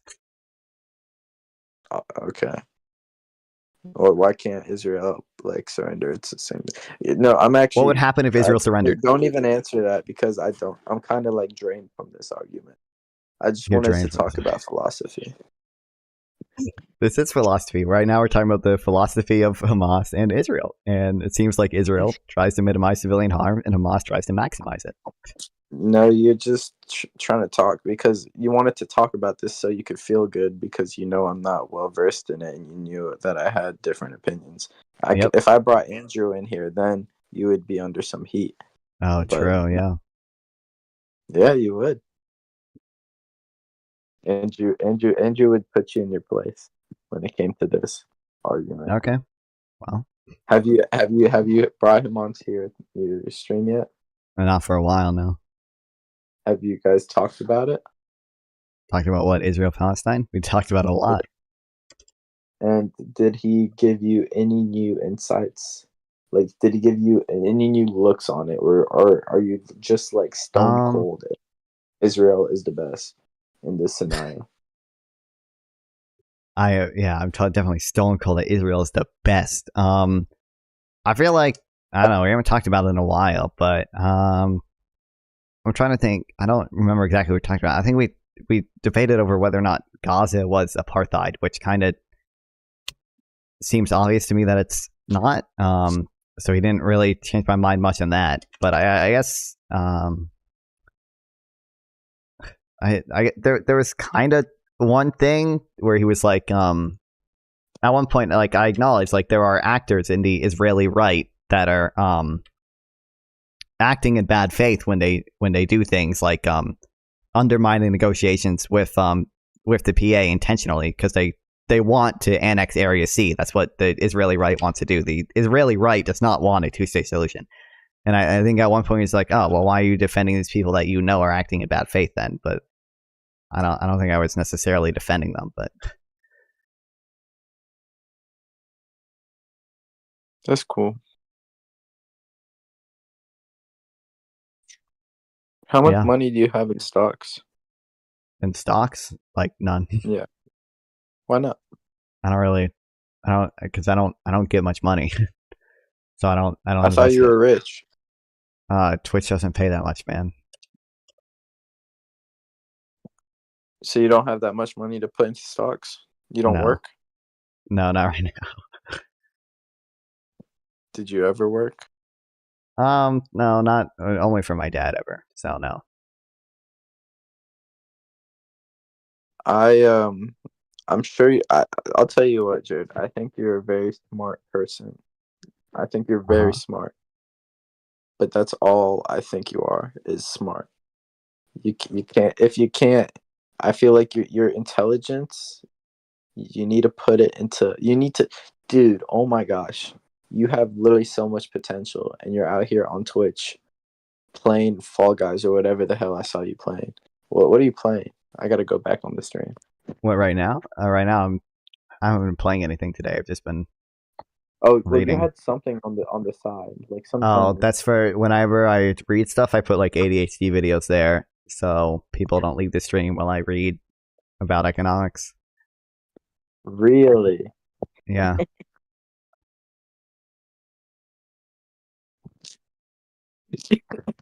You have to put a video game on the side so people don't leave the stream. Yeah, they don't like when they only like when I talk about Israel Palestine. Chat does not like when I read about economics. Oh, so they like this, right? Oh, so that's why you wanted to talk about it because this is what. How many people do you have on there? On Twitch right now, 10. Oh, so they've just all been listening to how much I don't know about Israel versus Palestine. For a little bit, some of them, yeah. They're all probably meat writing you so hard, like, oh my god, this guy doesn't know shit. You're so smart, Jared. I'll tell you what, you are smart. But that's all you are, man. That's No, kind of accurate. it's Yeah. not. Thank you. You said what? I said that's kind of accurate. Yeah.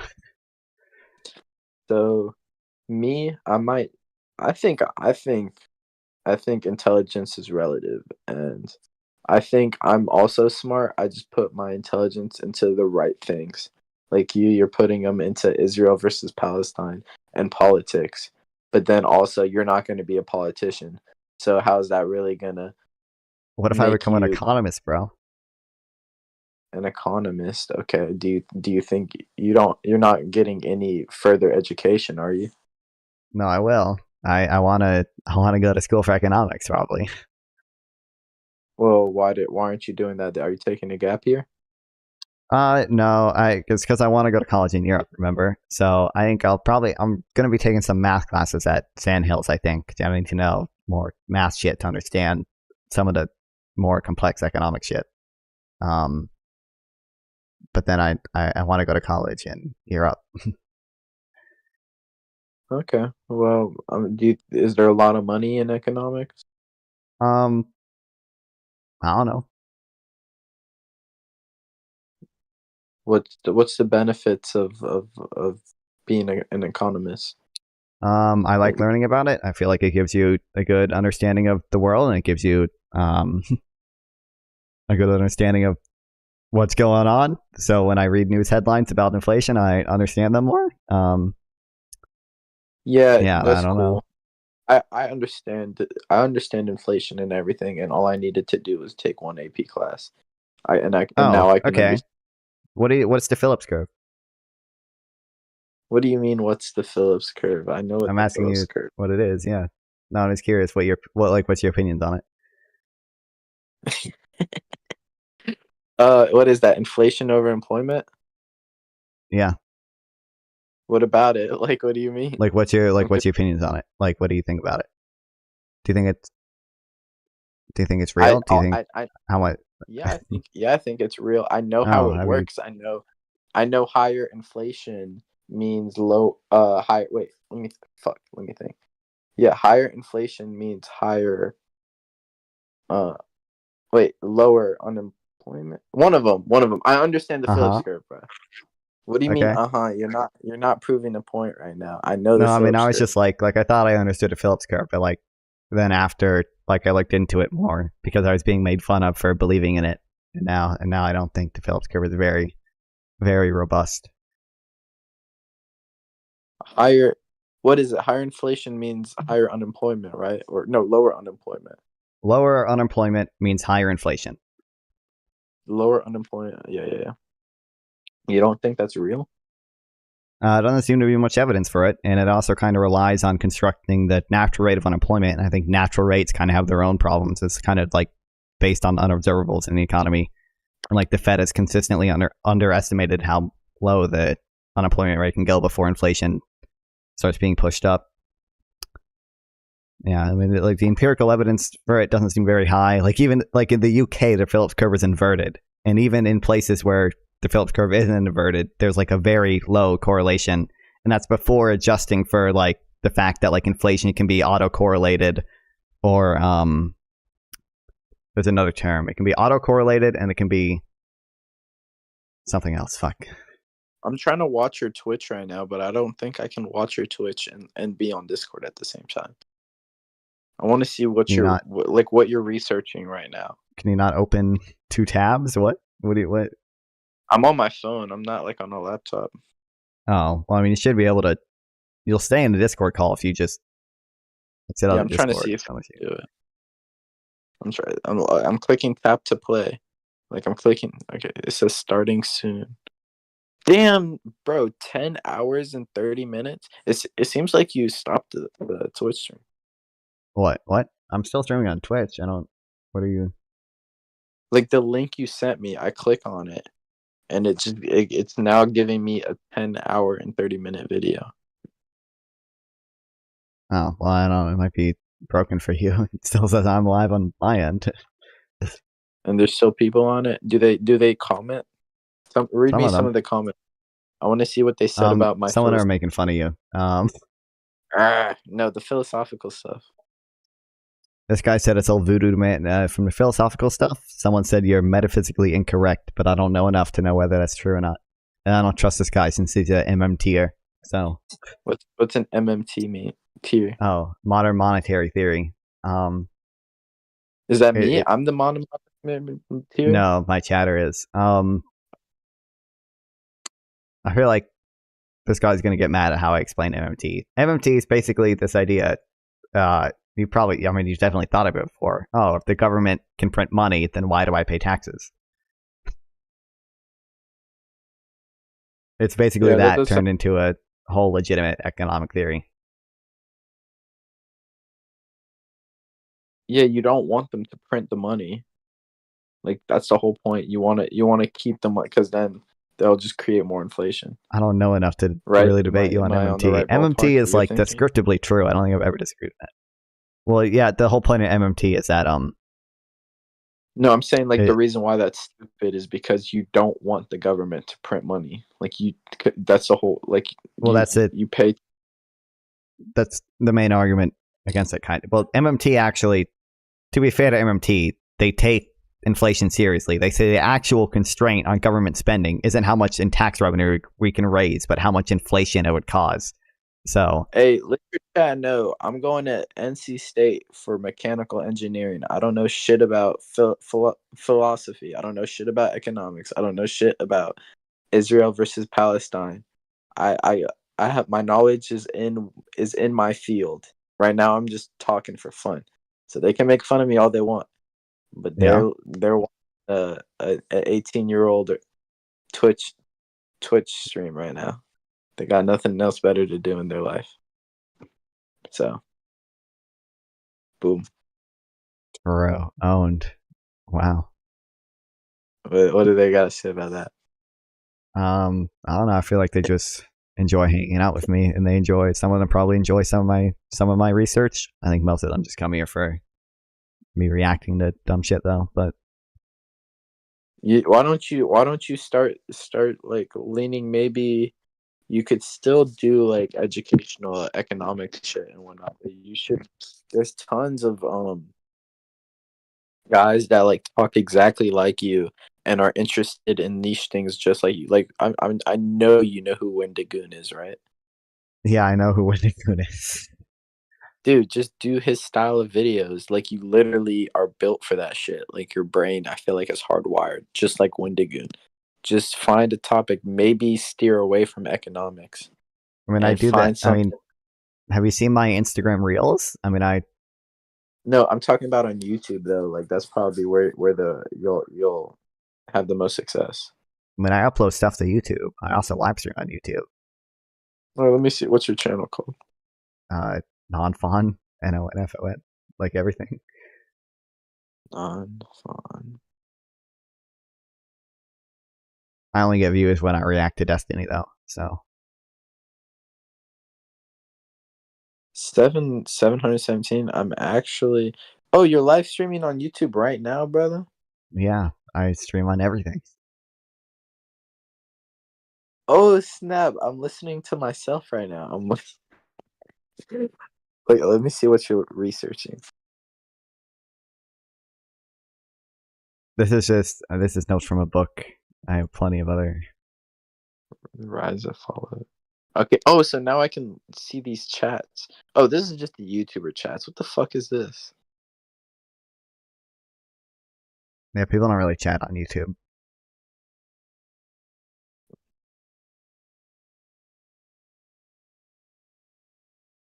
Okay, that's cool. I'm gonna get out of it. Let me see some 2.2K. That's not bad, dude. Let's see. Yeah, that's because I was reacting to Destiny.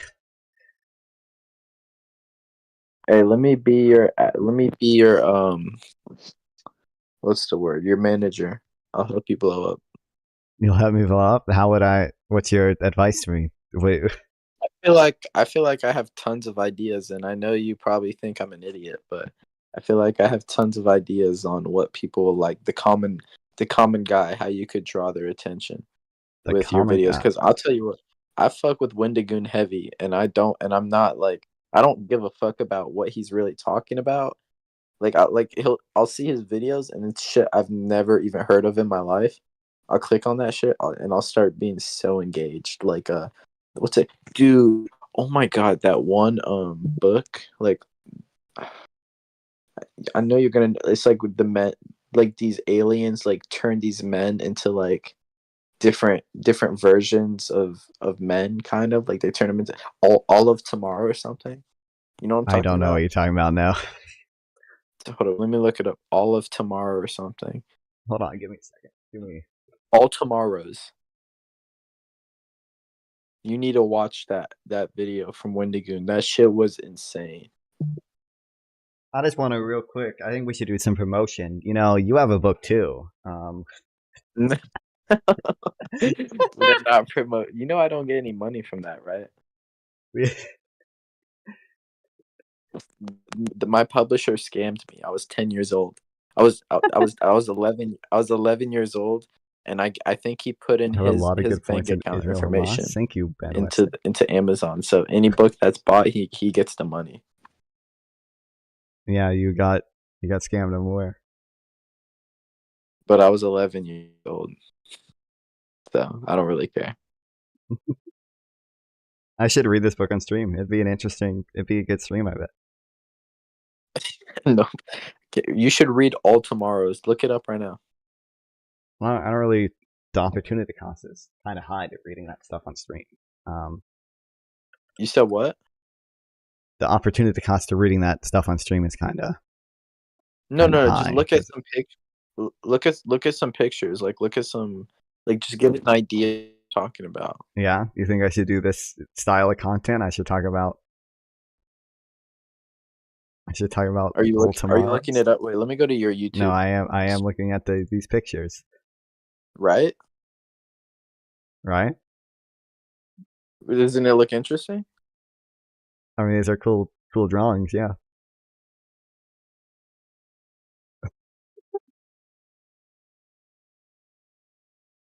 Okay, this has been fun. Are you on here every day for 10 hours? No, I'm kind of bad at doing it consistently, but sometimes, yeah, I have good streaks. Yeah.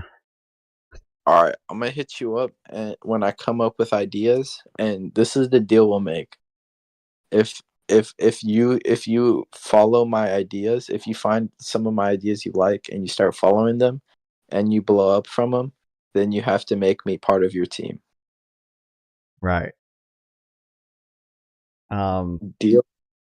If your ideas are good, then no. If you listen, if I give you advice, and you follow that advice, let's rephrase it. Not ideas. If I give you some pointers, some advice, and you follow it, and there's a correlation between that, like higher viewership, and you, then I will then be part of your team.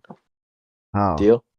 I mean, what advice are you gonna? I feel like, no offense, I probably know a lot of the advice you would give me already because I've been doing YouTube for 6 years, man. 6 years? Technically, yeah.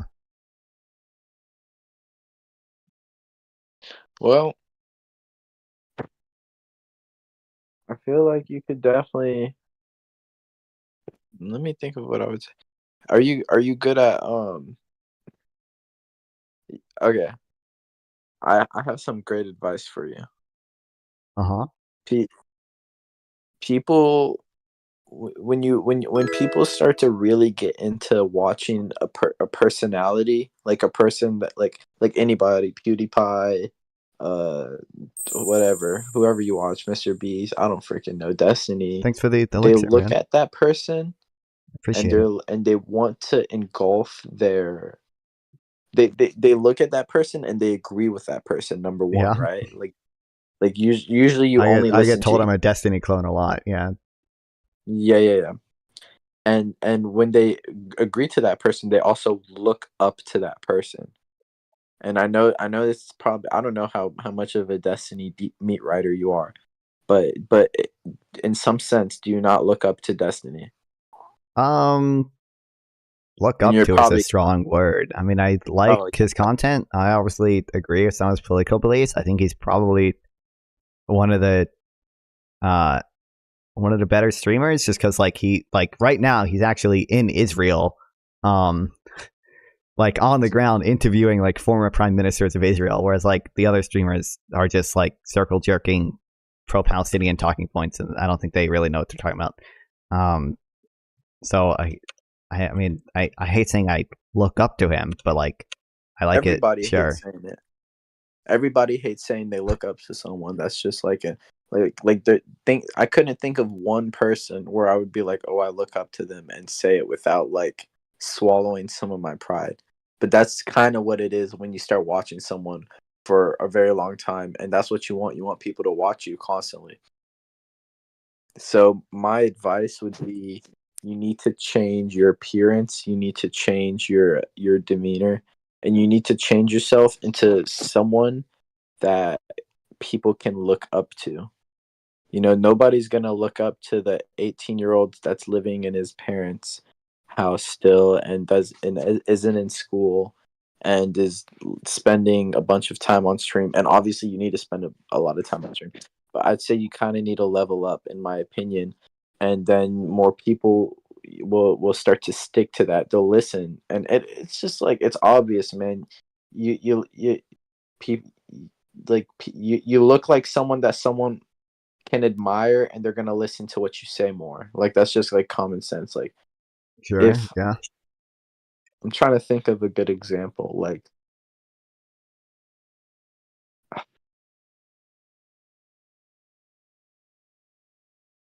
I can't think of an example, but you get what I'm trying to say, right? Like, you gotta be a successful person in order for your words to have real meaning. Nobody's gonna listen to a non-successful person giving advice about success. I mean, I don't really give advice about success ever, but I understand your point. Yeah. You need to be an economist in order to talk about the economy. Nobody's gonna listen to the 18-year-old that's hasn't gotten any higher form of education in economics, even though you've read all these kind of wild. I know more about economics than almost any of these stupid ass people I debate to online. But yeah, I so believe you. I believe you're so smart on this topic, but you understand that we live in a world where, you know, degrees matter. You need something to prove. You got to have something to prove, like that you are who you are. You get what I mean, I agree with you. Yeah, that's why you should go to college. I'm surprised. Yeah. I mean, I know you. I guess you only think the non-STEM degrees are a scam.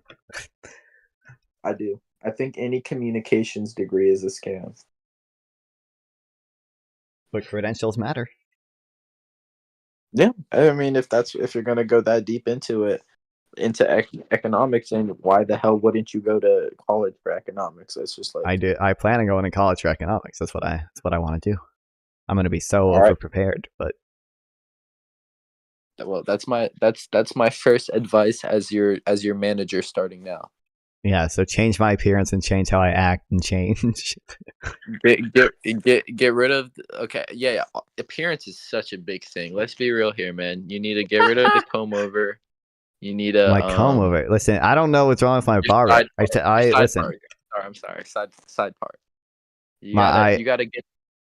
If you want to barber. Oh, you'll hook me up with a barber? Okay. Yeah, he's a really good person, and he'll give you a really nice cup. Look up a blowout taper fade. That's what you would look good in. Blowout. Oh man.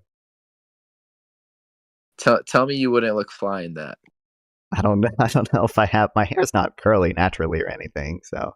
Yeah, there's textured powders and stuff you could take. I'm telling you, dude, your life is gonna be miserable if you 100% surround yourself with Twitch stream and economics and whatnot. You need to get some bitches. You need to have a glow up.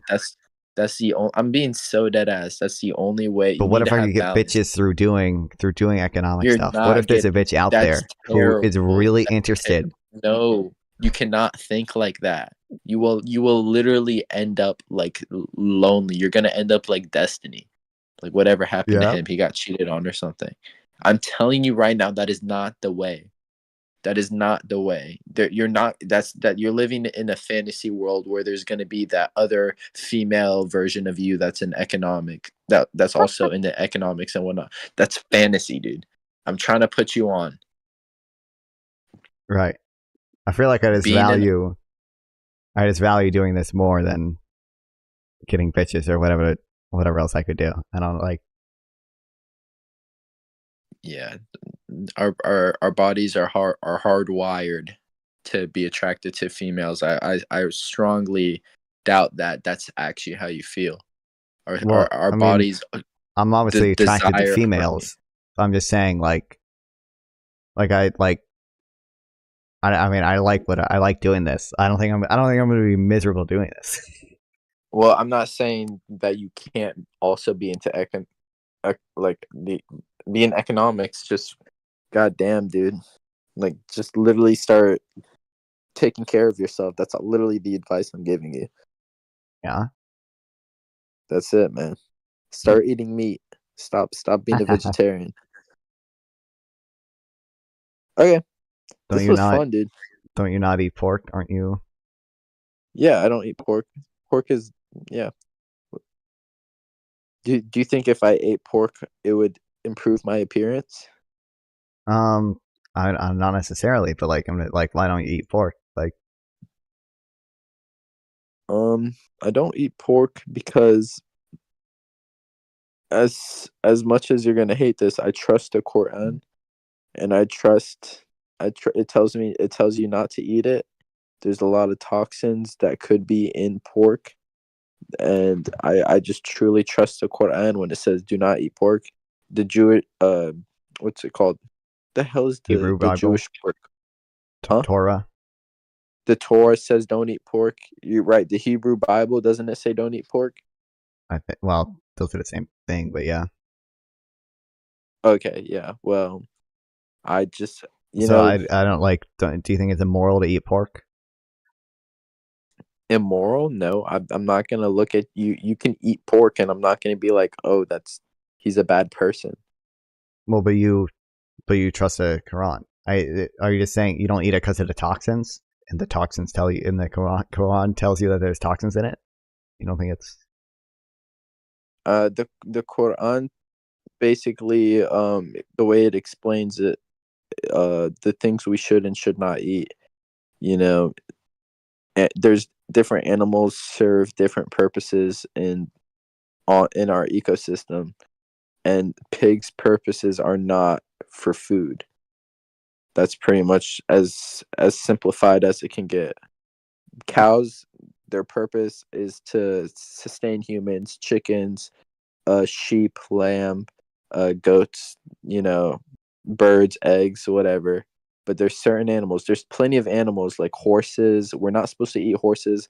We're not supposed to eat crocodiles. We're not supposed to eat pigs. We're not supposed to eat zebras. We're not supposed to eat dogs. Like, there's so many other things. Like I could ask you, why aren't you eating a horse? Like, that's the like, if in the same a way, it's the same thing. I'm just asking, like, do you think it would be immoral to like violate God's will there? It's basically what I'm asking.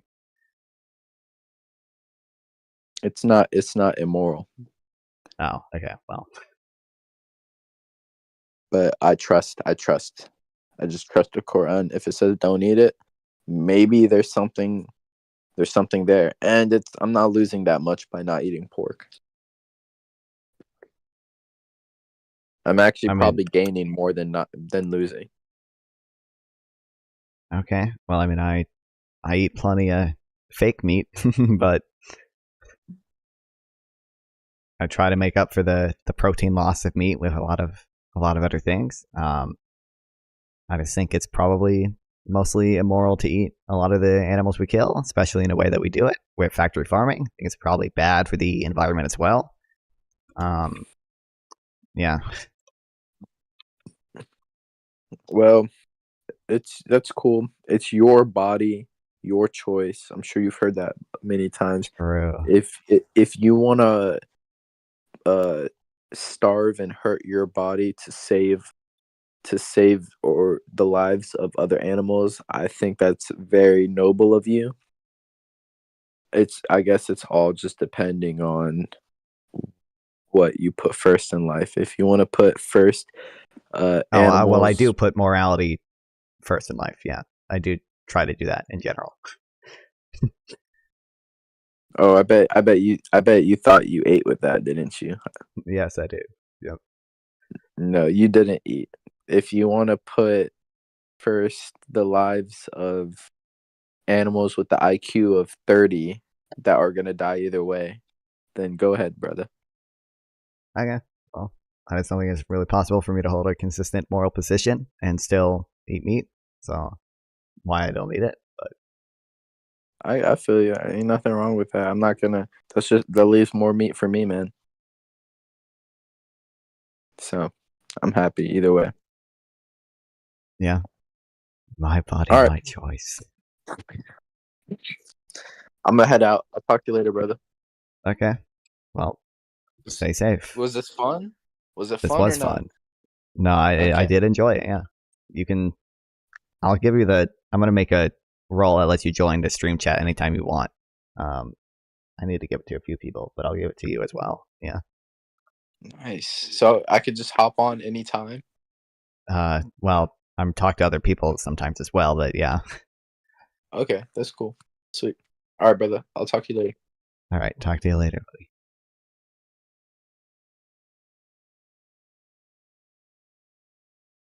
Fuck, I need to make this roll.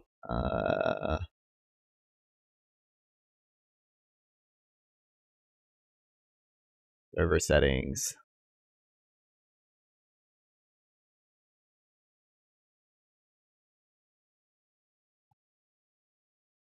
Roles. Create role. Streamer.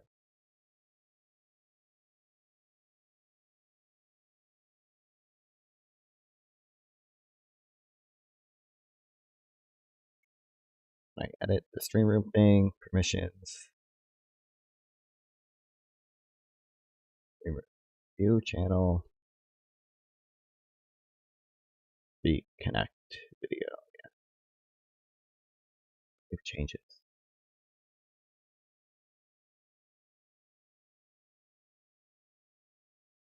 Okay, I don't know. Hopefully that role works. Let me give it to Isaac. And sample text.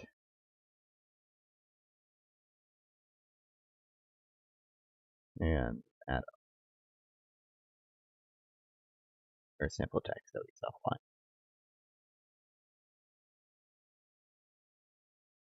That way, whenever I need help defending Israel, you can come write it. We should read his book on stream. His book, I hope he's not watching the stream. His book is so awesome, dude. Non-fun. Why do you disagree with MMT? I have to do more reading into it, but I just don't. I don't think it's a. MMT is right in that the constraint to government spending is inflation. That part is true. That part I agree with. I just don't think there's a good way to institute MMT that wouldn't lead to excess inflation, basically. Yeah, because it seems like any way we would do it, it would eventually. The Fed would eventually start having to buy bonds, and that would increase the money supply. Yeah. Yeah. Institute MMT to do MMT to monetarily finance things. Although again, I haven't read an MMT, so I don't know. Maybe we already do monetarily finance everything.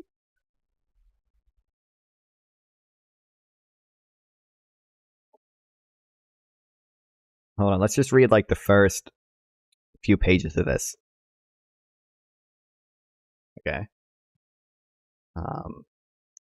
Is this the right chat? This is not the right chat. Monetarily financing is effectively what we do. See, like I don't know enough about this to know whether it's true or not. I would have to read fucking Warren Moulter himself. Chapter 1. The start of it all. A long time ago, before humans existed, in the Ice Age, there were 9 creatures sent from hell by Nycor. N-Y-C-O-U-R. There's a lot of words in this that are kind of just made up, and it's kind of just a thing that he does. Every time Nycor tames another world, he's rewarded with a beast pet by a Shaitan the Devil. Earth was going to be the 10th world unless somebody could stop Nycor. As Earth became colder, he got madder. He could not go to Earth if it became any colder. He was born from fire ice, which would make him weak. Don't know what that means. He wrote this book, the guy I was just talking to. He had to warm Earth up, so he had no choice but to let one creature rise. Its way up to the top was so sudden and loud that Earth cracked into a bunch of continents, and the beast stopped the ice age. But what he didn't know was he woke up the Light Warriors, the guardians of Earth, sent by Zeus. Nycor realized that he exposed one of his creatures to Earth. He couldn't let the Light Warriors or any other mortals have knowledge of his plan. He destroyed all the dinosaurs. Publishing a book is good extracurriculars. Yeah, this is definitely what got him into NC State.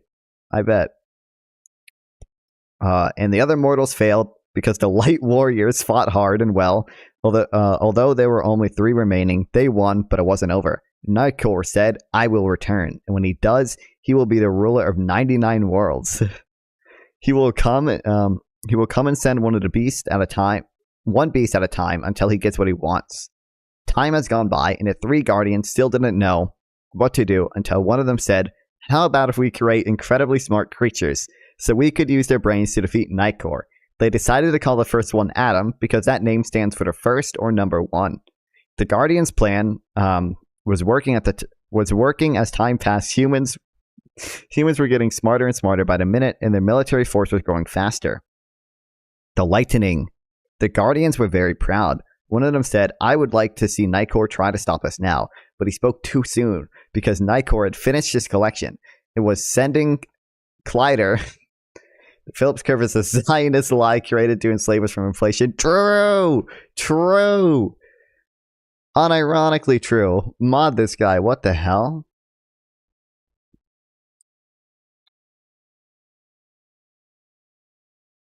Where was I? The Guardians wanted to see how humans would do on their own. Collider stood no chances since the humans shot him in the leg, and the pain was so great it was already regretting that it came. He was already regretting that it came. I'm assuming he means he came. But it had no choice because it was given orders by Nycor. The beast accepted his death, and the mighty was down. Nycor was upset, but he could not get any angrier now. He was fighting a losing war, so he brought the second creature called the Skull Crocker, and this beast was the size of a skyscraper. His teeth were as sharp and as big as a machete.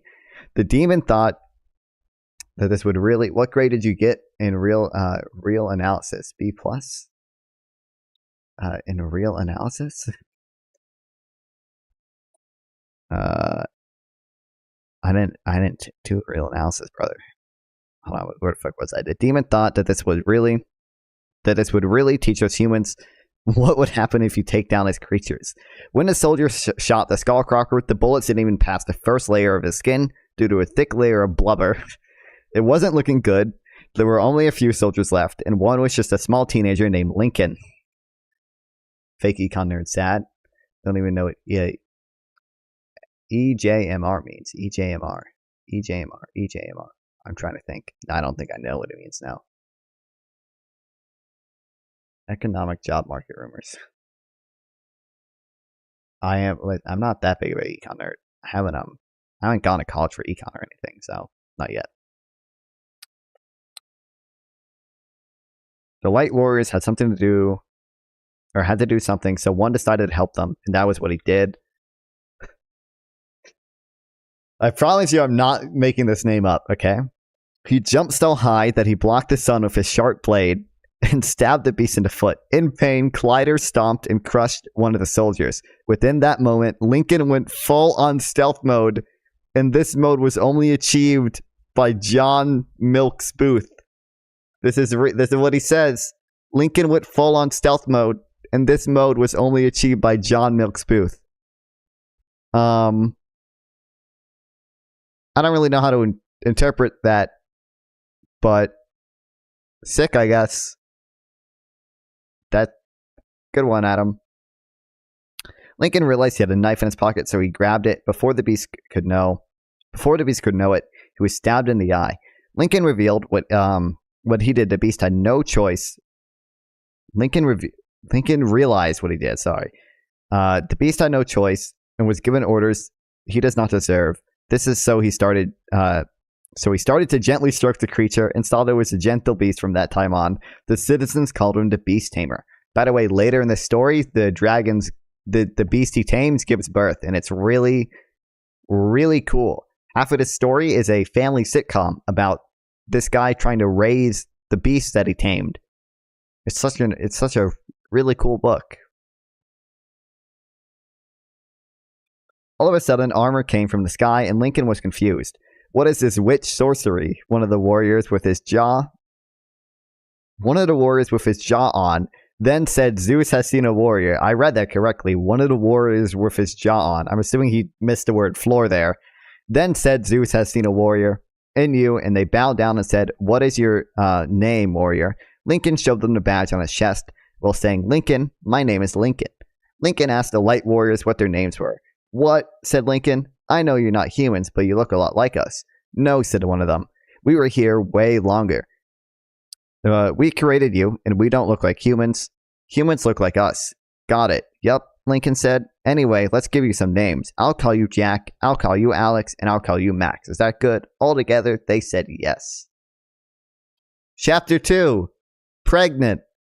We're not going to read Chapter 2 of this. But, oh, I highlighted a few parts. They had painkillers for the giant beast while I was giving birth, called No More Pain. Genius writing there. Chapter 3, Baby Trouble. That was pretty killer. Yeah, those were pretty awesome. Okay, well.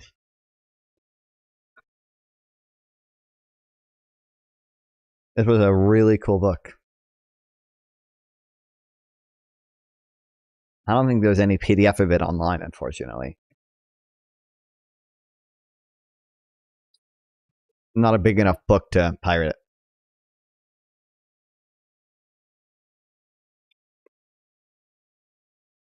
Alright. We gotta read more of the stupid econ stuff.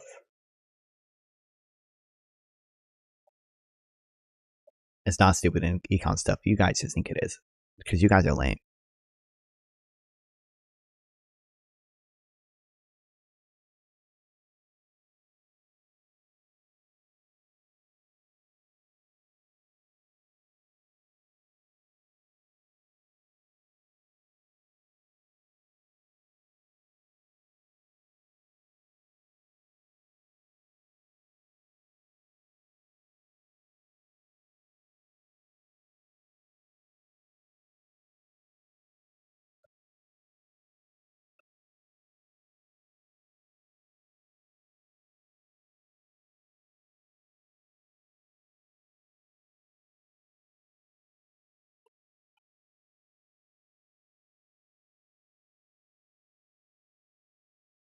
Alright, I'm glad, so I'm going to the YouTube Shorts chat. Hold on, I just want to make sure the YouTube Shorts chat pops up, because I think no, it still does. Okay, great, awesome. Ben Weston, who was like family friends, he said, Jared, you had a lot of good points in Israel Hamas. Miss you guys. Hope to see you soon. That was awesome. He's a full-grown adult. I'm glad he came across my YouTube short stream. That's really cool.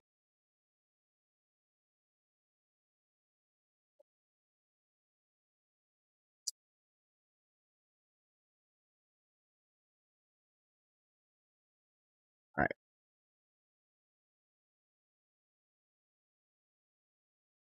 And blah, blah, blah. Oh, we read all this. So I was just taking notes in it. Now I'm not going to remember the shit. Okay.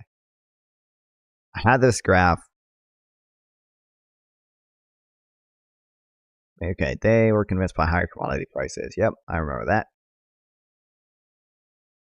Despite ECB persistently failing to reach its inflation target in subsequent years, former German Finance Minister Wolfgang Schäuble, forget how to pronounce it, Schwabel, instead blamed ECB's negative interest rate policy for the rise of the far right. Coincidence as otherwise, ECB is grappling with a near recessionary economy right now, but has yet shown reluctance to use its available policy tools more aggressively. No framework is going to fully satisfy dogmatic hawkish policymakers and constituents. Nevertheless, a robust framework can help put central bankers in a better position to withstand and counter such criticism as they pursue optimal policy. Okay, here's what he starts talking about Japan. I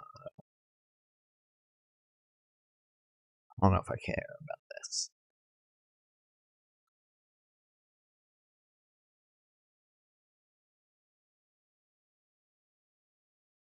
Oh, not found. Awesome.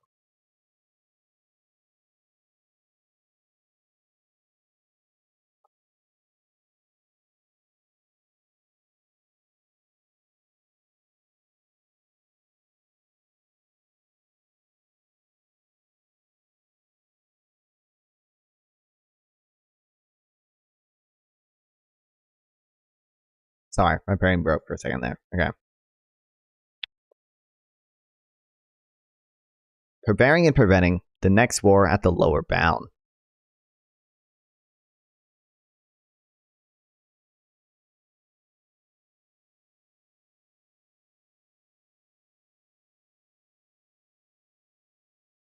A discussion of the Fed's framework is not the same as a discussion of its toolkit, but the two are clearly intertwined. If conventional policy is at the lower bound, what is the right intermediate target for ensuring that Congress will empower the Fed to use the necessary tools to fulfill the objectives of the dual mandate? This framework review can go a long way to putting the Fed in a stronger position to provide necessary accommodation in such scenarios. If the economy is in trouble and the policy rate is already at the lower bound, the pursuit of a higher GLI growth is going to offer a better justification for Congress for using unconventional policy tools. As ECB and BOJ are currently showing us, the lower bound of conventional monetary policy creates a variety of new problems and costs that are omitted with standard macroeconomic models. Jesus, I can't think of a more boring sentence I just read out loud, and I read it enthusiastically too. We still do not know if the unconventional policies developed since the financial crisis are sufficient to achieve the dual mandate. By taking steps continuously to ensure a baseline floor under GLI growth, the suggested framework would give the Fed a better chance of acting preemptively to avoid protracted downturns before running out of policy tools.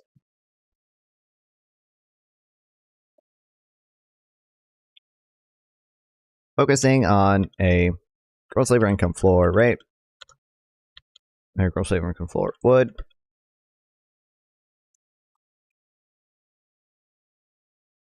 give the Fed a better chance of acting preemptively to avoid downturns before running out of policy tools at the zero lower bound.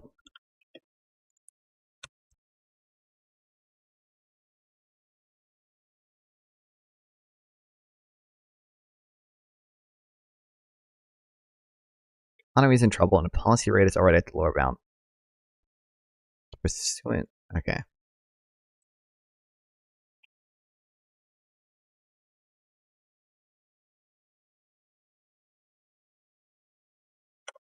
Pursuant of higher GLI growth,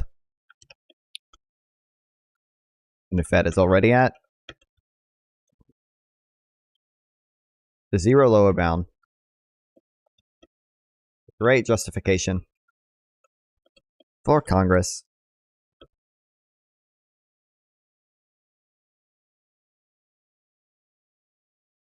for using unconventional policy tools.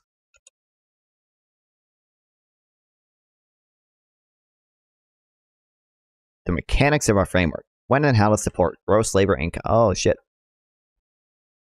Actually, I kind of like it zoomed in more.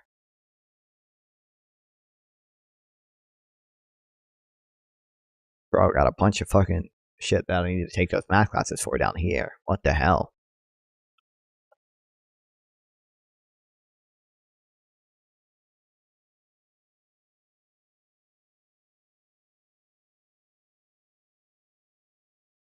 Oh wait, shit. Hold on.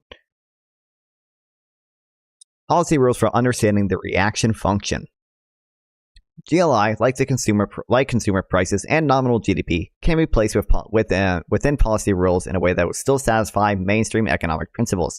I recommended reaction function specified in Figure 20 is a combined version of two forward-looking first difference rules in forms similar to what is suggested in Orfandes and Williams. Assuming forecast certainty, the CF rule takes on a discontinuous property that addresses the asymmetric nature of maximum employment objective. Low GLI growth is reason for easier policy, but high GLO growth does not necessarily demand tightening policy.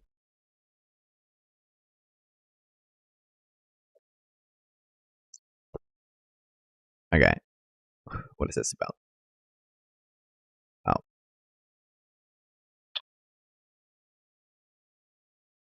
GLI can be placed in to our current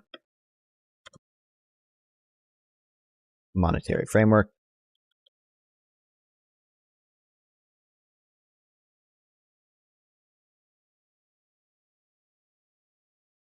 Also, wait, fuck, before I forget, I need to, the book I have, religion.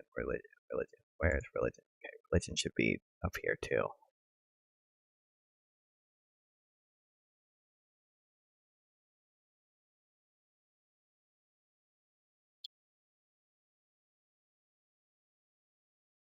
Do I have a PDF of this? I hope I do, because it'd be interesting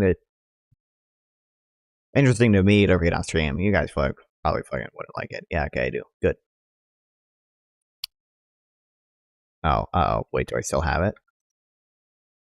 Okay, good. Wait, but I should open this because it shouldn't be there. It should be somewhere else. Okay, that's not what I want to do. Downloads.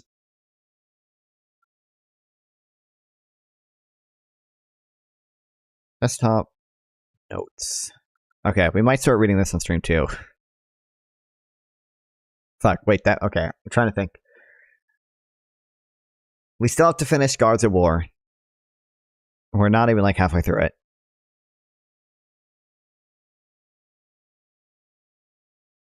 This is also like 200 pages long too, which is, yeah.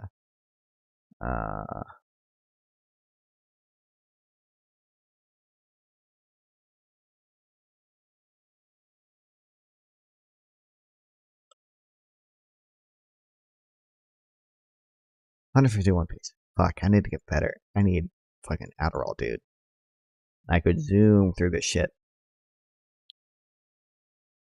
Second House Guards of War is better actually because Sloan was actually there for a lot of it. Yeah, I know. Which also, I need to know that stuff better too. Because like at the end of the day, like no one gives a fuck about. Or I shouldn't say no one gives a fuck, but like what the peace negotiations looked like in 1950 after the armistice lines were drawn, and like whether the King of Jordan was willing to make peace with Israel. That's all interesting to know for me, but like it never is gonna come up in a debate that much. Like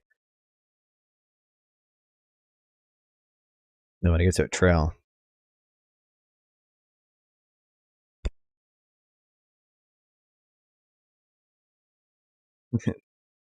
Like he said, he'll just stand with his people no matter what.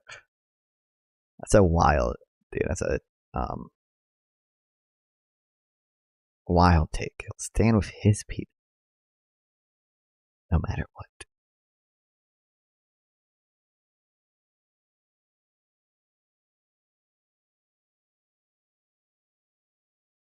And GDP targeting really shouldn't even be in Keynes, but I just put all my economic stuff in there.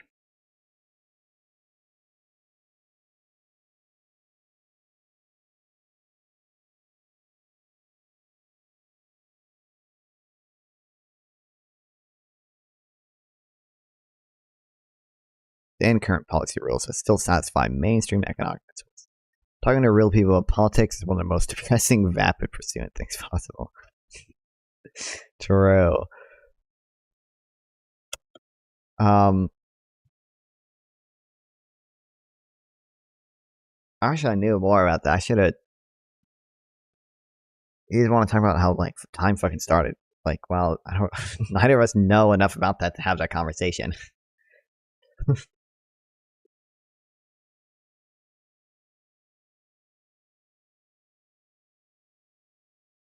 I didn't even get to do my epic own atheist composition fallacy thing. Oh, it's composition fallacy, bro. Bro, it's composition fallacy, bro. Bro, it's the false equivalence because you're creating something's coming to existence from nothing versus everything around us. We see things coming into existence from rearrangements of pre-existing things, bro. I didn't find that there's a really good mirror. I think it's called like a mirror argument to the first principle of the Kalam cosmological argument. That's like, oh, everything that begins to exist has a cause. There's like a mirror argument of like everything that begins to exist comes out of pre-existing things, or comes out of like arrangements of pre-existing matter. And then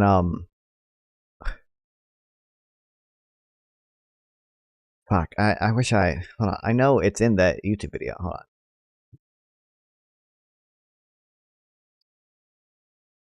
Oh wait, it was right there. Across when they listen to a debate. Okay. Mirror. In a way that's really powerful, is to just give a mirror argument. And the mirror argument, or the symmetry argument. Hold on. Okay, let me write this down.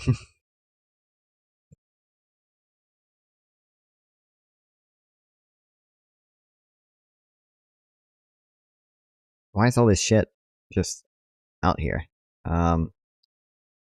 Is this the Graham Opie thing? Or no? This is the Graham Opie thing. Yeah. This should be here. / toggle heading 3. Uncaused beginnings.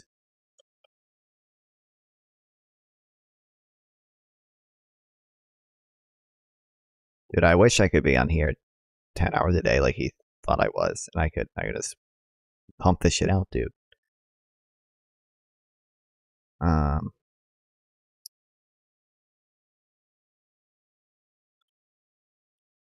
Long premise 1, mirror argument. So premise 1 argument would run as follows. Premise 1, whatever begins to exist. Do this, dude. Picture in picture.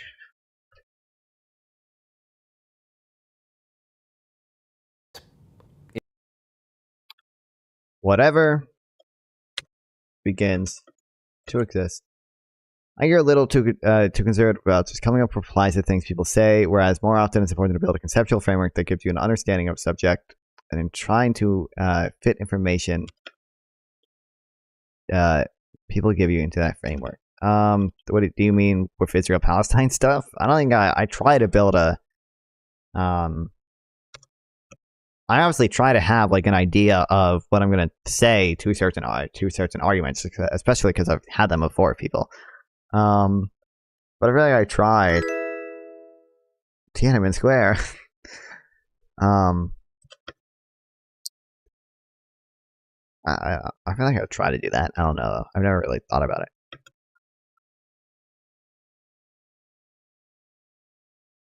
I think you have a strong conceptual framework for Israel Palestine. Yeah, I don't have as strong of a conceptual framework. I just come to research time. Yeah, for this stuff. As I was doing that already, but I didn't get to do my epic atheist composition fallacy thing. Is made out of some pre-existing things or stuff.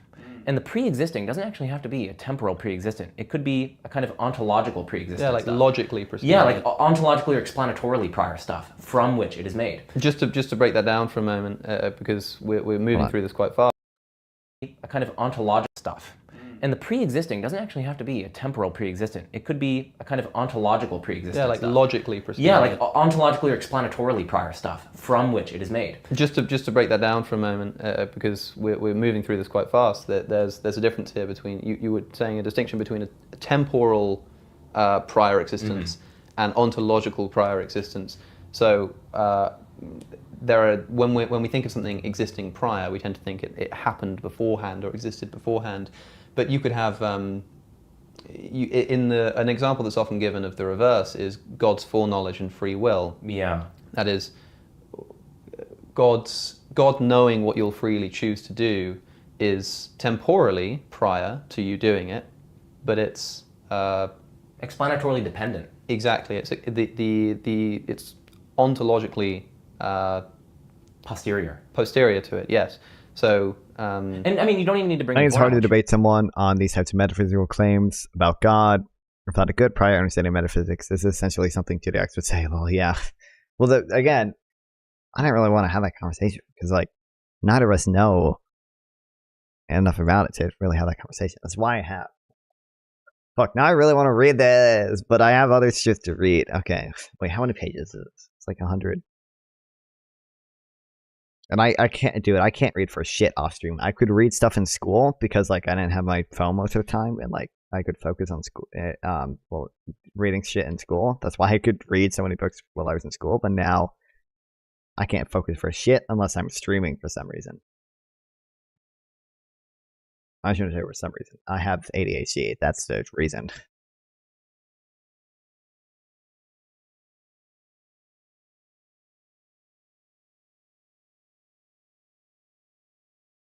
Just think about truth, right? So right now, it's true that tomorrow I'll have breakfast.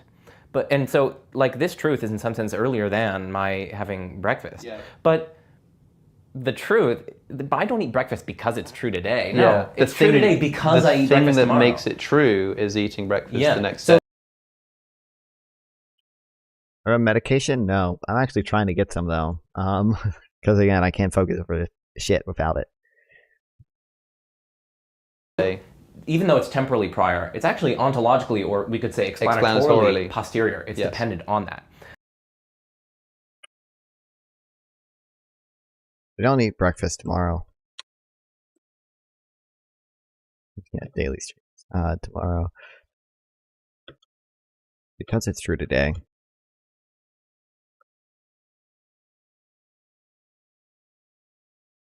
It's explanatorily true.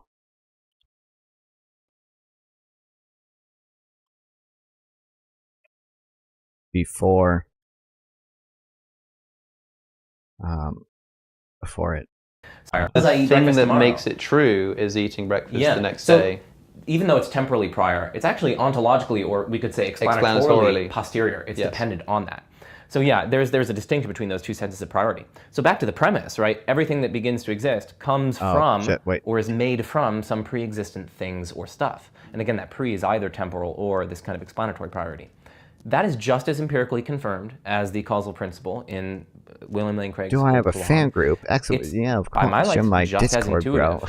It seems. I mean, yeah. If someone told you, like, remember, we were walking in the woods, and we, in addition to all the shrubbery, we saw, let's say, some sort of the orb. Yep, I'm aware of the orb. There was some sort of any brick or breathe as into construct with a mirror argument that starts and thing that begins argument with down in pre-existing.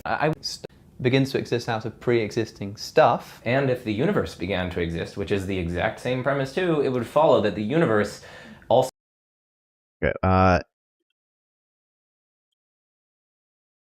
Universe began to exist.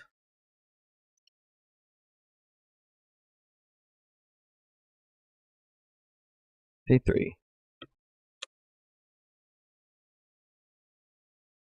The universe is made from pre-existing stuff. And then P4, it's just P3 is false. Also came from, or is made from, pre-existing things or stuff. Now let's add another premise, which traditional theists have to grant if they're being traditional theists, which is that the universe does not come from, or is made from, pre-existent things or stuff. Because if traditional theism, also, I need to figure out if there's a way to download my Notion notes for, like, offline reading, because I'm going to be without internet for a few days, so I could take screenshots of it, I guess. There's got to be a way to download them, though.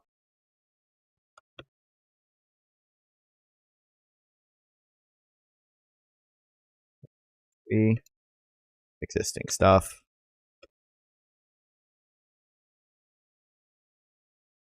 God is supposed to have created it ex nihilo. from that it follows that traditional theism is false. So you have an equally powerful argument, it seems, as the Kalam.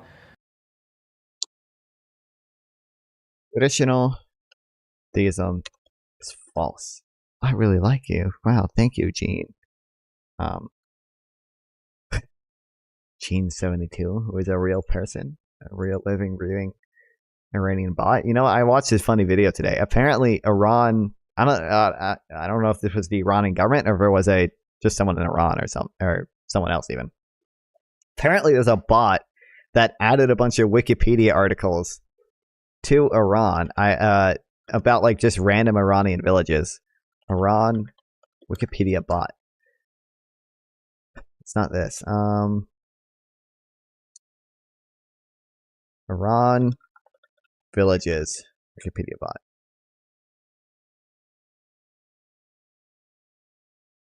But apparently a lot of these villages in Iran were added by a bot.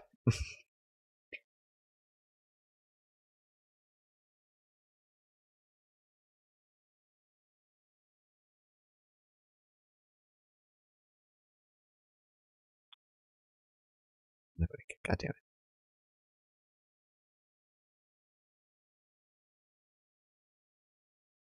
I don't think any of this is about it. I don't know. It was a video about some guy who mapped Wikipedia and he found like a big, like closed loop of Wikipedia articles that only link to each other, and it was all added by the Iran bot.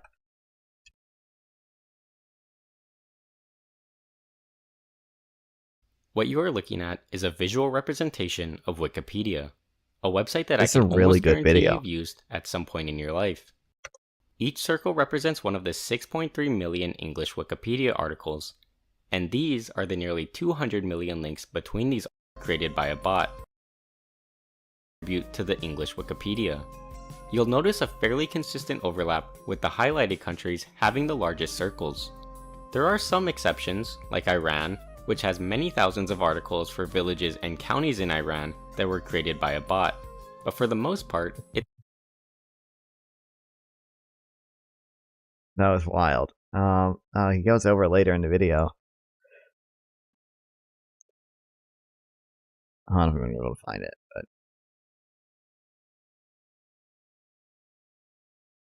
but yeah, dead ends and orphans. the graph. So and an orphan majority, if you And want like the biggest group of orphans, which is articles that like don't link to anyone else, anything else, is the group added by the Iran bots.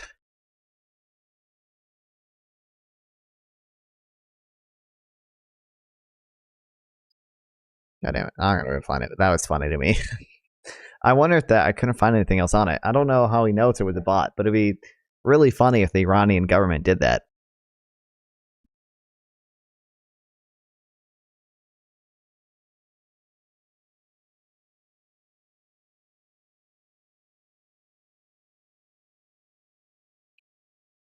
I should start doing that. I should make a. I don't know what I could. I'm assuming most of the towns in America are already listed. I don't really think there's any that aren't. Even my town, which isn't a town, is a census designated place, is listed. So.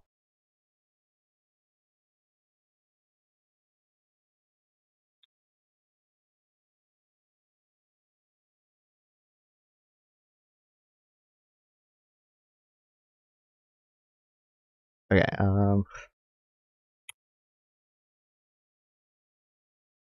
what was they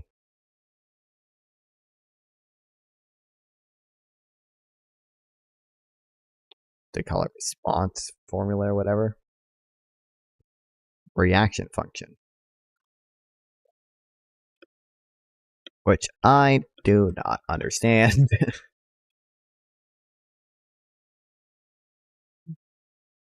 The combined version of two forward-looking first difference rules and formulas to what's it? Yeah. Whatever the fuck.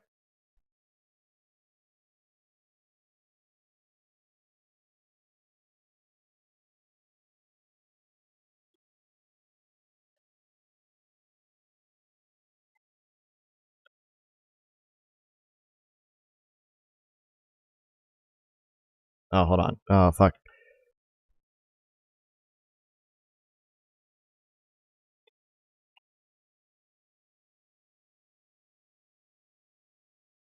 Destiny has claimed before that in relation to Israel-Palestine, Wikipedia is, in a sense, the best place to start because many books on the subject contain heavy bias. Do you think this is true? I mean, I don't know enough about Wikipedia to know if it's true or not, but doesn't he spend a lot of time reading Wikipedia, reading books instead?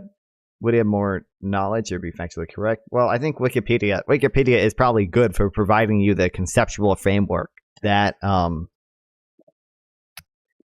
that you can get, right? So, it's probably, I want to say all that time reading Wikipedia, maybe, because I don't know how much Wikipedia he actually ended up reading, but I would imagine it was probably useful to read Wikipedia to give you that framework, and then you can start reading books, and then those books are going to give you new facts to put into that framework, right?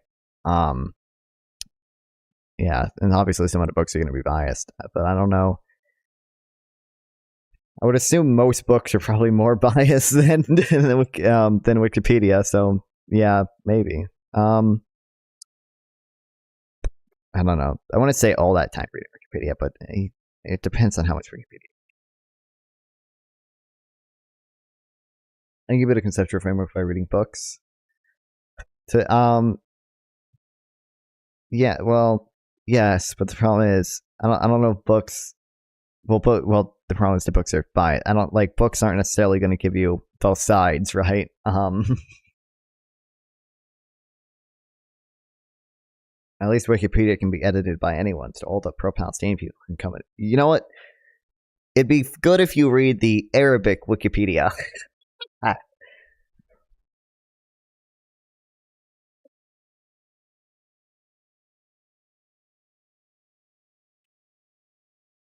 Arabic Wikipedia.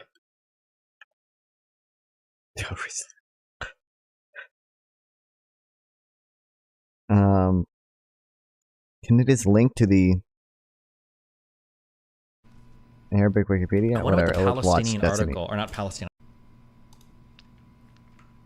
And then translated to English. I think he underestimates how easy flood it is to find non-biased factual and in Israel, the Iron Swords operation, as some sources refer to it as the Third Intifada, or the Palestinian-Israeli War, and is informally referred to as the Battle of the 7th of October. It is an extended military operation launched by the Palestinian resistance factions in the Gaza Strip, led by the Hamas movement, through its military arm, the Martyr Is al-Din al-Qassam brigades, in the early morning hours Saturday, corresponding to blah, blah, blah. The commander-in-chief of the Phalange, Muhammad al-Deif, announced the start of the operation in response to the Israeli violations in the courtyards of the Blessed Al-Aqsa Mosque and the Israeli settlers' assault on Palestinian citizens in Jerusalem, the West Bank, and the occupied interior. Yeah, that's awesome. But certainly books are a dangerous place to start. You start reading reading Finkelstein, yeah.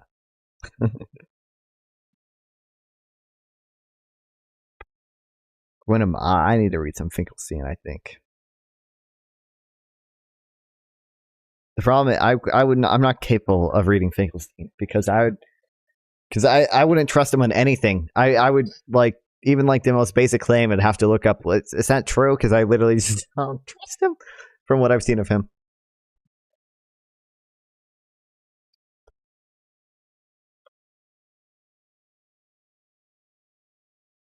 What's important is the asymmetric response.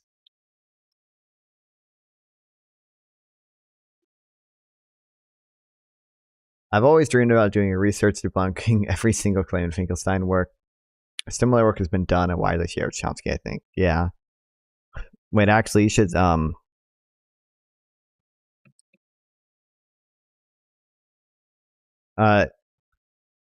I've definitely seen a lot of Chomsky debunk stuff. Read the Alchemist Finkelstein.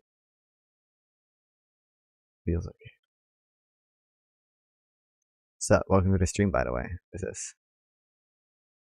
Oh.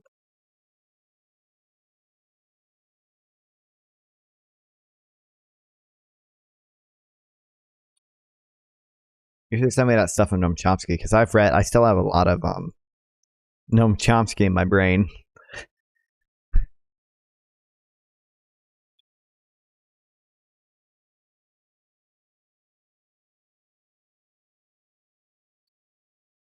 I feel like some of Chomsky stuff is fine. I don't know if I trust him on some history stuff, but fuck. Well, I'm trying to think. What do I trust him on? I don't know if I actually trust him on it. Because I've read his Israel-Palestine shit, and I don't really like his Israel-Palestine shit anymore. Who are you for, Palestine or Israel? Well, I am for a free Palestine. That free Palestine has to come by Hamas being removed as the ruling authority in the Gaza Strip. Chomsky is objectively a genocide denier. Yeah, of Bosnia and yeah, that shit is wild.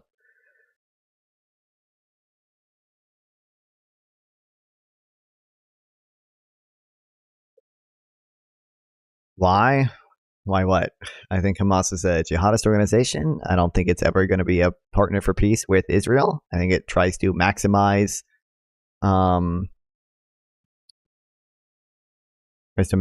civilian casualties. Yeah, I don't think it ever.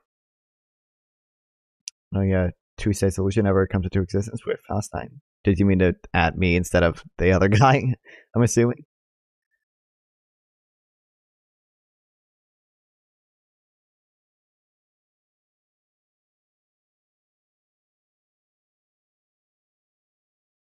Yeah. No room for denial. Why does he deny this one because he doesn't think the NATO intervention was justified? Is that the motivation behind it? He has to deny it so the U.S. is bad. I don't choose any side. I'm just interested in figuring out your logic. Oh, okay. Yeah, I don't think. I think any path for peace opens up with Hamas still being in power, and I think if they were to accept a ceasefire now and basically return to the status quo, it would just be a matter of time before another October 7th. And actually, I think the conditions for Palestinians would only get worse in that case because the blockade would probably be even more, would probably be tightened because a lot of the dual use materials that Israel was previously allowing in would now have to be restricted because they're so worried about Hamas building tunnels under all these areas. Yeah. Why are you advocating for Palestine? Why are you advocating for Palestine if Palestine killed 2,000 Jews? Why am I advocating for Palestine? I mean, I don't. When you say advocating for Palestine, I think there should roughly be a two-state solution on the pre-67 borders. I think that's probably the best way to ensure more Jews don't get killed. I don't want Jews to be killed. That's why I think Israel has the right to go into Gaza and try to remove Hamas from power because Hamas is killing Jews.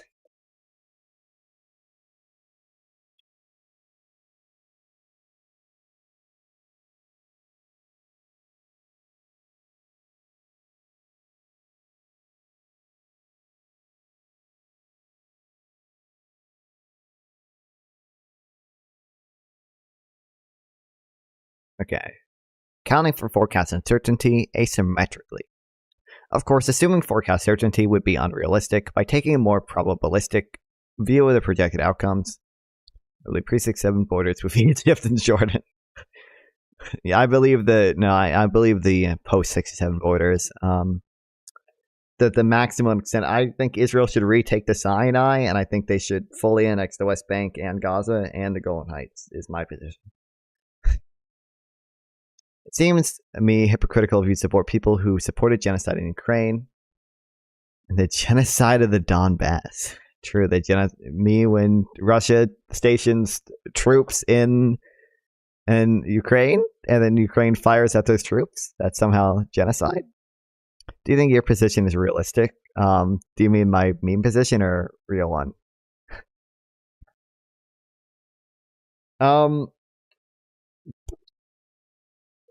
I don't know. I don't see things. Unfortunately, I've kind of become Finkelstein brain. There is no hope. There is no hope.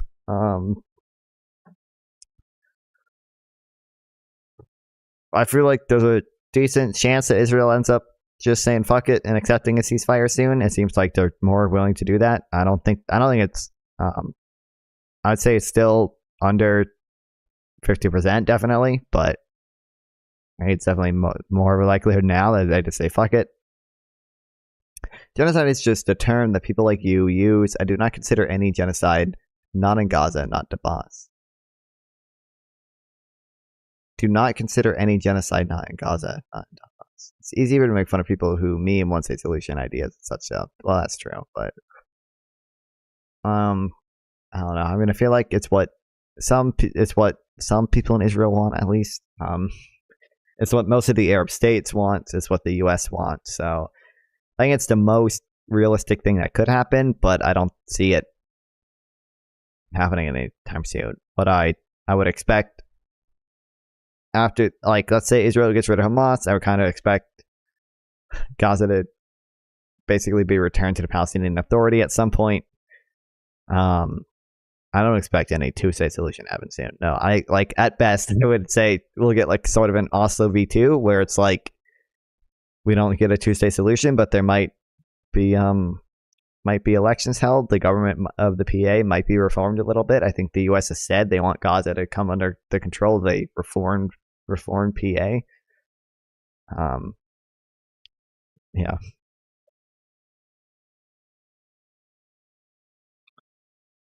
We can drive a more continuous policy that still pursues maximum employment asymmetrically. If the U.S. run for 20 to probability GLI. Okay, I don't understand that shit. Okay. Why don't you cancel Palestine because of Hamas? Why don't I cancel Palestine because of Hamas? Well, I want to cancel Hamas, but I think there are plenty of people in Palestine that don't really have much to do with Hamas.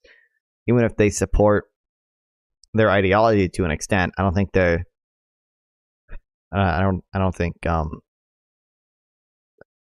think they ever stop supporting that ideology until their conditions improve somewhat. And the only way I see that happening is if Hamas get it rid of, and eventually they have some pathway to statehood, essentially, or not necessarily even full statehood, but like sovereignty. Yeah.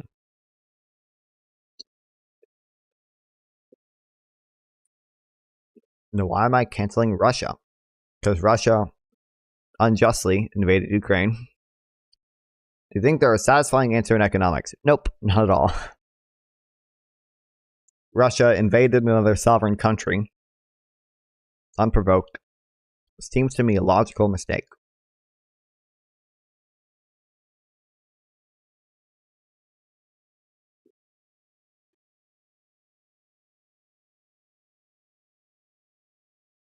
I don't understand what you mean by canceling Russia and canceling Palestine.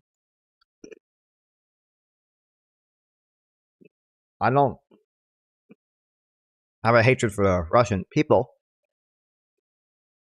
but obviously I think we should try to stop Russia's invasion by giving aid to Ukraine, and probably some sanctions as well.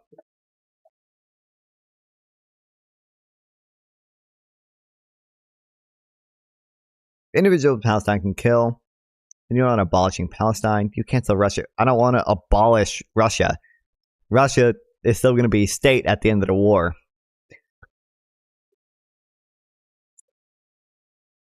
You cancel Russia when individuals invade Ukraine. True. There are no satisfying economic answers in economics.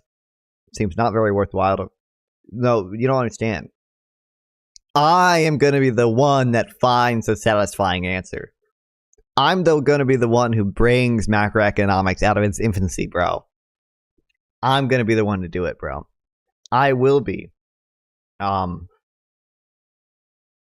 will be Adam Smith V2. I'm saying this is a logical mistake. The scenario is the same.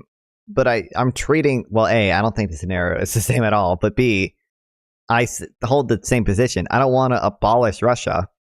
Russia can still be a state at the end of the war. They just have to not invade Ukraine. What do you mean abolish Russia? I don't understand what you mean.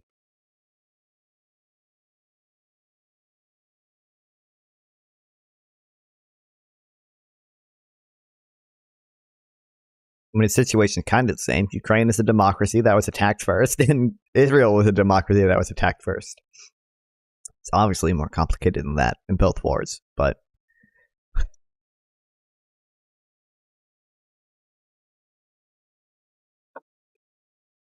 The rule under forecast certainty intentionally encourages faster and sharper reaction to the risk of major downside shocks. You do not support Donbass, which is a victim. Well, I don't really believe that Donbass is a... Well, some people in the Donbass are a victim because they I mean, obviously, it's just civilians in the Donbass. I probably don't like that they have Russian troops stationed there. And you do not support Russian people who are not part of a military education. What do you mean I don't support Russian people or not? I don't want to kill Russian people. I want Russia to stop invading Ukraine. The same way I don't want to kill Palestinian people. I want Hamas to surrender. Fed would be better positioned to react promptly, thereby reducing the risk of doing too little, too late, and hopefully avoiding the challenges associated with conducting policy at the lower bound. The thing reinvented in macroeconomics would probably be reinventing mathematics we use to do macroeconomics, which would, to say the absolute very least, require an expert knowledge of mathematics. Yeah. But no, I see. I'm going to get that expert level in mathematics.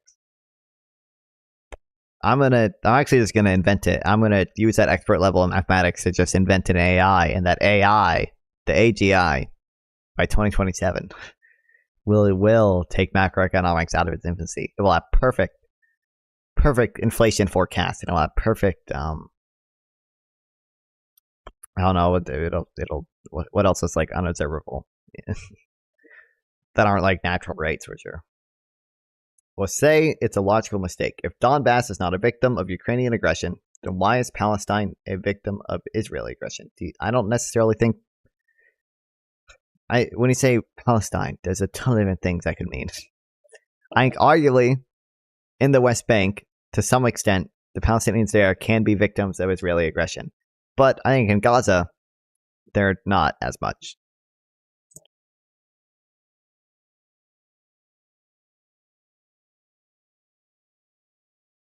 I don't really think Gaza is the victim of Israeli aggression. I think they more or less are the aggressors in Gaza.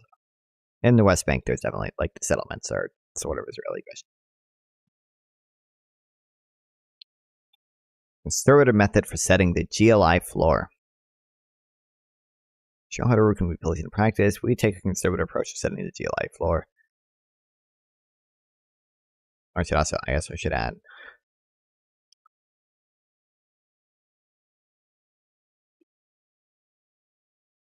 Attempts to avoid reaching the zero lower bound. Challenges associated with conducting policy at the lower bound.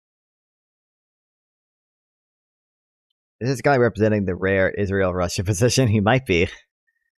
I don't understand how one and the same scenario are affected and the other is not. It seems to me that you have a lot of propaganda in my head. Okay, what's the belief that I have is like, that's propaganda.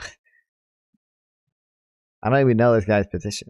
But I already told you, I don't necessarily think they're the same situation. Because again, I don't really think the people in Gaza are victims of Israeli aggression. I think when I say people, it's this guy named Mr. Rumble. Oh, this is true. I should have guessed that, yeah. Which, by the way, am I Rumble out of views yet? Pro Russia, yeah. It's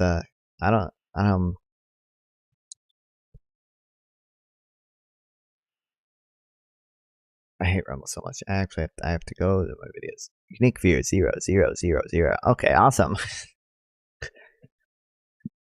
Wow. Cool, dude.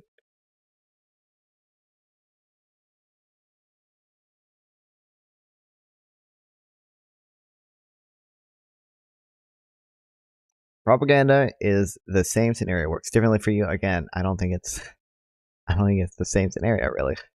All sorts of abstract arguments that have nothing to do with reality. So I would just ask you for like, what's like a fact that I believe, that you think I believe at least, that is like an example of propaganda. There's aggression, there's an answer. The one who is aggressive is to blame. True. But Russia is the aggressor. I think we probably disagree on that. Russia's the aggressor there. In the Donbass even, they were stationing Russian troops in the Donbass. I think they were at the very least supporting a lot of separatist groups in the Donbass with weapons and money. And yeah.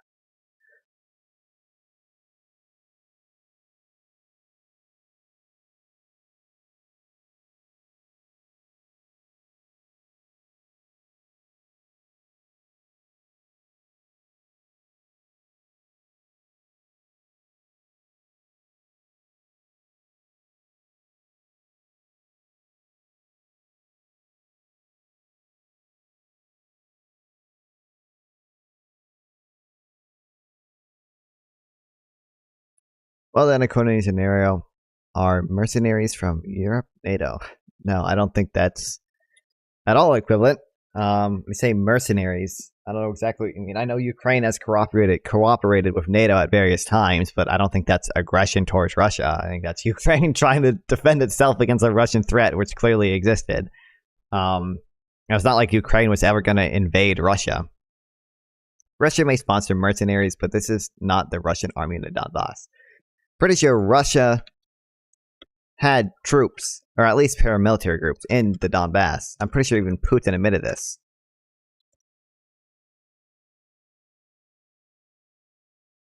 This is, yeah, that's the full-scale invasion. Hold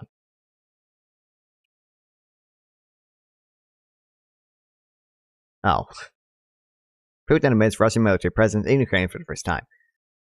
Russian president concedes military intelligence officers were operating in a country, but insists it's not the same as regular Russian troops. Okay.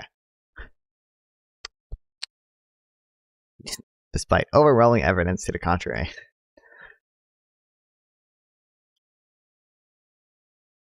Russia says no proof it sent troops arms to East Ukraine. Despite there being overwhelming evidence to the contrary. But then admits unmarked soldiers in Ukraine were Russian. Believe everything that is written on that website. No. But it's, what was it, The Guardian? And this is Putin himself saying it? Yeah, this is Putin himself saying this. And it's The Guardian and PBS. These are relatively reliable sources.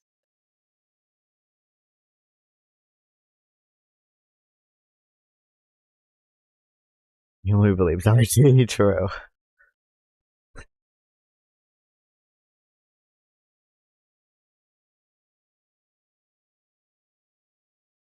Oh, and also, I forgot, they've totally, they also took Crimea in 2014. But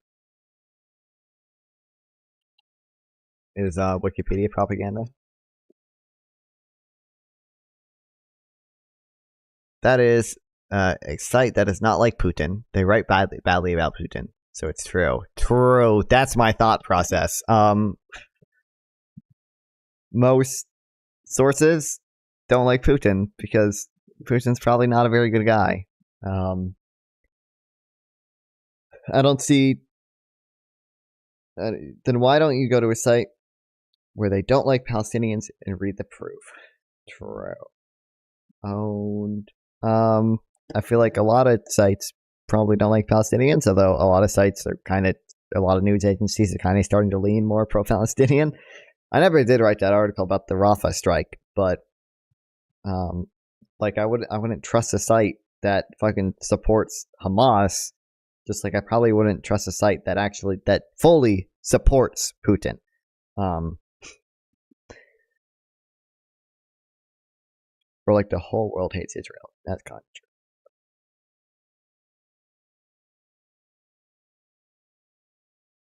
Don't you find a discrepancy here? What, that I wouldn't trust a site that like does propaganda for either Putin or Hamas? No, I don't. I mean, what's a site that likes Putin that I should read that's not like legitimately they're fucking Russia funded? And The Guardian is not one whole thing. Like there are multiple journalists that write for The Guardian. It's not always penalizing agenda.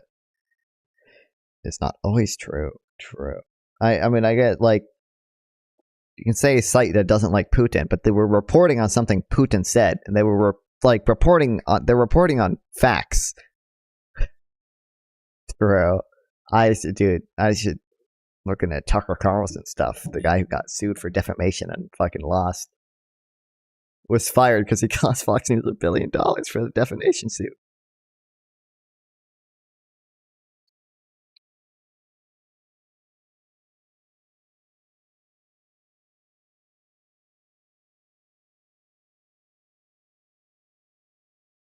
You know, Russia has shopping carts. This is wild. Didn't you see the food was so cheap in Russia?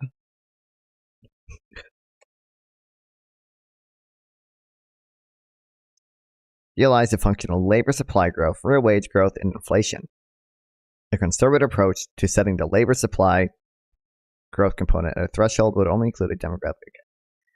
Don't you find it strange that the countries that sponsor Ukraine on their websites don't like Putin? That is so odd, dude. I wonder, it's kind of, dude, I never thought of that. It's so weird that the people who support Ukraine don't like Putin, who launched an invasion into Ukraine. That's really fucking odd. I didn't think of that, dude. Oh, that makes so much sense. And every site that tried to write an alternative opinion is closed. What do you mean that every site that tries to write an alternative opinion is closed? There are plenty of pro-Russian sites that you can go out there and look. Like, Russia seems to do pretty well at getting its propaganda spread. Why are you generalizing about the people and the country? What did I just say that was generalizing about the people in the country? I was responding to your thing. When I said, why don't the people who like Ukraine don't like Putin, who launched an invasion into Ukraine? I wonder why, dude. I was literally replying to your thing, where you're asking, don't you find it strange that countries that sponsor Ukraine on their websites don't like Putin? Why does every website that writes an alternative opinion have a label pro-Putin? That's not even true. Number one, there are plenty of people who aren't necessarily pro-Putin that write alternative opinions. Like John Mearsheimer isn't pro-Putin. Mearsheimer is pretty pro-America, but he still writes alternative opinions on the Ukraine war. And like, you can I think the video has like 23 million views. 29 million views, yeah. No idea. Why is Ukraine the West's fault? Noam Chomsky isn't pro-Putin. At least not really. I mean, I don't really like Chomsky, but Chomsky still does his anti-Ukraine stuff. Yeah. Seems like plenty of people are writing alternative opinions that can be seen pretty broadly.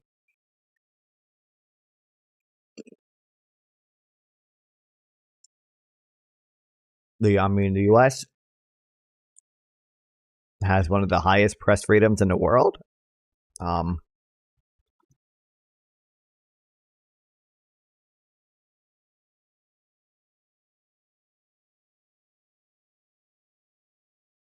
Probably lower compared to our Western European allies, but yeah.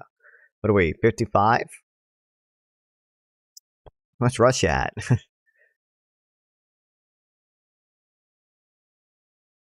Norway's number 1, which is expected. UK, 23.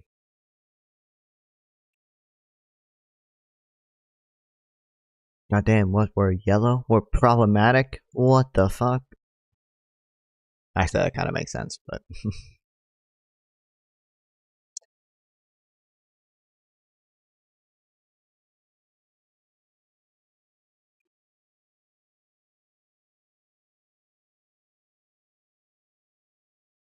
Are we problematic? So I don't want to be part of it. I'm assuming it doesn't just on paper, right? I mean, we have the First Amendment. Like, you're pretty broadly protected. It's really hard to win defamation suits and stuff. But I'm assuming it takes into account like corporate media stuff. Like, it takes into account that like we have relatively high media ownership concentrations. What restrictions do we have that others don't? I don't think it's just. It's probably not taking into fact just restrictions, but oh fuck. Well, the reality is the Ukrainian illegitimate government, illegitimate because its constitution violated. Because when the president is overthrown, oh yep, impeachment and replacement of the government with its deputy and re-election of the president are needed. Well, that's what they did. They had the interim government, and They had the interim government for a few months after Yanukovych was ousted, and then they did hold new elections. They held new elections and replaced the interim government. It was the government that would attack the Donbass, and all the media said it was Russia's fault because there were allegedly Russian troops there, although there were volunteers. Doesn't really matter if they were volunteers if they're still Russian military. Even if there weren't Russian troops there, Russia was definitely providing arms to separatists in the region. And they also annexed Crimea during this time, but Ukraine elections, 2015? I'm assuming they held them 2015. Local election, 2014.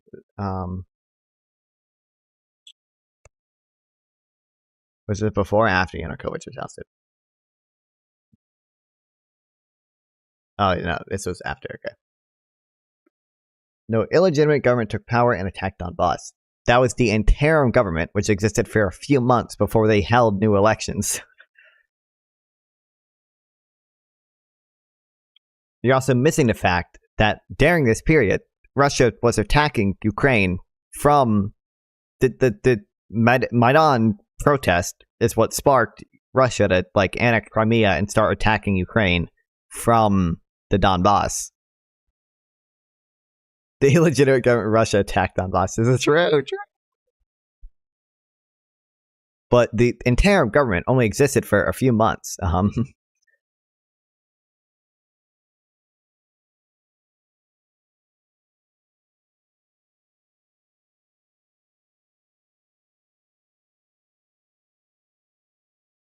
Hold on, I know Adam something goes over this.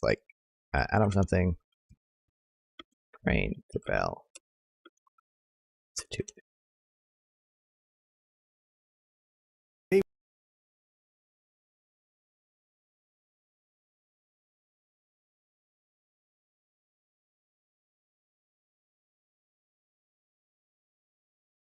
Forced to leave Kiev. And the US recognized interim government that replaced him had a significant far-right faction. The deputy prime minister, the minister of defense, and others were all from that far-right party, Svoboda. So the interim government had a significant far-right faction, and 4 ministers came from the far-right Svoboda party. This is true. However, Gravel Institute is conveniently leaving out a number of relevant things here. The 4 people on the picture are Alexander Sich, Igor Tenyuk, Andriy Mokhnik, and Ihor Shvaika, and there are a couple of things to mention here. First, as Gravel Institute says, they were only part of the interim government. That means they were all gone by the 12th of November 2014, except for Ihor. Yeah, this is for a few months, bro. February to November. Or Tanyuk, who left much earlier, having spent a grand total of 26 days in his position. Also, Alexander Sich was one of 3 deputy prime ministers, with the other 2 not being from Svoboda. Second, none of these people were succeeded by other Svoboda politicians. Third, on the elections in October 2014, the Svoboda party had lost 31 seats out of their original 37, having gotten only 4.71% of the national vote. The right sector also ran and won a single seat with 1.8% of the national vote. So if Gravel Institute wanted to be honest here, they could have said something like this. The far-right had a presence within the interim government, having achieved 4 ministerial positions from March till November 2014, except for the defense minister, who was removed after less than a month. Oh, thanks for following. I appreciate it. I'm not even, that's fucking too long. A woman is in there, though. They weren't succeeded by other far-right politicians, however, and Svoboda lost the majority of its seats during the October. During the president should be replaced by his deputy, literally the Constitution, Ukraine. Did his deputy flee too? Because that wouldn't surprise me. But who was the interim president was the leader of the opposition, right? This was a revolution. This revolution probably violated the Constitution of Ukraine. I don't know if anyone would necessarily disagree with that, but the whole thing was that it's a political crisis after the fucking president fled. Fuck, I have to read this.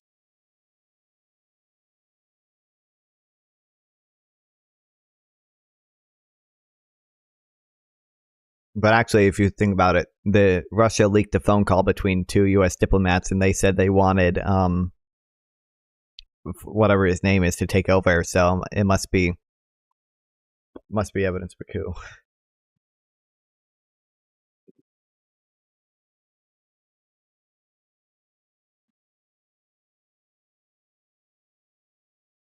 Third approach to setting a labor supply growth component of the threshold would only induce to include a demographic adjusted estimate of working age population growth, as will be shown in upcoming examples.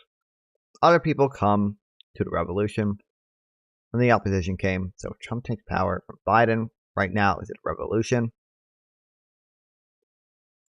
If Trump takes power from Biden right now, is it a revolution? It could be. Trump could orchestrate a revolution to some extent. The line between revolution and coup is kind of blurry sometimes, but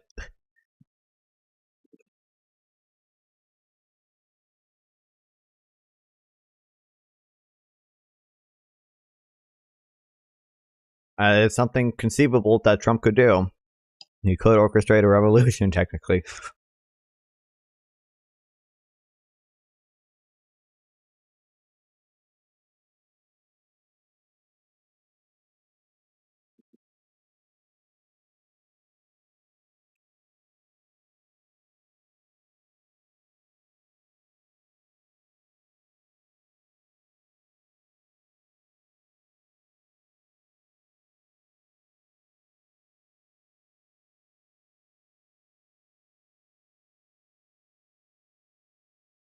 A more fair-minded approach would also allow for additional employment in high-growth periods while the unemployment rate is relatively high.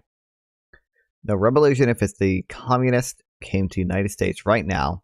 If Trump takes power by force, it will just be a violation of the law. What? Sorry. If a revolution is if the communists come to the United States right now, and if Trump takes power by force, it will just be a violation of the law.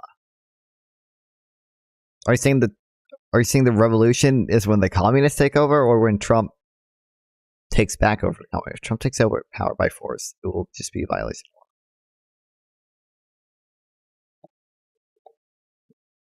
of the law. We can't even draw clear lines here. Like when I took my comparative government class while I was still in high school. Why does it not show some comments? I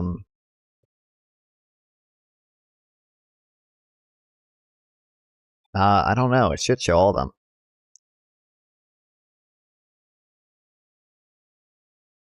I don't know. Well, the stream thing is showing. I'm assuming, I don't know, YouTube might be censoring you.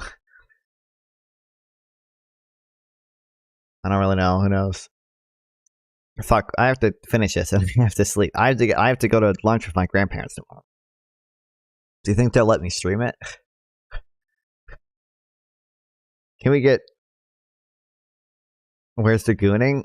Hey, listen, you don't know what I'm doing with my hand right now, bro. I don't understand why people ask this when they can't even see both my hands.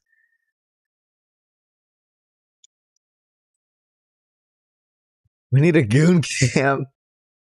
We'll save that for Kick and Rumble. I don't even think you can be nude on Kick. You might be able to on Rumble. Kind of doubt it still, but...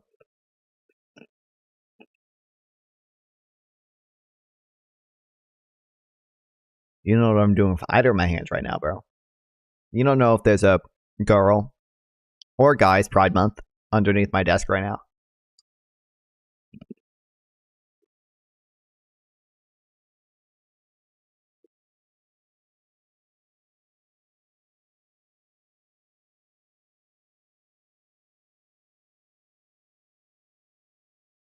Someone else doing it's not gooning. That's actually true, yeah. Don't worry, the guy who called in said I'll be lonely forever, so. That's not what he said. I'm being uncharitable, but.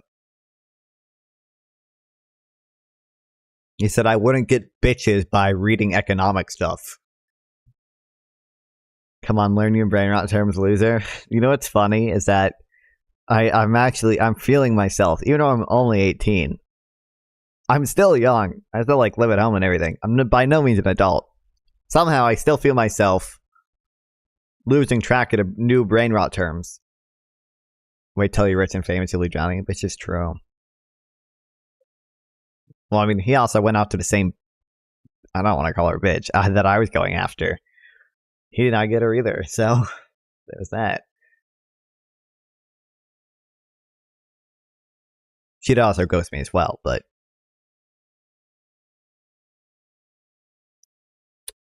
at least I know about the Phillips curve.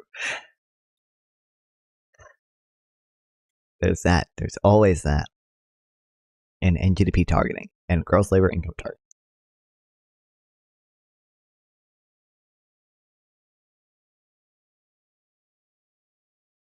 Hey man, you're doing more than me. I don't go out of my way to talk to a woman. I don't go. She would talk to me, dude. I didn't go out of my way to talk to her. She was the one that talked to me until she goes to me. Long story.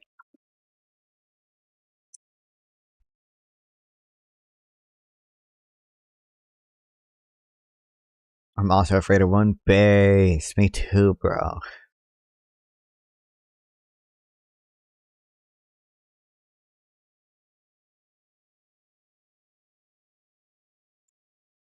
It's just also really, it's just so mean to me.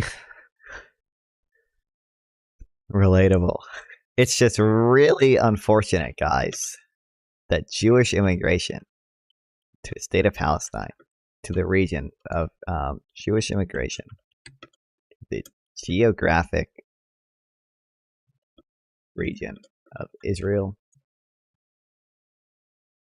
and Palestine. They just had to name it the same fucking. Just saw Israel, dude. Or just say Israel, dude. Well, I think the Wikipedia article calls it the geographic land of Israel or the Palestine region. Because Wikipedia has to be neutral or whatever.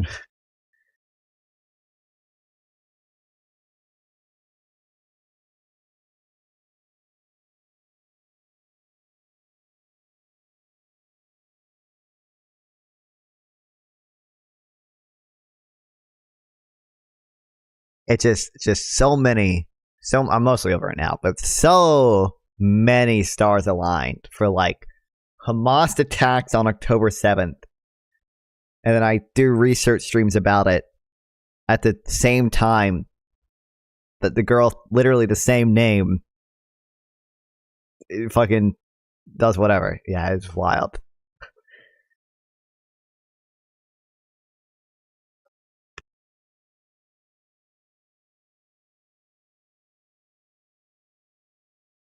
Realize productivity gains in recession and jobless recoveries have not made their... Okay, fuck. Wait, no, I missed the sentence.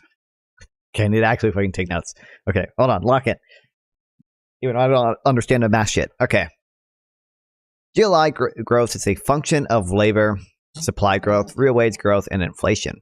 A conservative approach to setting the labor supply growth component of the threshold would only include a demographic adjusted estimate of working age population, as will be shown in upcoming examples.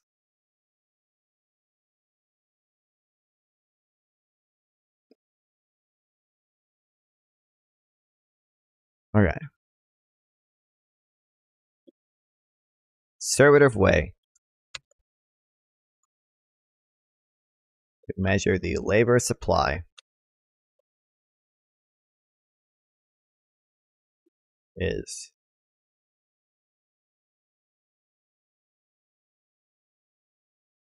or would only include demographic adjusted estimate of working age population.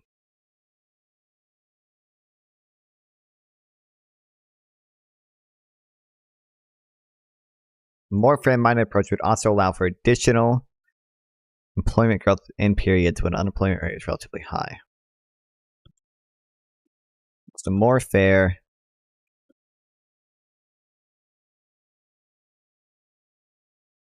would also allow for additional employment periods.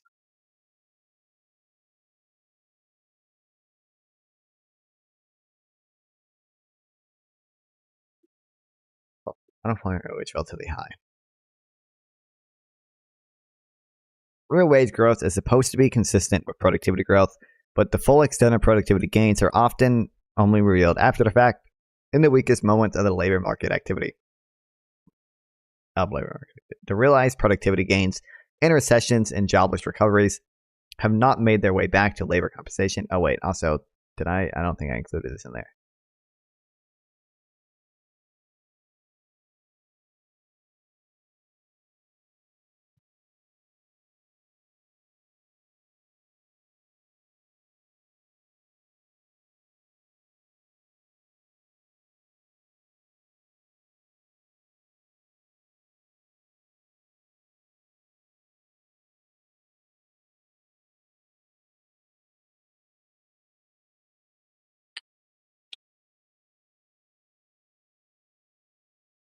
Would not say such a historically depressed labor share of income.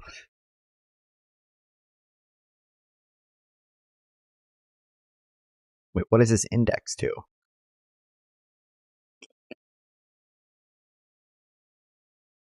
2017.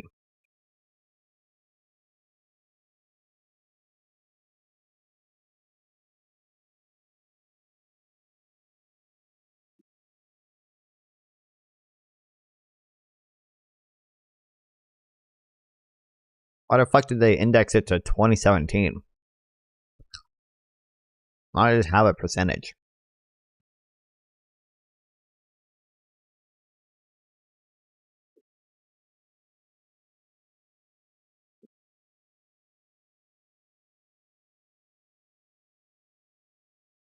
Why would I? I don't care about fucking index of 2017.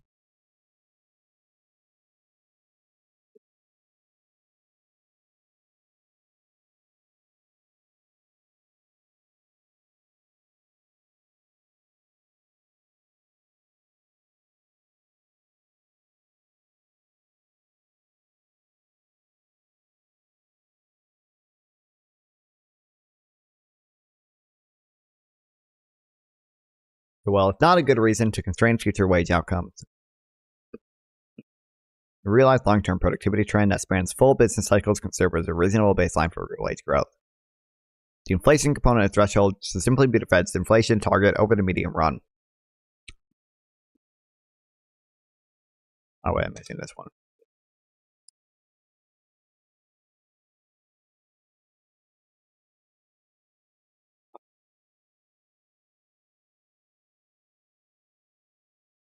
A realized long-term productivity trend that spans a full business cycle can serve as a reasonable baseline.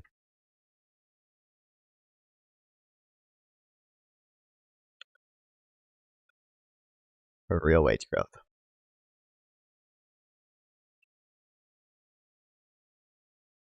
Figure 22 shows that the gross labor income floor could now be at least 4.1% growth year over year as measured by the compensation employee series. What you're reading, it's a kind of dense economic thing about gross labor income targeting. I'm going to be honest. I kind of don't understand a little bit of this part because I don't fucking know the maths behind it. And also, I've been derailed by chat like 5 times.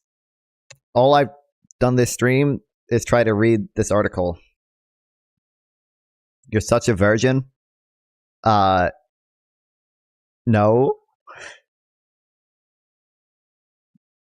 What if there's a dude? You should have come for the conversation earlier when the guy said the same thing, and I was like, but what if there's a girl that's just really interested in economics and I can really impress her with my.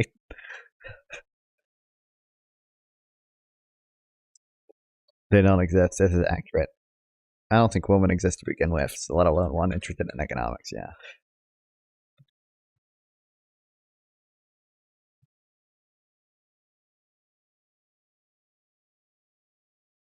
Currently, yeah, the women are fake. Gross labor income floor could be 4.1% a year, right?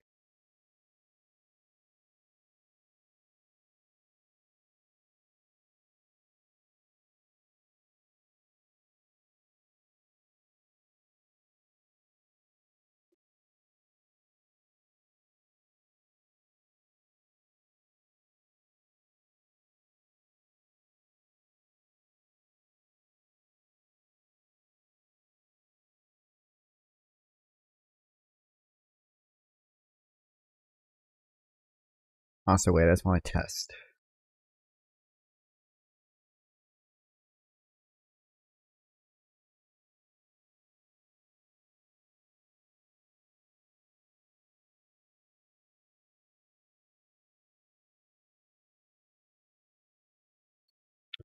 Watched all of Matt Walsh's What is a Woman documentary and got a pretty solid grasp of what a woman even is. Well, I mean, it's just kind of like a...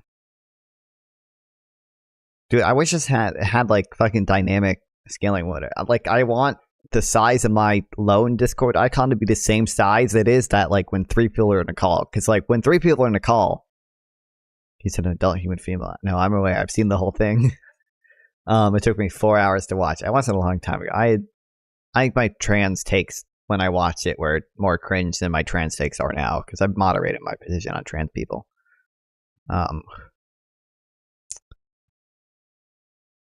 Here it is. 11 months ago.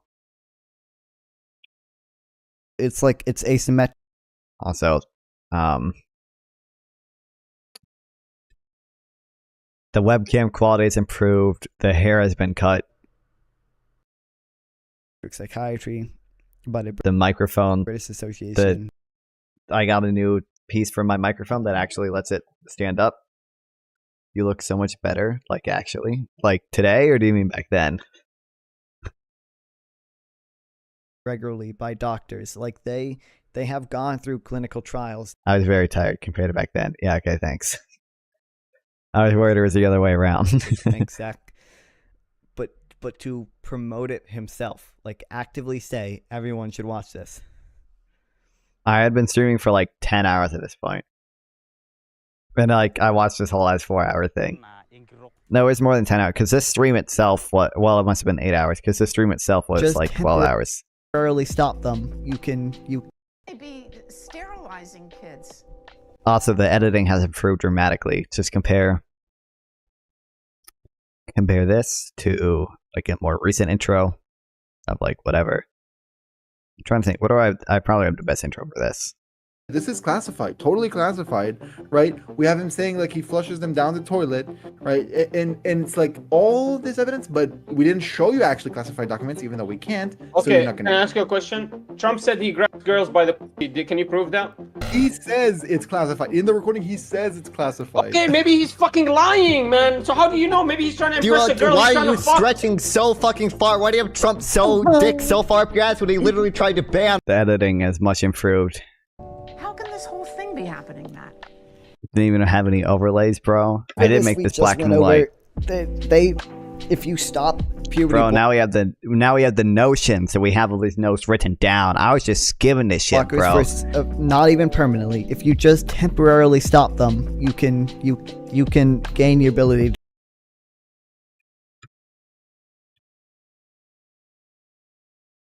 It might be.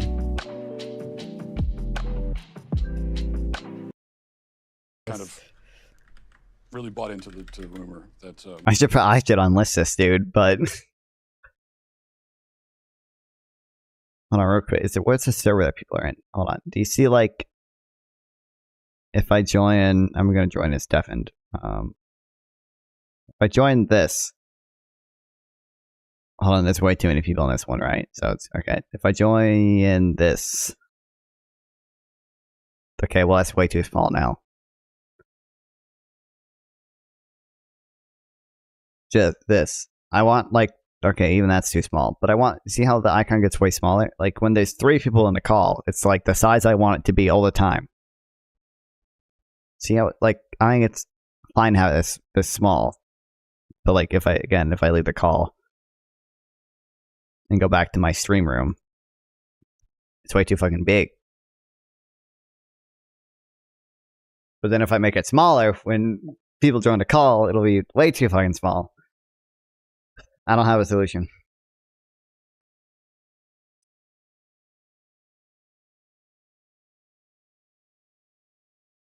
I don't think there really is a solution. Other than just make it bigger whenever people join. Well, I must say I'm really impressed and amazed with your content. Keep it up, buddy. I think you have the potential to be big, successful on your channel. Actually, am I a channel promoter? I will ask if you are a channel promoter. I like to help you get viewers, followers, and more audience for your channel. If you're interested in, well, don't care enough to go to chat to read it. Been a while since I'm so used to the bots from Trovo chat. You can see the Trovo chat that just popped up. All the Trovo chatters are bots.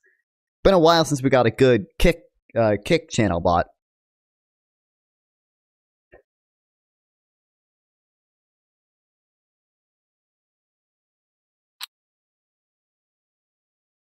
Glad they're back. Targeting the Fed's compensation growth forecast.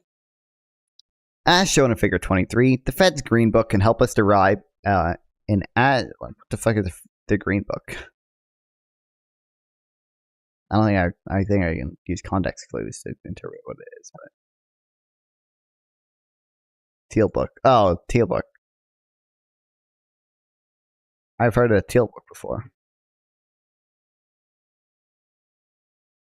Can help us derive as a reported time series of GLI growth forecast. The Fed staff at least implicitly forecasted GLI growth at each FOMC meeting because it regularly forecasted non-farm compensation per hour growth, non-farm output per hour growth, and aggregate output GDP growth.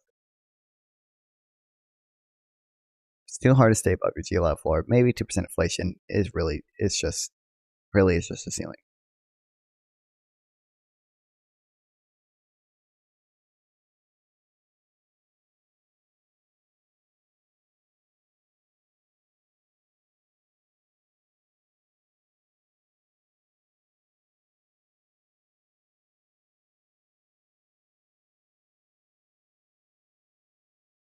Uh, 1%.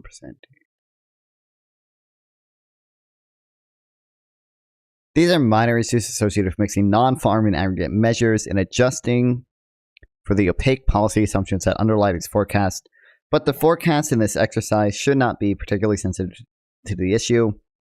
The approach to using the Fed's forecast is consistent with the approach in that fucking thing I don't care about, for which forward-looking Taylor rules.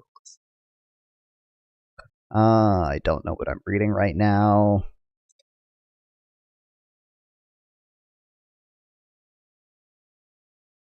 I mean, I'm the best economist ever, and I know exactly what I'm reading, and I'm not tired. Your mom is tired from all the sex, all the orgasms I gave her. So, that's what I thought. Don't clip that. By using the rule in Figure 20, that unrealistically assumes forecast certainty. Dude, he had sex with my mom? What the fuck? I know, it was wild. We can compare the rule's prescriptions under a variety of inflation target assumptions with what actually transpired, as shown in Figure 24. Wait till you hear what I did with your dad.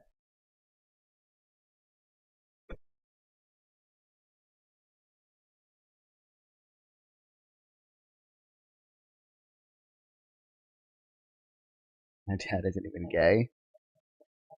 You don't know what we did, bro. It's perfectly possible for two straight, normal men to go on a nice picnic together and walk around the park in June, Pride Month. The descent into the Great Recession. Heard the streamers dropping some sweet giveaways. You know it, guys. You know it, guys. Drop a follow right now, and I'll give away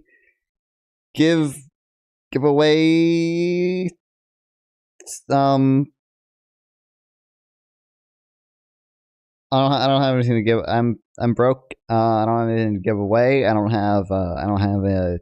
trying to think what I could give away. Speaking of giveaway, give away your nudes. Oh, one dick pic for every sub, guys. That's a non-fun guarantee.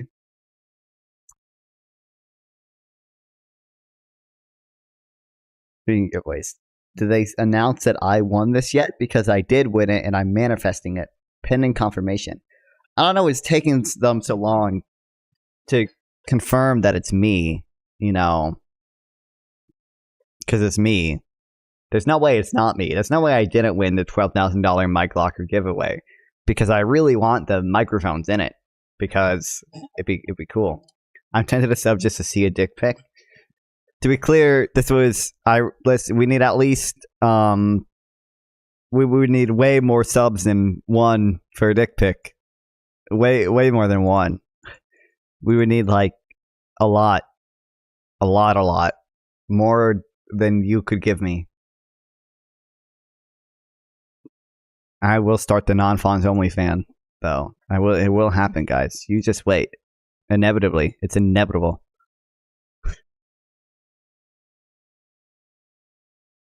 Based on a conservative estimate of GLI floor that incorporated a 2% inflation target, figures 25 and 26 show that policy easing would have begun as early as June 26th at the June 26th meeting because of the Fed's deteriorating projection for GLI growth. Contrast with the actual June 2006 meeting, where the committee voted its final rate increase at a 2004 to 2006 tightening cycle. If a 1% inflation target was assumed instead, projections for GLI growth would have only begun falling persistently below the GLI floor in 2007. It is a dumb coincidence, but this meeting was when the FOMC actually began easing.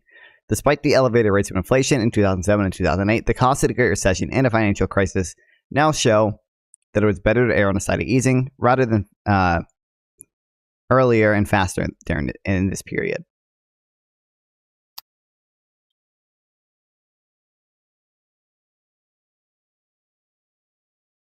You said they would have begun easing in...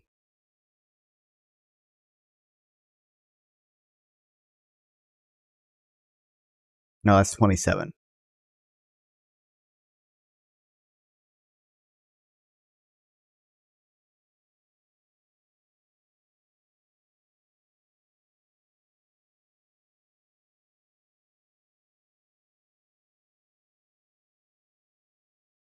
Okay, I'm tired, so I'm just copying and pasting this, and I might go back later and actually do the summarizing and understanding of it.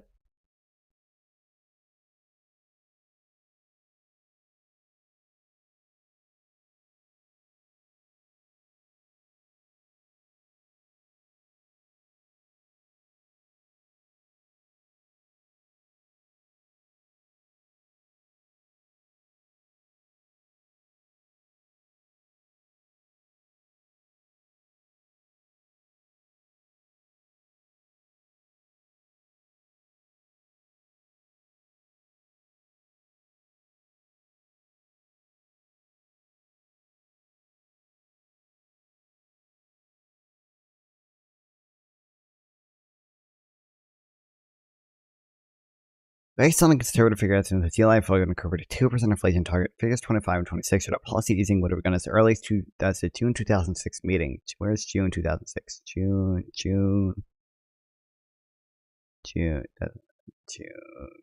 6. It wasn't show June 06, but show September. Okay. Conservative GLI floor. Well, this stayed pretty flat. What?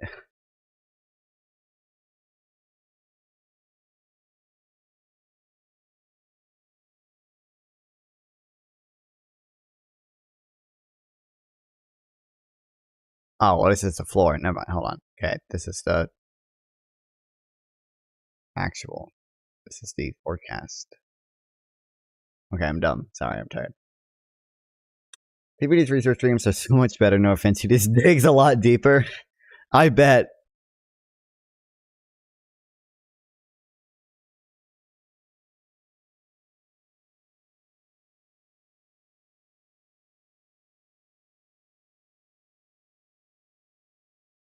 %1 inflation target was assumed that projections for GLI growth might have only begun falling persistently below the GLI floor in September 2007. The dumb coincidence, but its meaning was when the FOMC actually began easing. Okay.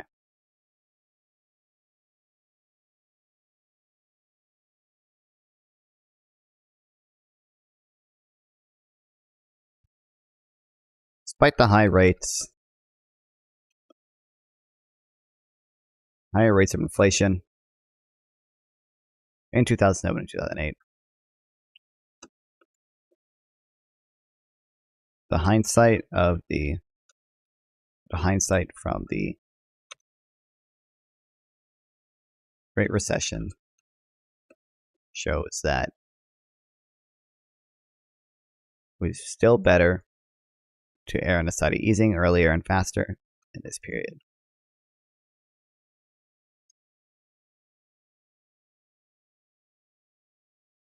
Tightening during a jobless recovery, 2009 to 2010. Might not be appreciated now, but the first form of this policy tightening post the crisis occurred early into 2010. After the first round of large-scale asset purchases concluded in the first quarter, the committee allowed the balance sheet to passively contract by opting against a reinvestment policy. You'll get there one day? Well, thanks for believing in me. Thanks for believing in me. I appreciate it. One day. He has such a powerful mind. The political science expert, PPG, doctorate in political science. Not just a doctorate in philosophy, political science, and he has to use alcohol to David. True. It's like that one episode of House MD. You seen that episode of House MD? I bet my chat has seen House, where there's that actual like mathematical genius, and it's discovered that he's an alcoholic and he drinks so much to repress his geniusness. PPG is just like that guy.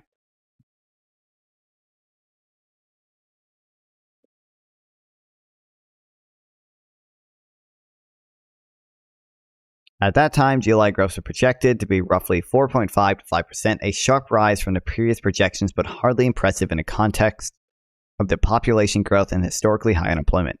Even under the conservative specification of the GLI floor that assumed 2% inflation target but ignored high unemployment, our framework still would have prescribed additional easing.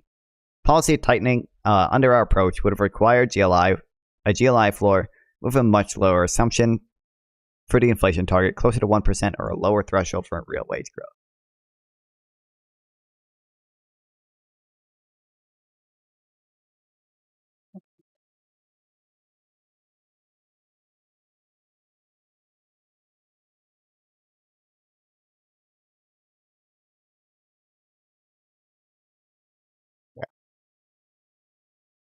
So he's so individualistic that he doesn't conform to norms such as using toilets. This is accurate.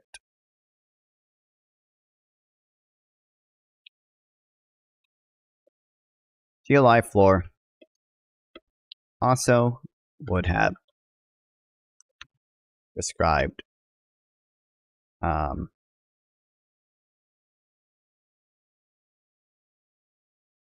tightening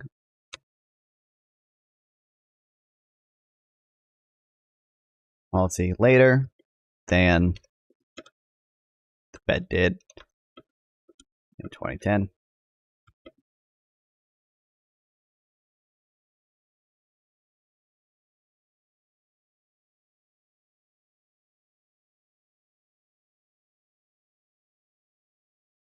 No, under conservative specification GLI that assumed 2% target but ignored high unemployment approach still would have, yeah.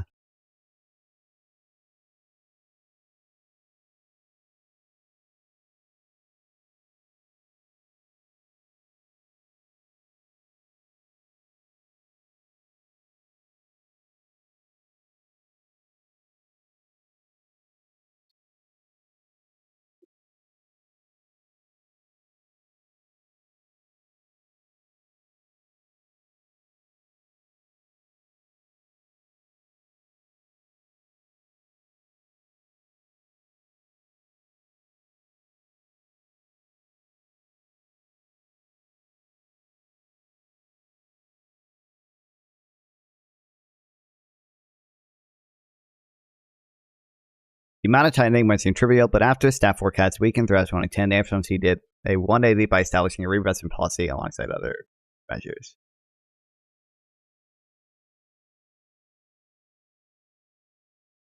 Awesome, dude. Okay. The urgency to taper. Even if we look exclusively from the period subsequent to the 2% inflation target announced in January 2012, the urgency in 2013 to taper asset purchases would be puzzling under our suggested reaction function. For the end of additional easing to be justified, the threshold would need to incorporate some combination of lower inflation and a lower target threshold real wage growth.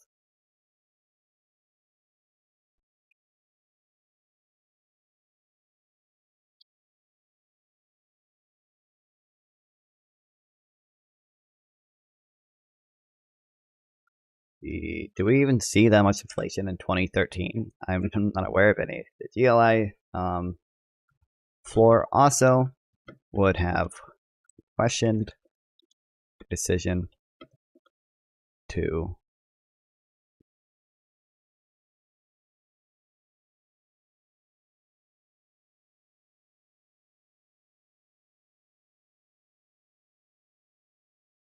paper asset purchases.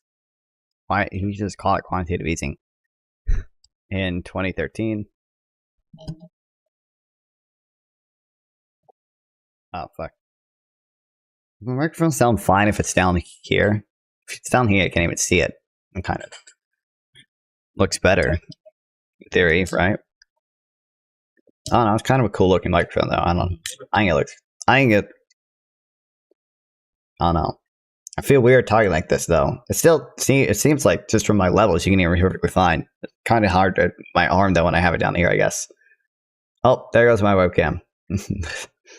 There we go. We're back.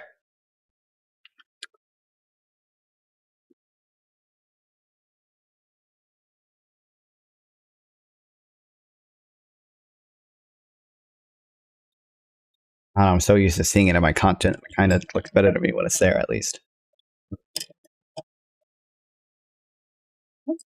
There's no way for me to get it completely out of frame. Not the stand, at least.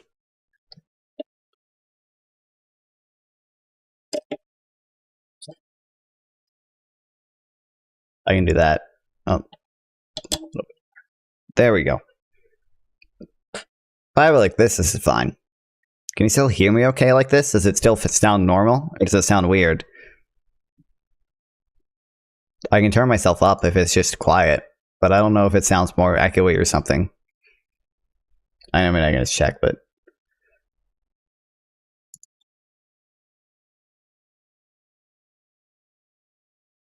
Okay, well now it's delayed. I can do that. Oh. There we go. If I have it like this is fine. Can you still hear me okay like this? Does it still sound normal? Or does it sound weird? That sounds pretty normal. That sounds surprisingly normal.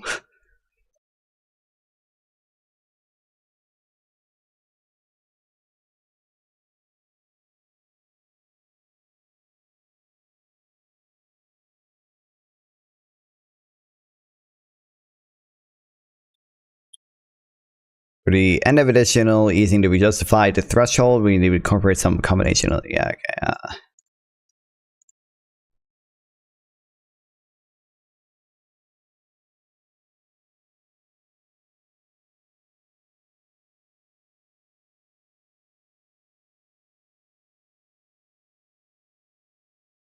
You feel like we're getting a copy shit. Okay.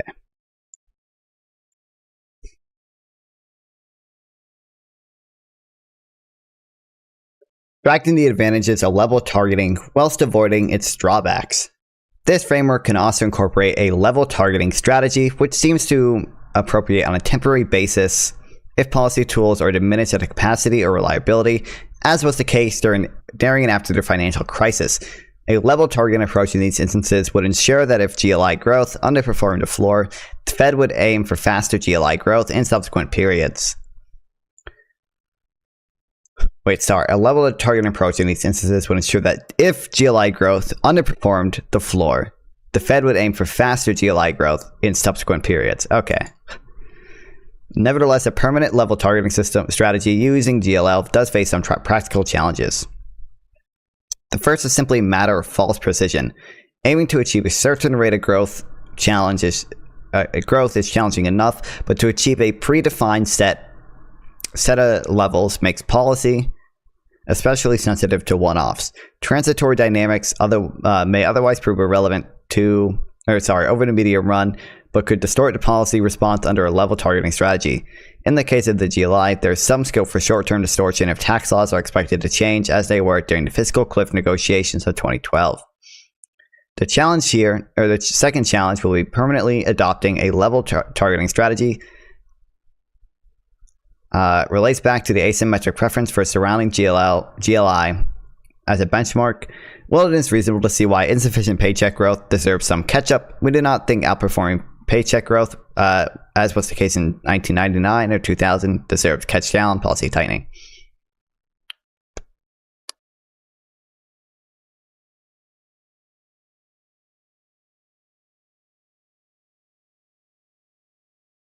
July can also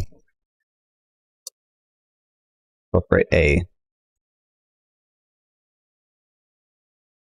level targeting. Let's check. Yeah, level targeting strategy.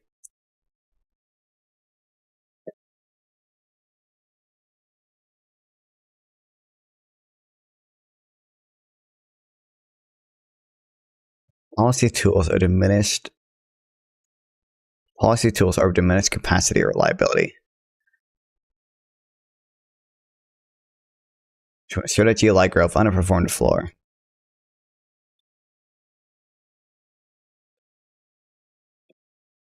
And then he misses a symmetric approach.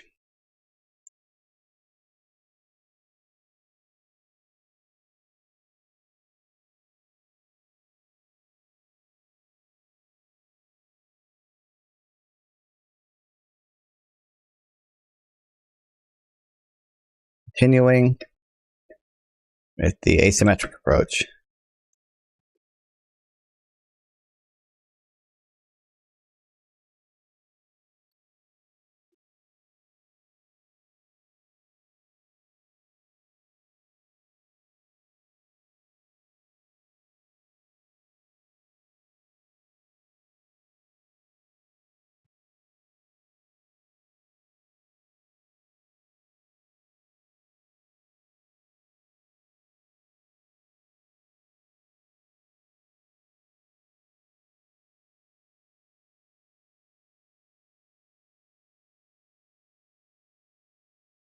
This is subject to some challenges, though. One, transitory dynamics may otherwise prove relevant over the medium run, but could distort the policy response under a level targeting strategy.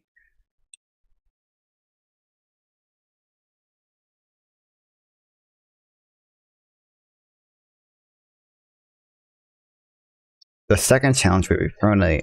Oh, we read that. Okay. Concluding thoughts.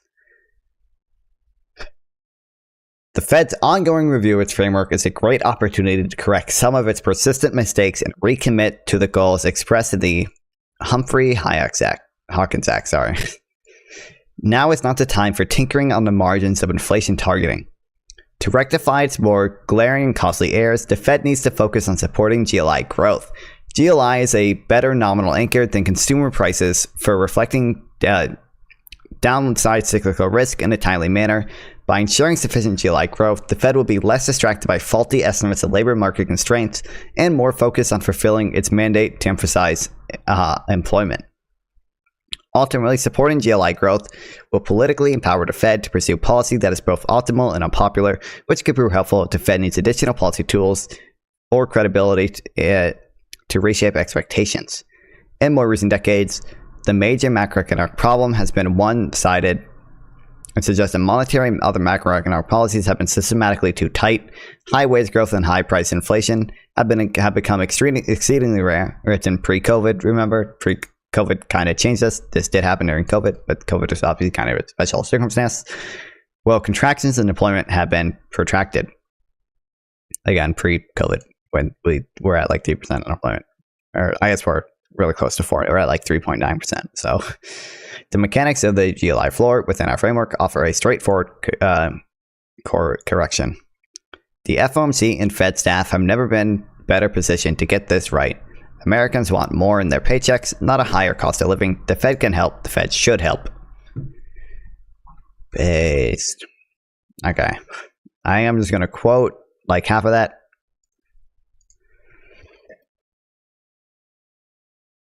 And then maybe we'll come back to tomorrow when I'm less tired.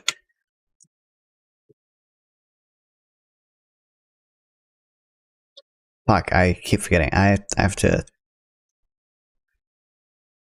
eat lunch with my grandparents tomorrow, which means I actually have to sleep. I can't go on my daily walk. I can't touch grass today. God damn. Actually, I really want to walk, but I love my 1 a.m. walks, bro.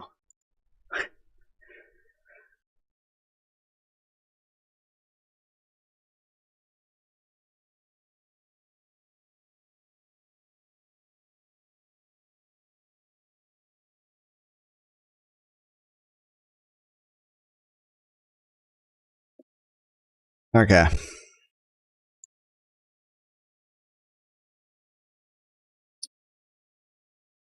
Well,